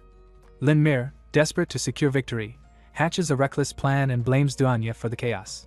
She strips herself naked, captivating the crowd and judges alike, and receives perfect scores of 10 from all, celebrating her apparent win. DONGHUA is horrified, thinking Lin Mir insane. Meanwhile, the city lord instructs one of his maidens to deliver ID cards, which she presents on a platter, ensuring both Lin Mir and DONGHUA receive theirs. Lin Mir eagerly picks her card, thrilled that she now has access to the new world's upper level as chosen by the city lord. The maiden leads her to the city lord, asking an odd question about liking fish, which puzzles Lin Mir. Yunyun feels disappointed that DONGHUA lost, realizing she won't meet the city lord, though DONGHUA remains optimistic. They still have a card and a plan. When the maiden brings Lin Mir before the city lord, they meet Sangming, an extremely old man who muses that youth is a beautiful gift. He confesses that the apocalypse bores him and that he, like other old men, simply wants to plant flowers. Without warning, he transforms Lin Mir into a fish and places her into a massive aquarium, leaving her stunned. Sangming watches Lin Mir from his massive aquarium, thinking she truly embodies a superstar's presence and is strikingly beautiful. Lin Mir glares at him with glowing red eyes, but Sangming calmly warns her not to look at him that way, insisting she should be grateful just to exist as one of the fish. One of the maidens interrupts to announce the arrival of a boy he had apparently sent for, noting that he has passed physical tests and is in excellent health. Sangming, impressed, lifts the boy and asks if he is afraid, to which the boy shakes his head, expressing gratitude that the city lord spared him from starving. Sangming brushes off the thanks, placing a hand on the boy's head as he releases swarming, insect-like creatures to crawl over him, absorbing the child's energy, the ageless gene unique to children. Sangming reflects that the effect is fleeting, which explains why he maintains an array of women whose sole purpose is to bear as many children as he wishes. Yet even this is insufficient. He craves more crystal cores to strengthen his abilities. He muses that the apocalypse has elevated a decaying old man like him to rule, and that the new world marks the beginning of his eternal life. He instructs the maiden to hasten the collection of crystal cores and to deal with defective women, and she agrees without hesitation. Meanwhile, DONGHUA and Yunyun suffer the effects of the Lady Poison Master's toxins once again, a necessary discomfort to prevent brainworm infection. DONGHUA complains about the aggravating, relentless sensation as their bodies press uncomfortably together, while the Lady Poison Master reminds her it is a small price for protection. DONGHUA hands over the ID cards, urging the Lady Poison Master to deliver them into the city. Almost immediately, they are confronted by the One-Eyed Lord and his brother, who have intentions of exploiting them for profit. His brother begins by admiring their beauty, remarking that it is rare to see such women, especially in the apocalypse. The Lady Poison Master then clarifies for DONGHUA that the two men intend to buy them, making the grim intentions unmistakable. The Lady Poison Master reminds DONGHUA that in the new world, women are considered little more than resources, and having ID cards changes very little. She points out that the One-Eyed Lord and his brother are offering 2 crystal cores, one for each of them, as payment, emphasizing the rarity and immense value of such a gift. They admit they can afford this because of their own strength and hint that Yunyun and DONGHUA are irresistibly addictive, though their memories of a previous encounter with the women leave them visibly shaken. DONGHUA uses her powers to remind them that they had been with each other, not the men, reinforcing the trauma. Meanwhile, in the forest, a young man approaches the spider nest that Suchin had already destroyed, noting that someone else has taken the crystal core. He is not there for the core, only the spider legs, hoping they will suffice. When he senses someone behind him, he turns to see Suchin, fists raised, ready to strike, and their collision produces a massive explosion. The young man quickly explains he is not there to fight or steal the core, praising Suchin's strength and acknowledging his own power, suggesting that their confrontation would be pointless. He clarifies that his goal is the spider legs and proposes friendship, introducing himself as Wong and expressing hope that things go according to plan. Suchin recognizes him from a past life as the Black Blade King and recalls that Wong was searching for a forger in the New World. Suchin agrees to the friendship and allows Wong to take the spider legs. Wang explains that the legs are for a friend, mentions urgent business, and leaves, warning Su-chin not to touch the identity cards, urging trust without explanation. Su-chin, curious about a possible secret behind the cards, decides to follow Wang, believing he may lead him to the forge. Wang makes his way toward the gates of the new world, only to be confronted by the team that had never left on the mission. They demand he hand over the mutant spider corpse he carries, eager and proud that someone has finally delivered it. They try to intimidate him with threats, surrounding him completely, unaware that he is carrying only spider legs. As they strike, Wang effortlessly annihilates them all, finding the encounter irritating. Su-chin witnesses this and remains unimpressed, recognizing Wang's past life strength as a Tier 3, or possibly peak Tier 2, fighter, on par with himself. He considers absorbing the core, knowing it could push him past Tier 3 but with potential side effects. Su-chin receives an ID card for delivering the mutant spider corpse, earning the congratulations of the gate soldiers as he officially becomes a member of the new world. He notices the card emitting black smoke and recalls Wang's warning. At that moment, the consciousness space lady appears, explaining that she had intervened when a swarm of brain worms suddenly appeared and quickly wiped them out. Su-chin wonders if it is a brain invasion, and she confirms the ID card is a medium for transmitting brain worms, raising concern for DONGHUA and Yunyun. Meanwhile, City Lord Kang Ning grows uneasy, prompting a maiden to ask what troubles him. He suspects someone has infiltrated the inner city and fears that DONGHUA, Yunyun, and the Lady Poison Master are involved.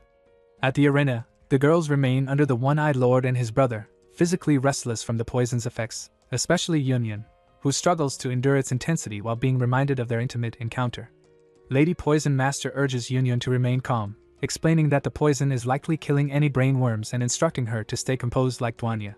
DONGHUA, having just forced the men to relive the vivid memory of their own intimacy, watches them spiral further into panic. The One-Eyed Lord and his brother, furious at the humiliation, launch themselves at the women with deadly intent, aiming to impale them headfirst. DONGHUA narrowly dodges one attack, causing both men to smash through a building with their sharpened, post-apocalypse heads. The audience, unaware of the reason for the sudden fight, cheers and urges each other to climb to the stands to avoid danger. Using their unbreakable iron head technique, the men destroy another structure and rush again, determined to prevent the women from using their mental powers. As the ladies try to evade, invisible hands pin them down. DONGHUA realizes it's the judge controlling them, but it's already too late. Just as she is about to be impaled, Yunyun grows to massive size, lifting the One-Eyed Lord like a toy. His brother attacks, but Yunyun holds him as well, taunting them to guess whose head is harder before smashing the One-Eyed Lord's head into his brother's. The violent collision kills them both instantly. Yunyun tosses the dead bodies over her shoulder and turns her attention to the man responsible for all the chaos. But he isn't about to let her attack freely. As she advances, she feels something latch onto her legs, suppressing her powers and shrinking her back to normal size.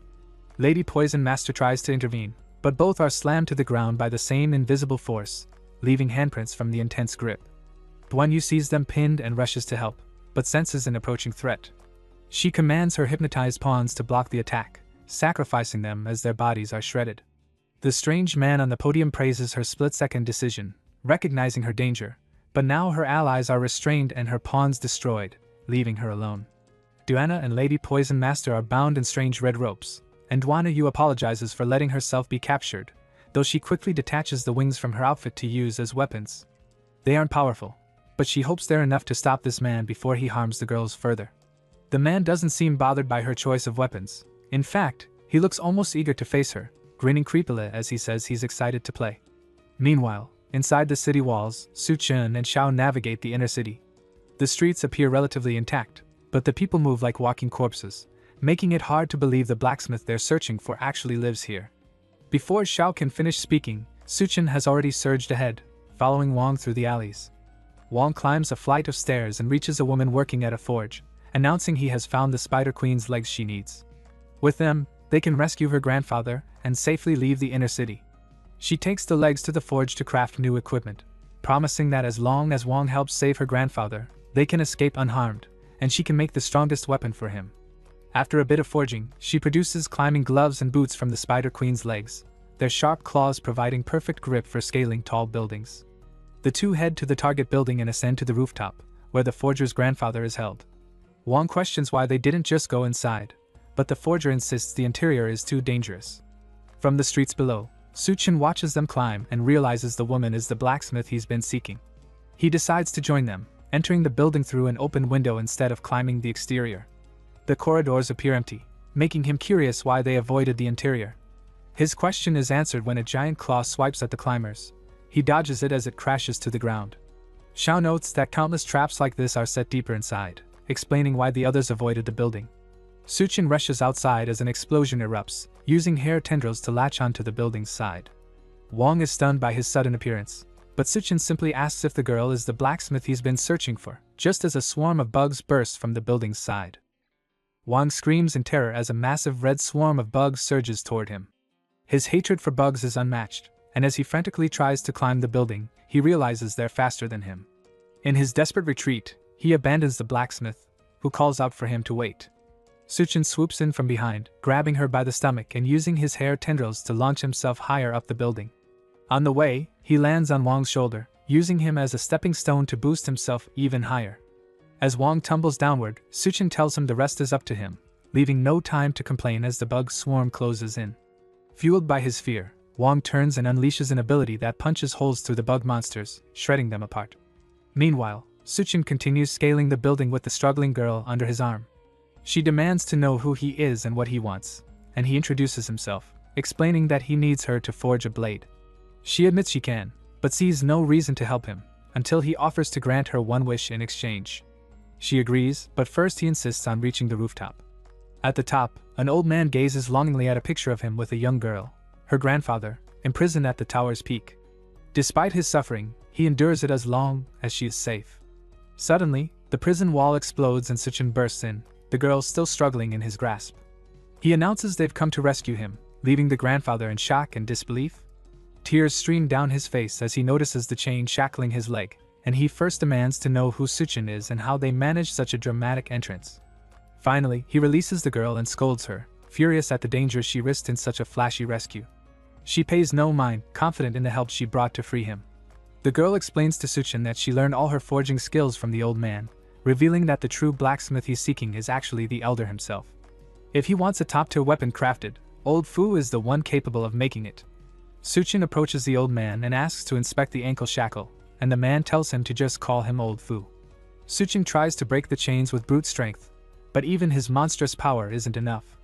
Surprised by the shackle's durability, he listens as Old Fu explains that it's no use trying with force. The shackle may seem ordinary, but it's made from post-apocalyptic materials and forged by him personally, making it unbreakable. The girl smacks Old Fu on the head for being so proud of the very thing that trapped him, but he had no choice. The city lord threatened her life, leaving him no way to refuse. Suchin quickly pieces together the situation and asks whether a weapon forged from a stronger material could break the chains. Old Fu agrees it's possible, but the new world has no stronger material, except the one Suchin already possesses. Reaching into his subspace, he summons the powerful stone where he recently acquired. The stone radiates a force even Old Fu has never felt. Just by touching it, he knows a blade forged from it could definitely cut through the shackle. The challenge now is refining the raw stone, an incredibly difficult task even for a master, and Old Fu will need Suchin's help. They move to another part of the prison where Old Fu can begin working the stone. The city lord had imprisoned him to force him to forge weapons from mutated materials, which required custom-made tools for precision. The furnace bellows alone are enormous, normally needing 10 people to operate, but everyone had abandoned their posts to watch a beauty contest, leaving Suchin to handle it all. Undeterred, he strips off his shirt, revealing his muscular build, and Old Fu hopes the strength is real before leaving the bellows to him. The first step is raising the furnace temperature before adding the raw stone. Once it's in, the smelting process cannot stop, or the stone will turn to useless scrap. Old Fu sits back while instructing Suchin to start charging the furnace. Normally, even ability users would need 3 hours to heat it sufficiently, but Suchin, far from ordinary, pushes the furnace to a level Old Fu has never witnessed before, making it nearly impossible to believe he is human. The room becomes stiflingly hot as Suchin powers the furnace with his immense strength. The blacksmith girl barely has a moment to wipe the sweat from her brow before it's time to push the raw stone into the furnace. Working together, they manage to shove it in, the searing heat nearly unbearable for both. With the stone in place, all that remains is to wait for it to melt enough to be forged into a blade. Their focus is suddenly interrupted when a man is shoved into the room by a bunny girl. It's the city lord, demanding to know who dares trespass in his tower. The smithing girl instantly recognizes him as the one who imprisoned her grandfather, and lunges with the nearest blade, aiming for a killing strike. Before it connects, the bunny girl sprouts spider legs from her back, using them to strike and send the girl flying backward. Two of the legs double as sharp blades, one pressed dangerously close to her cheek as punishment for daring to attack the city lord. Just as she raises her hand to deliver a fatal blow, a fist shoots out of nowhere, striking the bug bunny girl and sending her bouncing off the ground. Wong has finally arrived, having fought through the earlier swarm of bugs. Furious at the interruption, the bunny girl tries a high kick aimed at Wong's face, but he easily dodges and catches her by the waist. With a deadly squeeze, he crushes her until she splits in half, leaving the seemingly invincible foe lifeless. Old Fu and Su Chen stare, astonished by Wong's raw power, while the smithing girl can hardly believe what she's just witnessed. Wong doesn't even turn to look at her as he checks if she's okay, his calm bravery leaving her momentarily flustered. When she whispers that he's cool, he finally turns, but a small bug crawling up his back shatters his composure, and he wriggles in terror. The girl quickly slashes it away with her sword, ending the tiny menace before it causes more trouble. While Wong is still squirming in fear, the smithing girl reassures him that the bug is gone and there's nothing to worry about. She thanks him again for saving her earlier, her cheeks still flushed. Wong quickly composes himself and returns the praise, telling her how brave she was and thanking her for helping him as well. As they exchange compliments, the city lord, who has been observing everything, finally speaks, warning that there will be consequences for killing one of his subordinates, and that he intends to make an example of them. Wong steps forward, expecting a weak opponent, but the city lord's frail form suddenly begins to twist and shift as he approaches. In moments, insect-like tendrils and limbs sprout from his body, and he transforms into a horrifying centipede monster that towers over everyone in the room, revealing his true form. With no reason to hide, he commands everyone in concealment to emerge and slaughter those present. Meanwhile, DONGHUA's opponent reveals his grotesque tongue as cockroach-like antennae sprout from his head, laughing at the thought of unleashing his power. He tells DONGHUA that, with the city lord's order, it's finally time for them to go completely berserk. The city lord roared, commanding his forces to attack, and DONGHUA immediately began taking blows. The girls watching cried out in alarm, pleading for her safety, their voices full of panic. Nearby men shouted in protest, calling out to protect her, even as she staggered, blood trickling from her mouth. The city lord sneered, taunting that she couldn't even see her invisible attackers and that dodging strikes from unseen foes was impossible, not even for a psychic. He declared he would finish her in a single blow. The girls screamed for her to watch out, but DONGHUA leapt into action, spinning and swinging her legs with precision. Each strike connected, hitting one invisible attacker after another, leaving the city lord stunned. She landed gracefully on the ground, her eyes blazing red with lethal intent. Shocked, he demanded how she managed to sense and strike the invisible assailants, noting the thin streaks of blood marking each of them. He realized she had cleverly used her own wings to reveal their positions, but before he could react further, DONGHUA delivered a sharp, heeled kick to his face, silencing him instantly. She glared down at him, furious at his cruelty. Then, from the rooftops above, a swarm of insects began circling the building, drawing gasps from everyone.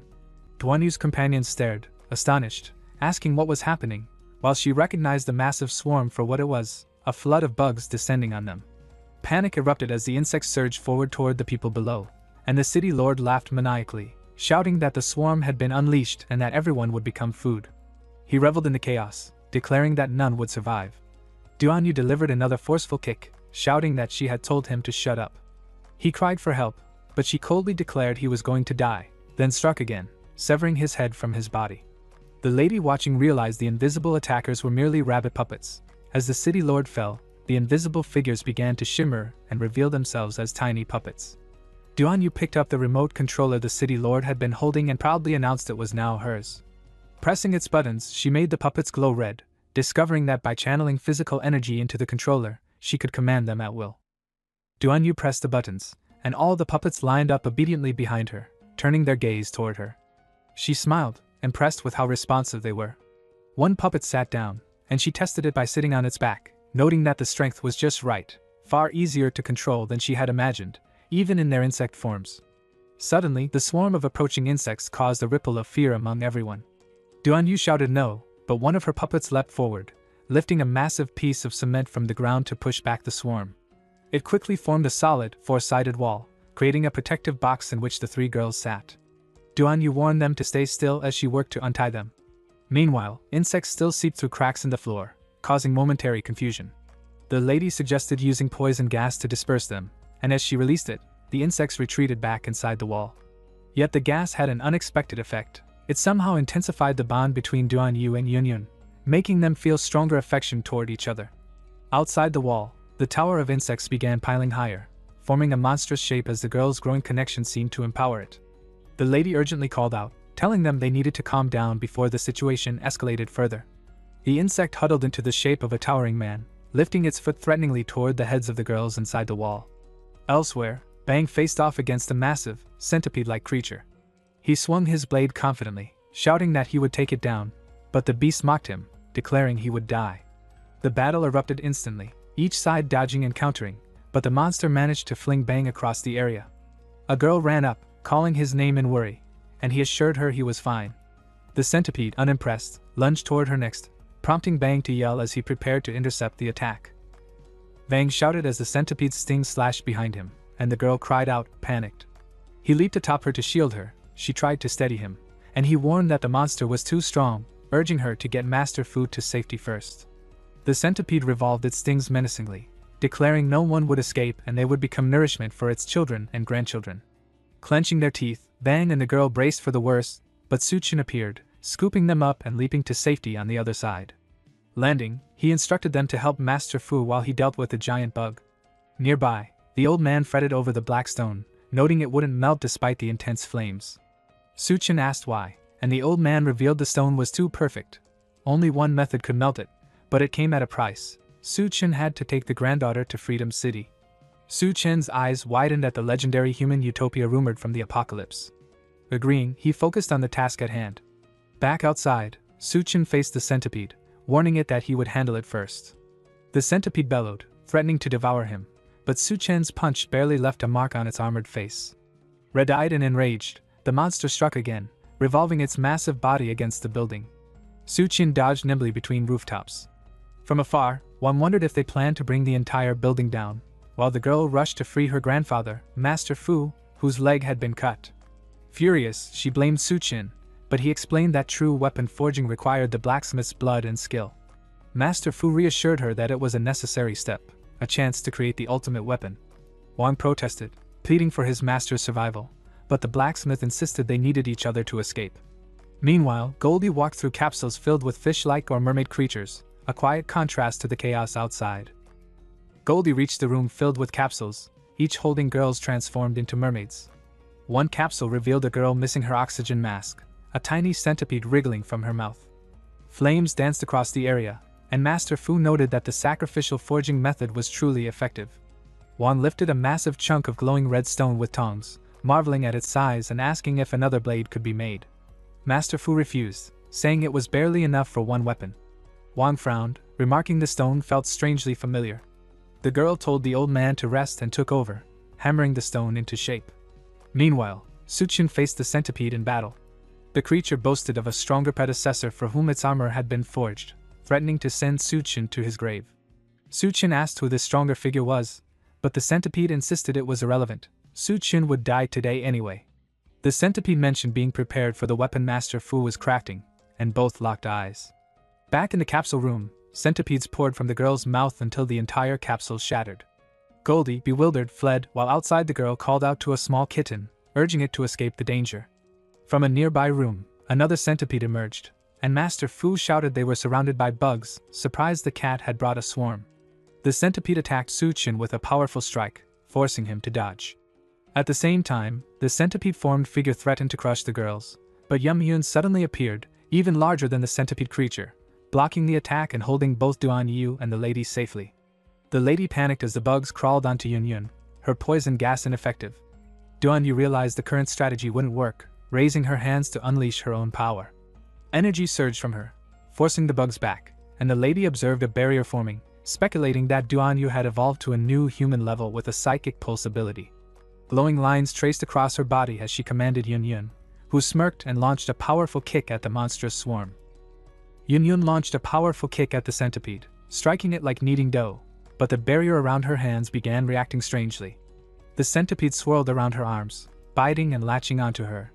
She screamed in pain as the lady realized bugs were still inside her and dashed through Yun-Yun's massive body, reaching her hands. Pushing forcefully, she purged all the centipedes, killing them instantly. Just then, the huge centipede that had been battling Suchun reared up, roaring, and its sharp spikes pierced toward Yunyun's back. Shocked, Yunyun froze as the lady shouted a warning, but Suchun appeared just in time, shoving the monster back. Yunyun steadied herself on his thigh, readying a counterattack. Spreading her legs and leaping, she freed herself from the centipede's grip and delivered a crushing kick to its head. The creature shrieked, stunned by her hidden strength, and collapsed to the ground. Yun checked on Suchin, asking if he was okay. He nodded, noticing a glowing barrier surrounding her. He realized DONGHUA had reached level 2, marveling at her power, though a slight dizziness hit him from the intensity of her energy. The centipede roared, declaring that Yunyun dared to defy it, and lashed its tentacles toward her.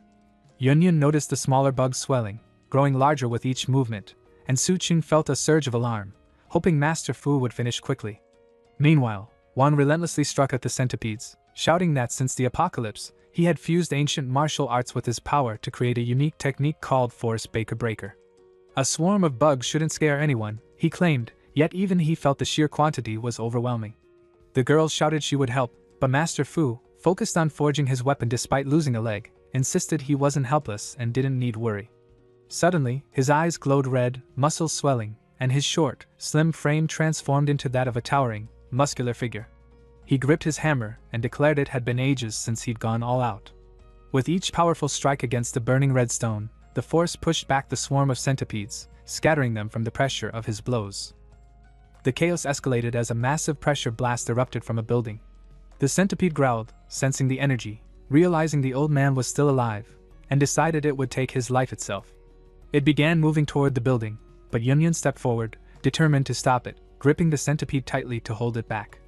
The creature sneered at another woman interfering, but DONGHUA sent out a psychic wave, shielding Yunyun while striking the centipede. In the midst of this, the centipede lunged at DONGHUA, threatening to devour her, but Suchin appeared, commanding her not to be afraid. Dark energy strings shot from his hands, restraining DONGHUA from falling into the creature's mouth, and he unleashed a relentless barrage of punches on the centipede's head. As DONGHUA was thrown backward, Suchin caught her mid-fall, asking if she was okay, and she nodded. Enraged, the centipede surged forward again, but Yunyun spotted a vulnerable mouth at its end. The old man's hammering energy from the building drew the creature's attention. Furious, it shouted about the noise and charged, smashing the building into pieces, claiming most of its annoyances were gone. From the rubble, Goldie leaped from stone to stone, clutching the weapon forged by the old man. The centipede roared, intent on devouring the stranger, but Goldie, with DONGHUA and Suchin leaping onto him, ran from behind. The centipede spat insults, but Suchin drew the forged blade from Golg's mouth, noting its perfect design and readying it against the oversized insect. The weapon's sheer presence intimidated the centipede, forcing it to back off, and with a decisive strike, Suchin cleaved it down the middle, blood splattering everywhere. DONGHUA asked if it was over, only to see the centipede's small fly-like mouth attempting to escape, grumbling about its ruined nest and backup plan. DONGHUA swiftly smashed it like an ordinary fly, ending the threat. Yunyun slammed the caterpillar between her hands and flung it down, shouting for it to get back, her anger blazing, and from behind, Goldie appeared, carrying Suchin and DONGHUA on his back. DONGHUA jumped down and rushed toward Goldie, asking why he had grown so large again and warning him not to handle that size, and Yunyun, returning to her original form, reassured her it was only temporary and insisted she couldn't let the disgusting bug escape. Goldie then moved toward the caterpillar with Suchin, who landed firmly, scolding Goldie that he could not eat it because the centipede's huge skull lay on the ground, calling it disgusting and promising a can of cat food later. Amid the rubble, Wang lifted a massive stone and helped his grandfather escape. The girl holding him asked if he was alright, and he grunted that he was still alive. Suddenly, snow began falling from the sky, shocking everyone, with exclamations that it really was snowing. DONGHUA commented that winter shouldn't arrive this early, noting that the climate had gone crazy since the apocalypse, and Wang pointed to the sky, amazed at the thick, dark clouds blocking the sunlight. Suchin explained that it wasn't clouds but volcanic ash drifting from distant eruptions that had begun before the apocalypse, and that eventually the ash would cover the entire planet. Feeling the ash like snow on her hand, DONGHUA asked if it would disappear when the snow ended, but Suchin warned that what was coming next was a global winter apocalypse, with a cold wave freezing the entire planet. Then the centipede's skull revived, the creature laughing, taunting that they hadn't really thought they could kill it because it could infinitely respawn by summoning its bug form, shocking everyone. Suchin raised his hand calmly, telling everyone to stay back, and opened a portal-like space from which the centipede cried out in confusion and pain, unable to move, before being completely sealed away. Suchin remarked that it was weak enough to be contained in his space, admitting he hadn't wanted to show something so disgusting, leaving everyone stunned. Turning to the old man, he noted the snow was getting heavier and that they needed to delay heading to Freedom City. But the old man shrugged, resigned that the harsh climate might kill them anyway. Suchin, however, distributed jackets, tents, food, and medicine, declaring that with him no one would die, astonishing everyone with the sheer amount he carried as if he had a Doraemon pocket. They chose a place to rest, and inside the van, Duanyu and Yunyun sat on the floor, Yunyun still recovering from her earlier size increase, which worried Duanyu. Suchin approached and handed her the spider core, saying he hadn't used it, and now she could, as he needed her stronger for the next fight, and as she accepted it, a fluttering feeling rose within her. From behind, Duanyu reminded Suchin that they were still poisoned, and both bent forward together, pleading for him to detox them. Yunyun pressed her hands against Dasukin's abs, urging him to detox her immediately, repeating her demand insistently, while Duanyu interjected that she was still the elder sister and he should listen to her. Yunyun countered, insisting that an elder sister should give way to a little sister. Dasukin thought that if Yunyun leveled up now, it would be a massive leap, and realized he needed to find more crystals for her. Duanyu, undeterred, said she wouldn't yield to anyone over something like this. Yunyun argued that Dasukin had just fought a massive battle and couldn't handle both of them at once. Duanyu tried to push forward, claiming she should go first, while Yunyun insisted it was her turn. Dasukin raised his hands, frustrated, asking if they doubted his strength, and decided to detox both at once, earning a grateful chorus from them for saving them from near death. Elsewhere, a man with a long stick approached a woman hanging from a tree, pressing the stick against her to check if she was alive, noting her skin was still elastic and she had only recently lost consciousness. Her eyes suddenly opened, and she shouted at them, startling the man, who stammered at her survival. She fell to the ground, demanding they stay away and asking their intentions. The men assured her they meant no harm, explaining they had seen her fall during a fight and came to check on her. She recalled being thrown during battle, Yunyun suddenly growing huge and causing her to lose her grip, thankfully landing in the tree. The men, seeing she was alright, decided to leave, warning her to find clothes as it was getting colder. The woman wondered why it was freezing and realized she needed to find her master quickly to avoid dying from the cold. Moments later, the men suddenly sprinted back toward her. She demanded to know why they had returned, but one said nothing, running forward urgently. Confused, she looked around as two gaseous, monstrous women leapt toward her from behind. The fleeing men panicked, one claiming they were about to get her killed, the other arguing they owed her nothing and had no reason to escape, only realizing that if she survived, they would be in danger. The woman, gripping a tree rope, swung forward, crossing past the men with skill. One man muttered, shocked, recognizing her as the same woman from before and realizing she wasn't dead. Behind them, the two gaseous monsters closed in on the men, who shouted for help. The woman yelled for them not to follow, noting how formidable the monsters were and thinking quickly for a plan. Spotting a car she recognized as her master's, she gripped the gate, determined that as long as she reached her master, she would be safe. When the lady finally reached the inside of the van, she froze at the sight before quickly shutting the door. Outside, the two men sprinted toward her, one urging, "There's an RV rescue van just ahead, hurry, hide inside." But she refused, thinking she couldn't let them disturb the master. Planting herself in front of the door, she shouted, "Wait, no one goes in, move aside immediately." Twisting her whip in a full 360, she warned, "I said no, anyone who steps closer dies." She thought if she threw herself fully into defense, she might buy enough time. A massive roar suddenly shook the area, making everyone flinch. She muttered in fear, "We're all going to die, is this an earthquake?" Above the chaos loomed a huge elephant-like monster, and atop it, a woman. She gasped, "No, that's a corpse." As the mammoth-like beast slammed onto the ground, the impact sent a shockwave that knocked everyone off their feet. She thought, "No way, we can't possibly defeat this." Desperately, she opened the van door, yelling, "No choice now, master, master, there's a huge monster." The girls froze in shock. "What, a mammoth?"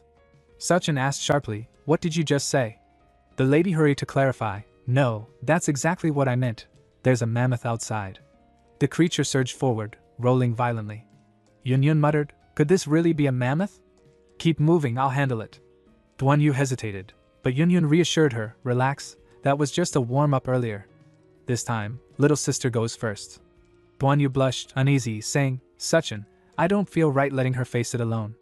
Yunyun stepped out, towering over the scene, facing the mammoth with unmatched confidence.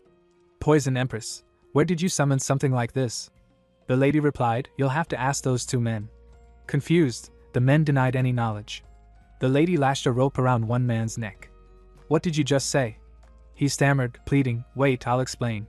We were survivors hiding in the zoo. Not long ago, these strange people appeared.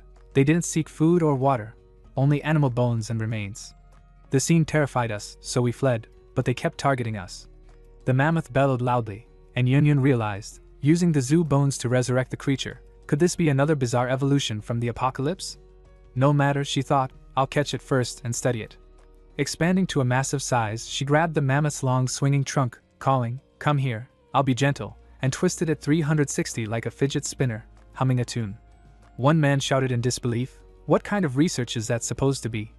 Finally, Sachin and DONGHUA emerged, with Sachin declaring, "No need for study, that's a mutant beast, a corpse soldier, its last remains tied together by the corpse queen." The mentors turned, acknowledging him, "You are Sachin." The man froze in shock, eyes wide, saying, "Sachin, it really is you. I can't believe you actually survived the apocalypse, and you're doing pretty well too." Sachin blinked, asking, "Who are you again?" The man answered, "It's me, Zhang Ming. We were in the same class at university." DONGHUA muttered, "Don't remember, want me to deal with him?" But Sachin shrugged, thinking, "I think there was someone like that." Zhang pressed, "Right, I told you, we're classmates, otherwise how could I recognize you?" Relief washed over him. Good thing he remembered me. I barely went to class back then. Tagging along might come in handy, he thought, then aloud added, "By the way, aren't you going to introduce me to this beautiful lady? And this giant lady too? Judging by her strength, she must be their leader, if I can win her favor." But before he could act, Yun's eyes flared red. She swung the mammoth, tearing it apart midair, shouting, "Oh, it broke." Zhang's face turned pale, screaming, "The mammoth is flying toward us. We're done for, it's going to crash." Just as it was about to hit, DONGHUA's power burst the mammoth's body apart. The men were frozen in shock. She warned Yun, "Be careful." Sachin thought, "With two strong beauties protecting me, my life is too easy, if only I could replace him." Yun looked at Sachin, hungry, and said, "So, Sachin, can you get me something to eat?" He nodded, "All right, I'll prepare it." Zhang thought, "So that's it, Sachin's just their cook. Replacing him would be simple." His friend asked, "Bro, what are you planning?" Zhang didn't answer immediately, eyes fixed on Yun. She growled, "I'm starving." Zhang offered a jerky, saying, "Miss Yun, here's some jerky I've been saving. If you're hungry, try it." He thought, most meat is spoiled by now, but my special cured meat, gourmet level. Yun recoiled, "What's with it?" "It's all black." He explained, "It's jerky I made from zoo gorilla meat with my secret recipe. One bite and you'll." She shouted, "Gorilla meat? Disgusting. Get it away." Sachin scolded, "Ming, keep that to yourself." Yun ran to Sachin, saying, "Exactly, I only eat what he prepares." Zing muttered, "What does Sachin make that's better than meat?" Later, Yun sat in front of a table overflowing with food, smiling, "Now that's a real meal." Outside, Zing and his companion peered through the bus window, astonished. "Hot pot? Roast chicken? How does Sachin even have this much food?" His friend said, "Bro, if he's your classmate, shouldn't he share?" Zing scoffed, "We're all classmates, what a big deal." Sachin smiled, "Yeah, we're classmates, no problem." Zing brightened, "Really? Thanks, old buddy." But Sachin closed the door, warning, "If you want food, one condition, we help each other." Zing agreed, "Fine, but I want to join your group, I'm an ability user too." Sachin nodded, "Great," and opened the door. The men rushed to the table only to find Yun had eaten nearly everything, leaving just remnants. They immediately began fighting over the leftovers. DONGHUA asked, "Are you letting them join?" Sachin nodded, "Of course, gotta keep my word." Yun held up a crystal from the mammoth's brain, saying, "Sachin, you should absorb this." He shook his head, "You keep it, you found it." He thought, crystal cores from the corpse army of the zombie queen drop easily, I'll pay attention. Licking the full plate, Sang asked, "What's next, brother?" Later, Wang carried Master Fu on his back, and the old man struggled, saying, "Let go of me, I'm not a child." Wang frowned, looking him over, saying, "You still have to forage my blade, so I need to take care of you." The girl interjected, "We have to take him somewhere he can be treated properly." Sachin suggested, "General Gao, he's his friend." With that, the girl and Master Fu departed, waving, "All right, take care everyone." Meanwhile, Sachin and the two girls settled into the car, which moved steadily, while on the open rooftop, Wang and his companions sat together. The man asked, "You sure this won't backfire?" Wang shrugged, "Is there anything that does?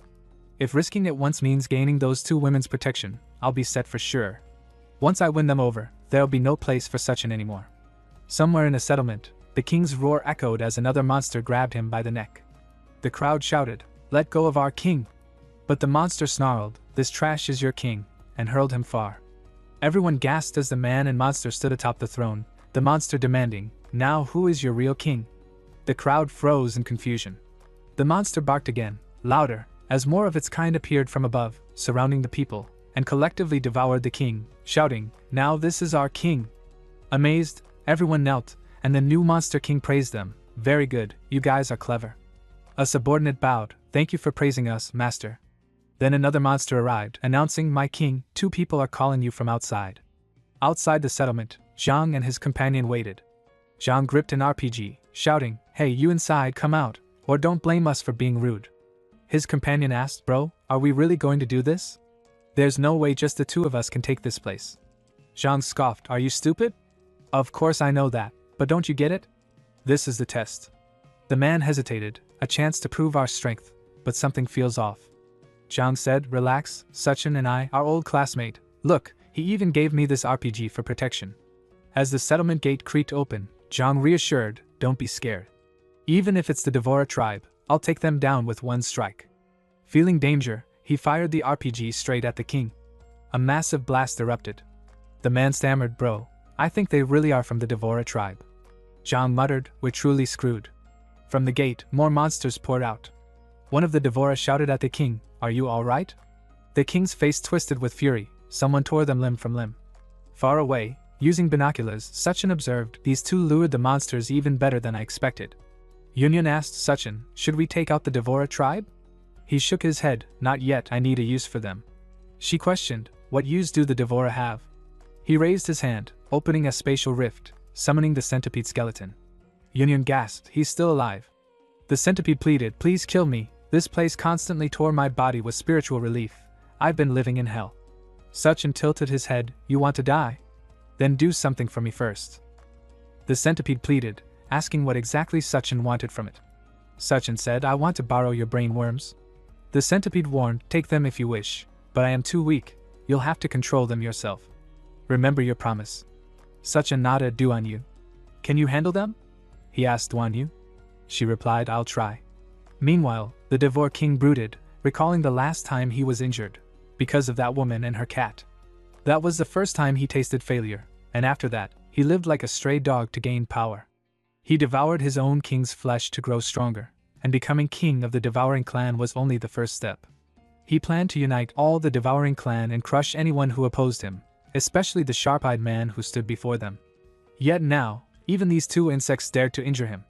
He roared in fury, "How ridiculous, kill them! Grind their bones to dust!" The full DONGHUA clan surged forward toward Zhang and his companion. Zhang shouted, "Suchin, you call this our resettlement area? It's a nest of the devouring clan." The other groaned, "He set us up to be slaughtered, we've run into their ruins." As they charged, the devourers blocked their path, sneering, "Reckless fools, daring to blow up our king, you think you can escape?" Zhang panicked, "We're so screwed, this is the end, this is the end." A sword swung down toward them, but the axes were suddenly stopped. One attacker growled, "Hey, why are you stopping?" Their eyes glowed pink as centipedes crawled over them, and they turned on their own comrades. The effect spread quickly, chaos erupting across the battlefield. The DONGHUA king watched, confused and horrified. One of his controlled devourers lunged at him, but he threw his companion aside, thinking, "What is this?" He leapt onto a building, surveying the scene, muttering, "No good, I have a bad feeling." Meanwhile, Zhang and his friend were shielded by the Lady Poison Empress. She scolded, "How long are you planning to play dead?" Zhang stammered, "Why is it you?" She turned, revealing that the devouring clan was now under Duanyu's control. Suchin praised, "Nice work." Duanyu explained, "Without the Bug King's interference, my physical control can easily manipulate these insects." "How many can you manage?" he asked. 300 to 500 maybe, she said, "but over 300 will be taxing if precision is needed." Suchin replied, "No need for precision, just make them fearless." "In that case," she said, "no problem." Every devourer knelt before Suchin and above the king. The DONGHUA king's eyes widened with jealousy and fury, clenching his teeth, realizing, so it was them. The scene shifted to the devourer clan's camp. Inside the prison, many terrified girls huddled together as 2 devourers entered. Each one grabbed a girl and lifted her roughly onto their shoulders. The girls struggled and shouted for them to let go, but their cries were ignored. One of the devourers approached the king and informed with respect that the person had been brought. The king grabbed the girl harshly, making her scream in pain, then tossed her toward the other devourers. They caught her and expressed their gratitude to him. The king turned his gaze toward another girl and spoke with a creepy smile that it was her turn. The girl trembled and shouted with fear that she didn't want this and begged to be released. But the king pressed his large foot on her back and forced her to kneel before him. Tears rolled down her face as she cried that she had not eaten for days. The king laughed coldly and replied that there was food right in front of her. The girl looked up at him with confusion, not understanding his cruel words. But before anything more could happen, a loud crack echoed through the camp as a massive devourer stepped forward and broke the king's neck in one swift motion. His eyes glowed red as he declared with a deep voice that from now on he was their new boss. He ordered everyone to pick up their weapons, announcing that they were going hunting. The scene then shifted to Su Chin and his subordinates. Su Chin stood outside, his eyes fixed on a building in the distance. He mentioned calmly that there were several other Devourer clan bases nearby. Then he turned to DONGHUA and instructed with determination to release the bugs inside. She nodded in silence, and suddenly a soft pink aura surrounded the entire area. Her eyes glowed with the same pink light as she scanned the surroundings carefully. She spoke with concern that it looked like not a single Devourer clan member was inside and asked Su Chin if he could be mistaken. Su Chin replied firmly that it was impossible and that he could not be wrong. At that moment, the Devourer King and his subordinates appeared on the roof. The king laughed loudly, his voice filled with arrogance, and declared that he had been waiting for them and that today would be the day they died. Su Chin looked calm and replied that it sounded like they had walked straight into a trap, though he added that he didn't think they had met before. DONGHUA frowned in confusion as the king shouted with anger that he should remember. He reminded Su Chin that his cat had ambushed him before, and that he had suffered greatly because of it. The king growled that to take his revenge, he had gathered all the Devourer clans in the area. DONGHUA spoke casually that she had no memory of that at all. The king's rage exploded as he shouted if they were mocking him, then ordered his men to kill them all. His subordinates jumped down from the roof, weapons raised and ready to strike. Su Chin remained calm and spoke with confidence that since all the Devourers were gathered there, it would save them a lot of trouble. He told DONGHUA to call the bugs back, saying they would hold the enemies off first. She nodded and her eyes began to glow pink again, but before she could act, the king suddenly appeared behind her. He raised his weapon high and roared with fury that as long as he was there, she would not be summoning anything. The king swung his weapon fiercely, but DONGHUA quickly raised her hand and formed a glowing barrier, blocking the attack just in time. The king glared at her and shouted with anger that those creatures were her trump card and that she was the one controlling everything. Cracks began to spread across the barrier until it finally shattered into pieces. Su Chin gripped his weapon tightly, his expression cold and filled with fury. He warned the king that he dared to touch her and that he was not worthy to even try. In an instant, the king vanished from his spot, leaving only a faint blur behind. The next moment, all the Devourers rushed towards Su Chin, surrounding him with their weapons raised. At the same time, another group attacked Jin Yun. She clenched her teeth and her body grew larger, grabbing one of the attackers in her hands. The Devourers screamed as they fell from her body, and she roared with anger that weaklings like them dared to challenge her. DONGHUA shouted with determination for everyone to come and fight. Su Chin slammed his fist deep into a Devourer's stomach, sending the creature flying. Then he looked up and saw DONGHUA standing face to face with the king. His voice turned sharp as he called out for his cat, Goldie, and ordered it to protect DONGHUA. He threw the cat toward her with full force. The king raised his dagger and slashed wildly, tearing through DONGHUA's clothes. But in the same moment, Goldie landed in front of her and covered her body completely. The king stepped back in confusion and demanded to know what was happening and what was wrong with that cat. Goldie growled low, slashed its sharp claw through the air, and sent the king crashing backward. The king shouted in rage that the same move would not work on him again. Goldie leapt high, its body growing larger, and slammed its massive foot down onto the king's body. The ground shattered beneath the impact as the king's body was crushed deep into it. DONGHUA quickly called out for Goldie to stop, explaining that the king would make a great meat shield and should not be wasted. She then threw several worms onto the king's body, and they crawled rapidly into his mouth. The king's eyes widened in fury as he thought that he was going to devour them all. Su Chin shouted with urgency for everyone to get out of the way fast. In the next moment, a loud explosion filled the area, sending thick smoke across the battlefield. DONGHUA and Goldie quickly moved aside, avoiding the blast. When the smoke cleared, the Devourer King stood tall and completely unharmed. Suchin narrowed his eyes and spoke coldly that it looked like the king could devour other creatures to level up. DONGHUA focused her glowing eyes and said that she could sense the corpse queen nearby, just behind the line of buildings. The king let out a cruel laugh and boasted that he could now control the bugs, commanding that all of them should become his puppets. He then opened his mouth wide and spat out a swarm of wriggling bugs. But before the swarm could spread, Suchin leaped high into the air and slammed his fist directly into the king's face. Blood burst from the king's mouth as his body was thrown backward. Suchin stood firm as the bugs crawled over his body and said with determination that he could still send the king flying. The Poison Empress rushed toward him, trying to help him. DONGHUA called out with frustration that she could protect his brain, but what he did was far too reckless. She warned that by attacking like that, he was pushing the Devourer King straight toward the corpse queen. The king landed heavily on the ground, panting in anger. He admitted to himself that he had underestimated Suchin and didn't expect him to be that strong. Suddenly, a massive ice pillar burst from the water in front of him. The corpse queen stepped forward, her presence cold and commanding, and countless corpses appeared behind her, rushing straight toward the king. The king roared with fury, shouting that they dared to charge at him, and promised to wipe them all out. Then he charged forward, his rage shaking the battlefield. The corpse queen snapped her fingers sharply, and a powerful strike of energy slashed through the Devourer King, sending him crashing to the ground. Without giving him another glance, she turned away and shouted with authority for the hiding bugs to come out. She then swung her hand, creating a massive ice pillar that shot up from the ground. High above, Suchin and DONGHUA stood watching from a distance. Suchin looked down at the destruction and spoke with disbelief that even from so far away, a casual swing from her could cause such massive damage. DONGHUA stared at the queen's overwhelming power and said that it looked like she was a level 4 being, then asked if they were really going to fight her. Suchin replied firmly that they would not retreat. He explained that this was the moment when she was at her weakest, and if the corpse queen's hordes were allowed to spread across the land, everyone would become her food and no one would survive. DONGHUA nodded in understanding. Suddenly, bugs began to crawl over the bodies of Suchin's subordinates, covering them completely as they shouted in shock and fear. The corpse queen looked around with wide eyes and murmured that the snow had stopped and the bugs were finally appearing. She noticed the growing swarm and remarked that there were indeed many of them, but it would not matter. She stepped forward, raising her hand to summon a massive sea creature with long, twisting tentacles. With a cold voice, she ordered the giant octopus to kill them all. Yun grinned confidently and shouted to Suchin that he should leave the sea monsters to her.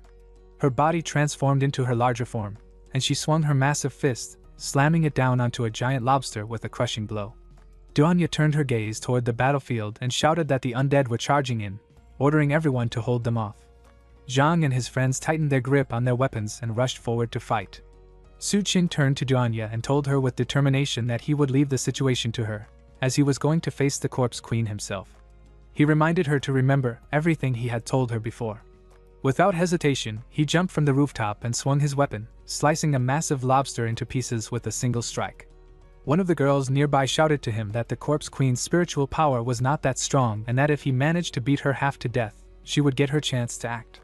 Suchin gave a short reply, saying that she made it sound far too easy. The corpse queen watched him approach, her eyes cold and filled with disdain. She murmured that he dared to charge into the tide of corpses and that he was simply asking for death. Raising her hand, she caused sharp ice obstacles to rise and block Suchin's path. But Suchin leaped high into the air, his voice steady as he asked if they could not already see how powerful she was. The girl shouted back that even so, what if they managed to pull it off? She reminded him that he held the crystal core in his hands and asked if he didn't want an ally as powerful as a corpse queen. Suchin landed heavily in front of the queen, gripping his weapon tightly. He thought to himself that he was only at peak level 2, and the difference in power between them was enormous. But he refused to back down. He thought that if he had a choice, he would never pass up the chance to gain an ally of such strength. If he could truly obtain a corpse queen level companion, he could dominate the entire apocalypse. He took a deep breath, his eyes sharp with resolve, and thought that the battle was unavoidable, so he would gamble everything on this fight. The corpse queen looked at Suchin with a cold expression and spoke with disdain that the ants behind him were the ones he had brought. She told him that his greatest stupidity was not realizing how weak he truly was and that even if he brought thousands upon thousands of troops, it would still be pointless. The Devourer King stood beside her, his tone filled with arrogance as he added that weaklings like Suchin, even if they numbered in the millions, would still end up becoming part of his corpse tide in the end. The queen glared at Suchin again and said with mockery that he had some nerve to stand alone on that frozen coast as if waiting for her. She demanded that he state his name so that after he died, she could make him her vanguard. Suchin's expression turned fierce as he replied that she did not need to know who he was and that all she needed to remember was that today would be her doomsday. Then, without hesitation, he leaped high into the sky and charged straight toward her. The queen raised her hand calmly, and an icy beam shot out from her fingertips, striking Suchin midair. His body was instantly covered in frost, freezing him solid. But with a burst of strength, cracks spread through the ice, and he shattered it completely. He landed on the frozen ground, though a layer of ice remained clinging to his shoulder. He clenched his fist and thought to himself that he had almost turned into a popsicle. Breaking the ice off his shoulder, he realized with relief that it was a good thing he had dodged in time and reinforced his body with energy. But his expression grew serious as he noted that she had done all that using only one finger. Suddenly, the queen attacked again, sending sharp shards of ice flying towards Suchin.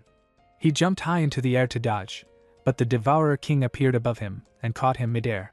The queen raised her hand once more and unleashed a barrage of massive ice beams toward them. Suchin reacted quickly and used his energy to block the attacks. 2 dark strands of energy shot out from him and pierced deep into the icy floor below. But the ice could not hold for long. Cracks spread beneath them, and in an instant, the floor shattered, sending both Suchin and the Devourer King plunging into the freezing water below. The queen looked down with a cold smirk and spoke mockingly that hiding underwater would not help him escape. She said that at first, she thought his strength was decent, and had even considered making him her subordinate. But now she dismissed the thought, saying that he would only serve as food for the smaller creatures in the water. Her gaze then shifted toward the others nearby as she added that there seemed to be a few more promising ones among his group, and she would see who was fit to become her underling. Her eyes swept across Suchin's subordinates. She commented with disdain that the poison user was too weak, the cat was unappealing, but the mental type seemed interesting. She smiled darkly and said that she liked that one. Then her attention turned toward the massive Yun. The queen pointed at her and said that this one looked even more interesting. Yun was in the middle of her fierce battle, throwing a huge lobster backward with a powerful strike. But before she could move again, a massive octopus wrapped its thick tentacles around her body, dragging her close as it opened its huge mouth to devour her. Yun's eyes blazed with power, and she released a burst of energy, tearing the creature's limbs apart and ripping it into pieces. The queen pointed toward her once more and declared with satisfaction that she chose Yun. Just then, the water erupted violently as Suchin burst out from below, slashing through countless sea creatures with rapid strikes. He landed heavily on the frozen ground. The queen looked at him with narrowed eyes and asked with surprise why he suddenly seemed stronger than before. Suchin looked around and asked with confusion what was going on, and told her to find out herself. The corpse queen laughed coldly and replied with pride that find out? Even if he had grown stronger than before, he was still nothing more than an insect who gained a little strength. She mocked him, asking if he truly believed he could fight her on equal ground. Suchin shouted with determination while throwing his dagger at her how would he ever know if he didn't try.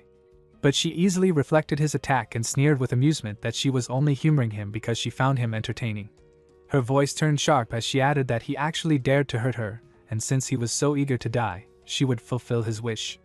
She raised her hand and from the frozen earth around them, tall ice pillars emerged, closing in on him until he was trapped inside a dome of ice.